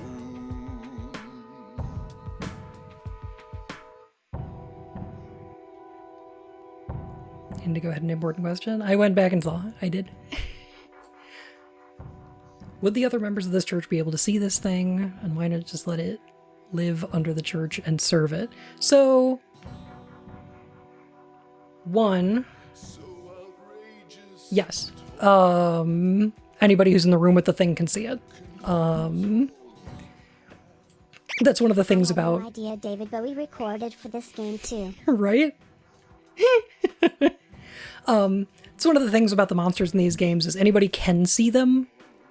Just that people just don't always. Like I think there's a misconception that Laura, the little girl from Silent Hill 2, can't see the monsters, even if like one was right in front of her. But that's not true. She can absolutely see them. It's just that she doesn't over the course of the game. Like, she's never in an instance where there's a monster in front of her. In a place where she can see it, you know? They just tend to not be around her.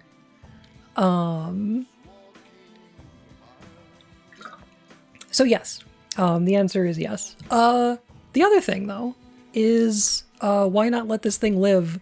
Couple reasons. One of which is, I think it's the source of the nightmare at that point. It's got enough godhood. It's enough of God, and it's enough of Claudia, that it's the nightmare now. The reason that the nightmare vanishes when Heather goes back to Douglas is because God is now dead. If that makes sense.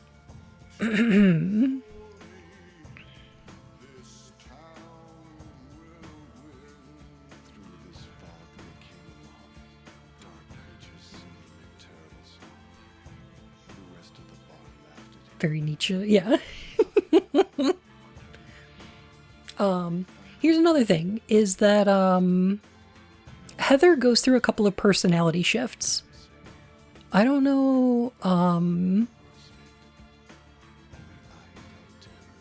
don't know if people tend to notice it, but up until the apartment building, Heather is a little more carefree. She's got a few more jokes. There's a few more things where she's a little sillier. And then after the death of Harry, a lot of her internal monologue starts turning a little more, I don't know, dark, depressed. There's a little more, there's a thing here, but I don't care about that right now. So, I don't know. It feels like she gets into a rut, and there's a lot of, like, obvious internal pain in a lot of her, like, monologue and stuff. And it's only after the end of the game that, you know, she's able to go back to what she was in the beginning. Enjoying her blonde hair. You know, that sort of thing. I keep hearing Danny Elfman singing, could be a tumor. It's not a tumor. So I don't think the ending's necessarily out of character. We just don't get to see a lot of her in the beginning of the game talking to somebody who she considers a friend. Because the only person we get to see her, like, interacting with in the beginning of the game is her dad and some creepy old guy that approached her and said, "Heather, it's about your birth." And yeah, I'd be a little standoffish there too.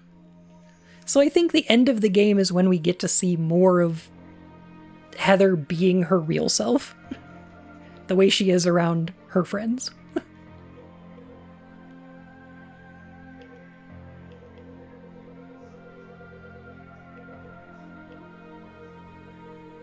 Splitworm kill time, 25 seconds. Rad. Let's go.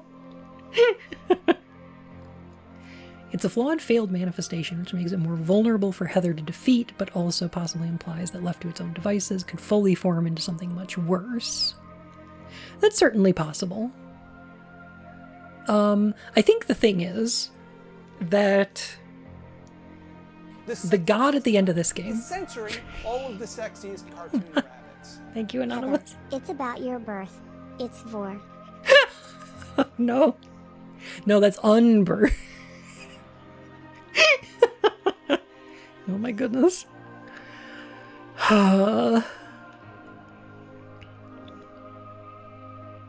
Filled the conditions for a hidden weapon, the beam saber. So we get a lightsaber. Unlimited machine gun. Let's go.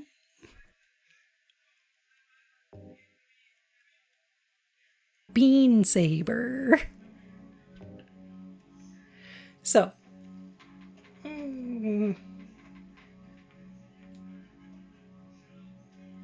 Unbirth comes from Alice in Wonderland. It does not.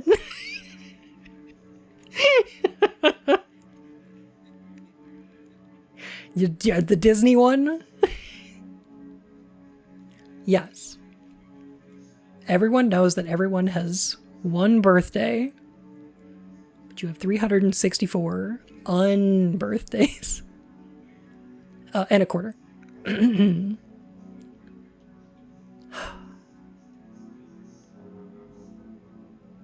Goodness.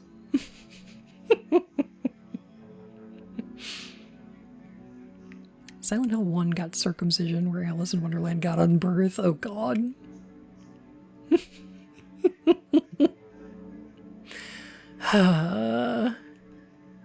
That's a lot of vor. That's a lot of vor.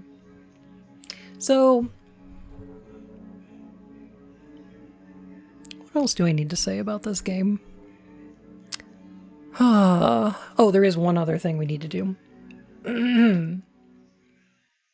It's very important. It's very important. There is one other thing we really have to do.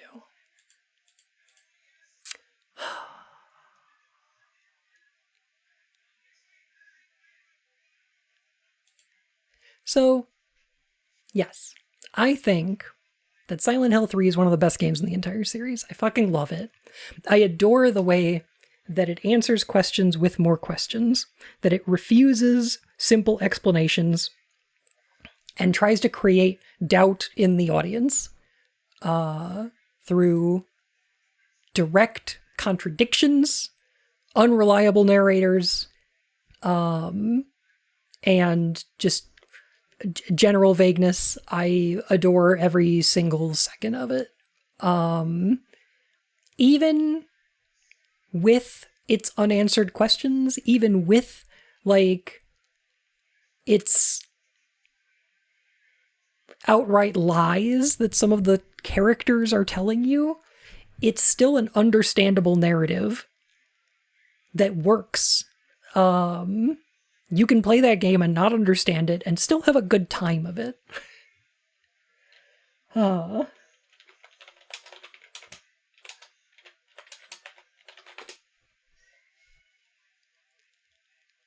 But there is one thing that we still have to do.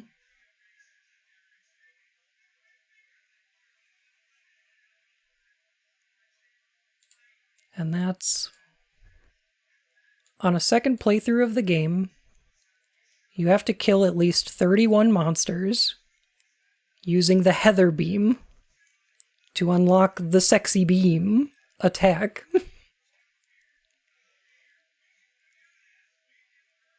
And once you get back to the apartment,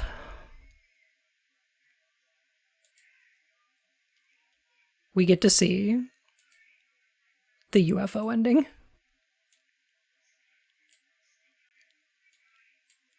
We're going to give it a little watch. We're going to watch the UFO ending.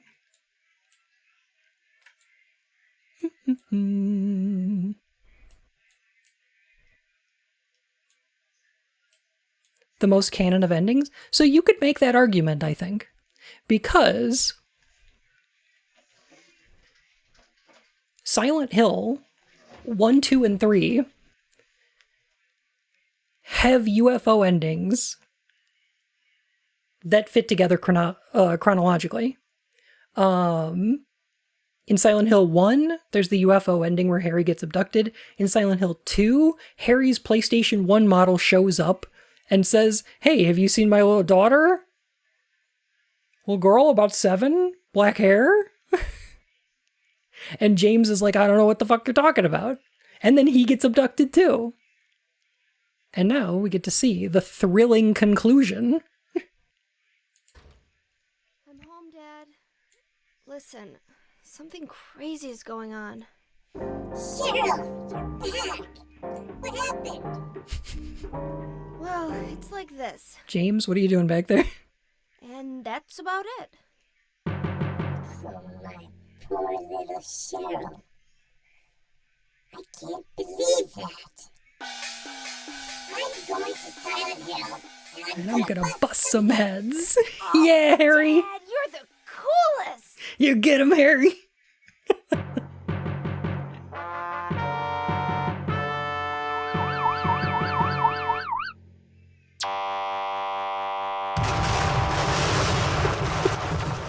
And they blew up the whole town.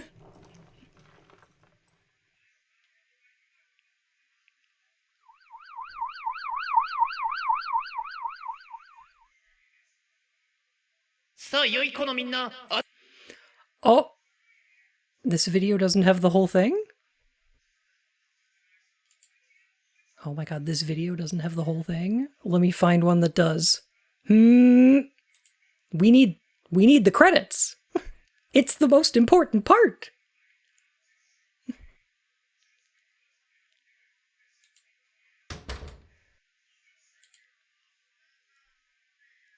Oh, thank goodness someone got it. All right. Goodness gracious. The vital ingredient, of course. Everybody needs to know that members of Team Silent who worked on Silent Hill 3 got really, really drunk. like blackout drunk. Went into a recording booth. And this was the result.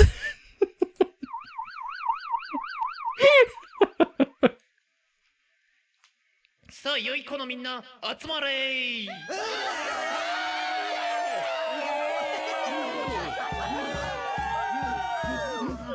い子のみんなそろそろ UFO エンディングとか飽きちゃってんじゃないのかい？よーし、みんな素直だ。素直が一番成長するぞ。それじゃあそんな成長期のみんなでサイレントヒルの歌を歌おうかな。Let's sing the Silent Hill song. いくよ。All you know the lyrics, right? No, Nana. Shake it. Yo, man. Yo. Shake it. Shake it. Yo.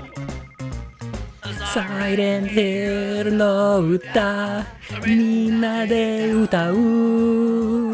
みんなで歌いましょう。じゃあまずはクローディアの歌ね。みんなは歌わなくていいよ。You don't all have to sing. クローディア。本当は優しいおばさんだ。お菓子とか買ってくれるし、お年玉くれるし。だけどね、怒ると怖い。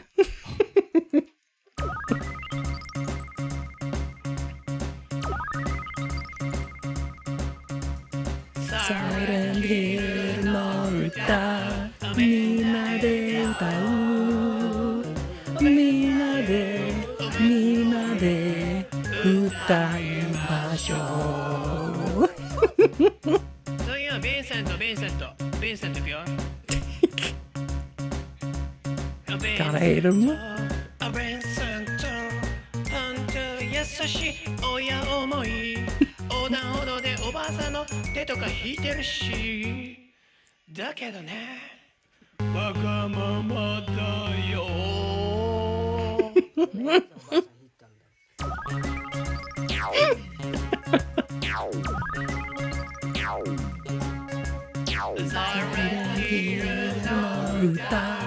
みんなで歌う。みんなで歌いましょう。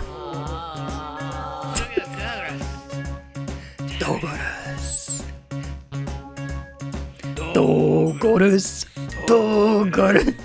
本当な探偵じゃないんだ。He's my favorite. それはね、魚屋さんだから。Is the deep lore?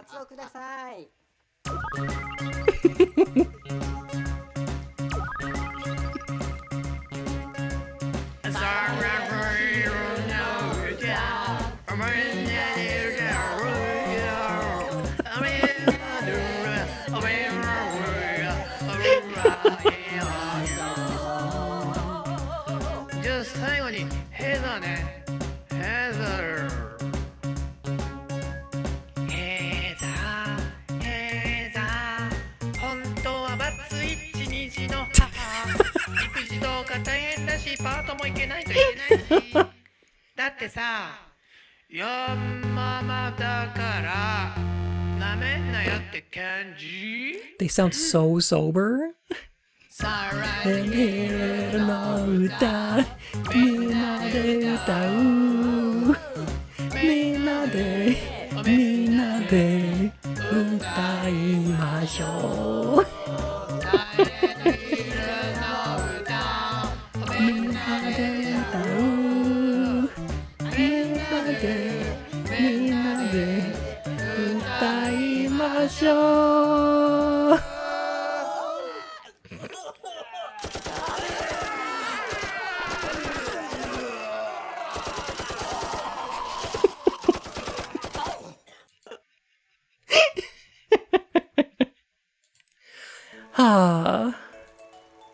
God, I love these games so much. I feel like they had so much fun making these.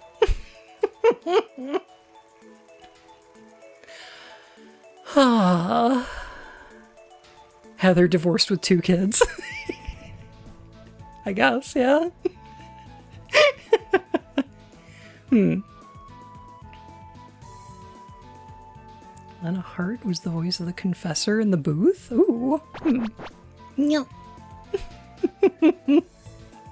Dogorus. Yeah.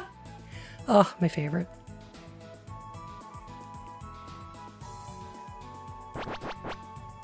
Cheryl and Alyssa were born as her daughters? Well, if she's Alessa, then Cheryl and Heather are her daughters.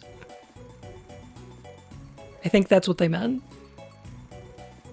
And she's divorced because Harry killed God? No, it's because Kaufman threw a Glophatus on her and divorced the god from her body. That's what it is. She also did technically birth 2 gods? Oh, well, you know, that's true, too. Okay, yeah. Incubus in Silent Hill 1 and God in Silent Hill 3. I suppose that's technically true. It cannot be good for the body. Well, I hope y'all had a good time with us. I think this game's a fucking masterpiece. It's so good. I'm so sad that the next game I play on a Friday might be Silent Hill 2 Remake. That makes me so depressed. I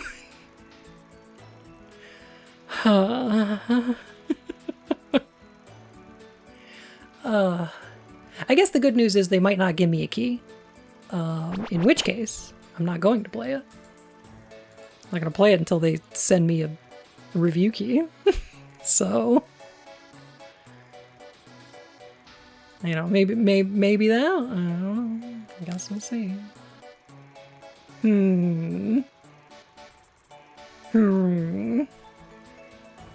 Alright, who are we gonna go hang out with tonight? Or in depressing Silent Hill? I mean, I gotta play through the rest of the series. So I guess we're gonna do 4 next. And then...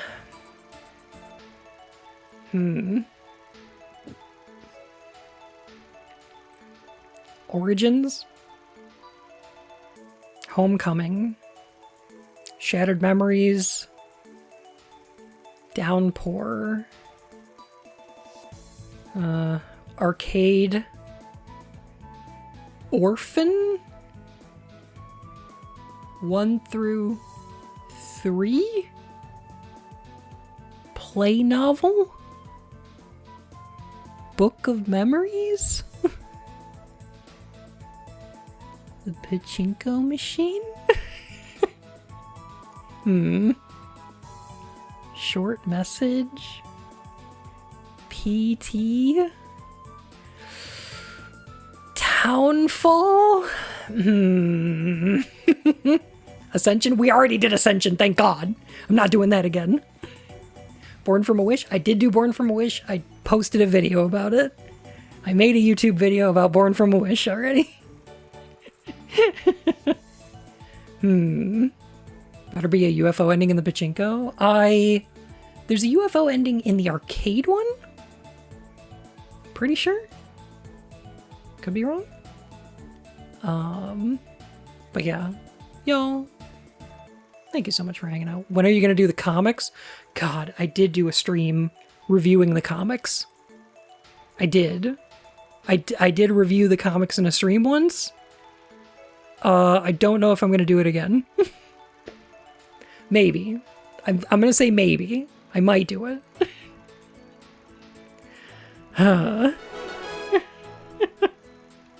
Old hat. Silent Hill. Legend. Pyramid Head strikes again. That's basically the plot. Yeah. Is there a VOD of that? There is on my Twitch channel. It's in the Silent Hill analysis folder towards the end of the first playthroughs. Okay, one other thing I wanted to talk about before we go is What I want to know is when Bun is finally going to work through the sluggy freelance backlog. I don't know what that is. I do need to do another Metal Gear video. I will. I promise. I promise I'll do another Metal Gear one. So what do y'all think about the town of Silent Hill? Because, like, are there people there? Because I think the answer is yes, to an extent. No, it's not like a populated town that's some people see as a nightmare and some people see as just a regular town with people walking around and doing stuff. I think it's an abandoned town, but I think there are some people who go there. Like, I think the cult is operating out of there. I think they've got a church there. But, like, I think it's a ghost town, you know? I did, not like in Haunted, but in, it's fucking, nobody goes there. And I don't think it's always nightmarish in the way that we see it in Silent Hill 3, you know?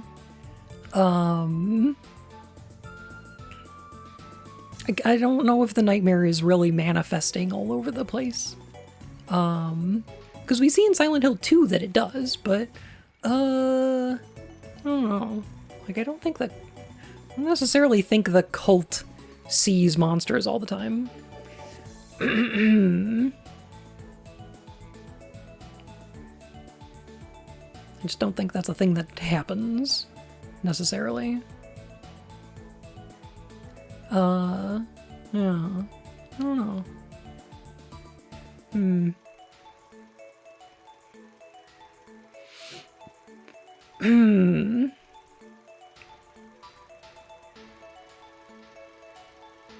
Telling me there's buildings and houses and people aren't charging hundreds of thousands of dollars for their use? It's true. There's a ton of American ghost towns, actually. Yep. Mostly because of economic disenfranchisement. Yeah.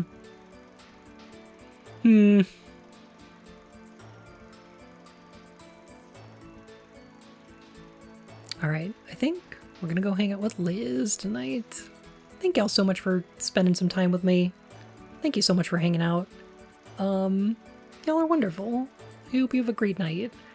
I'll be back and streaming, obviously Tuesday, but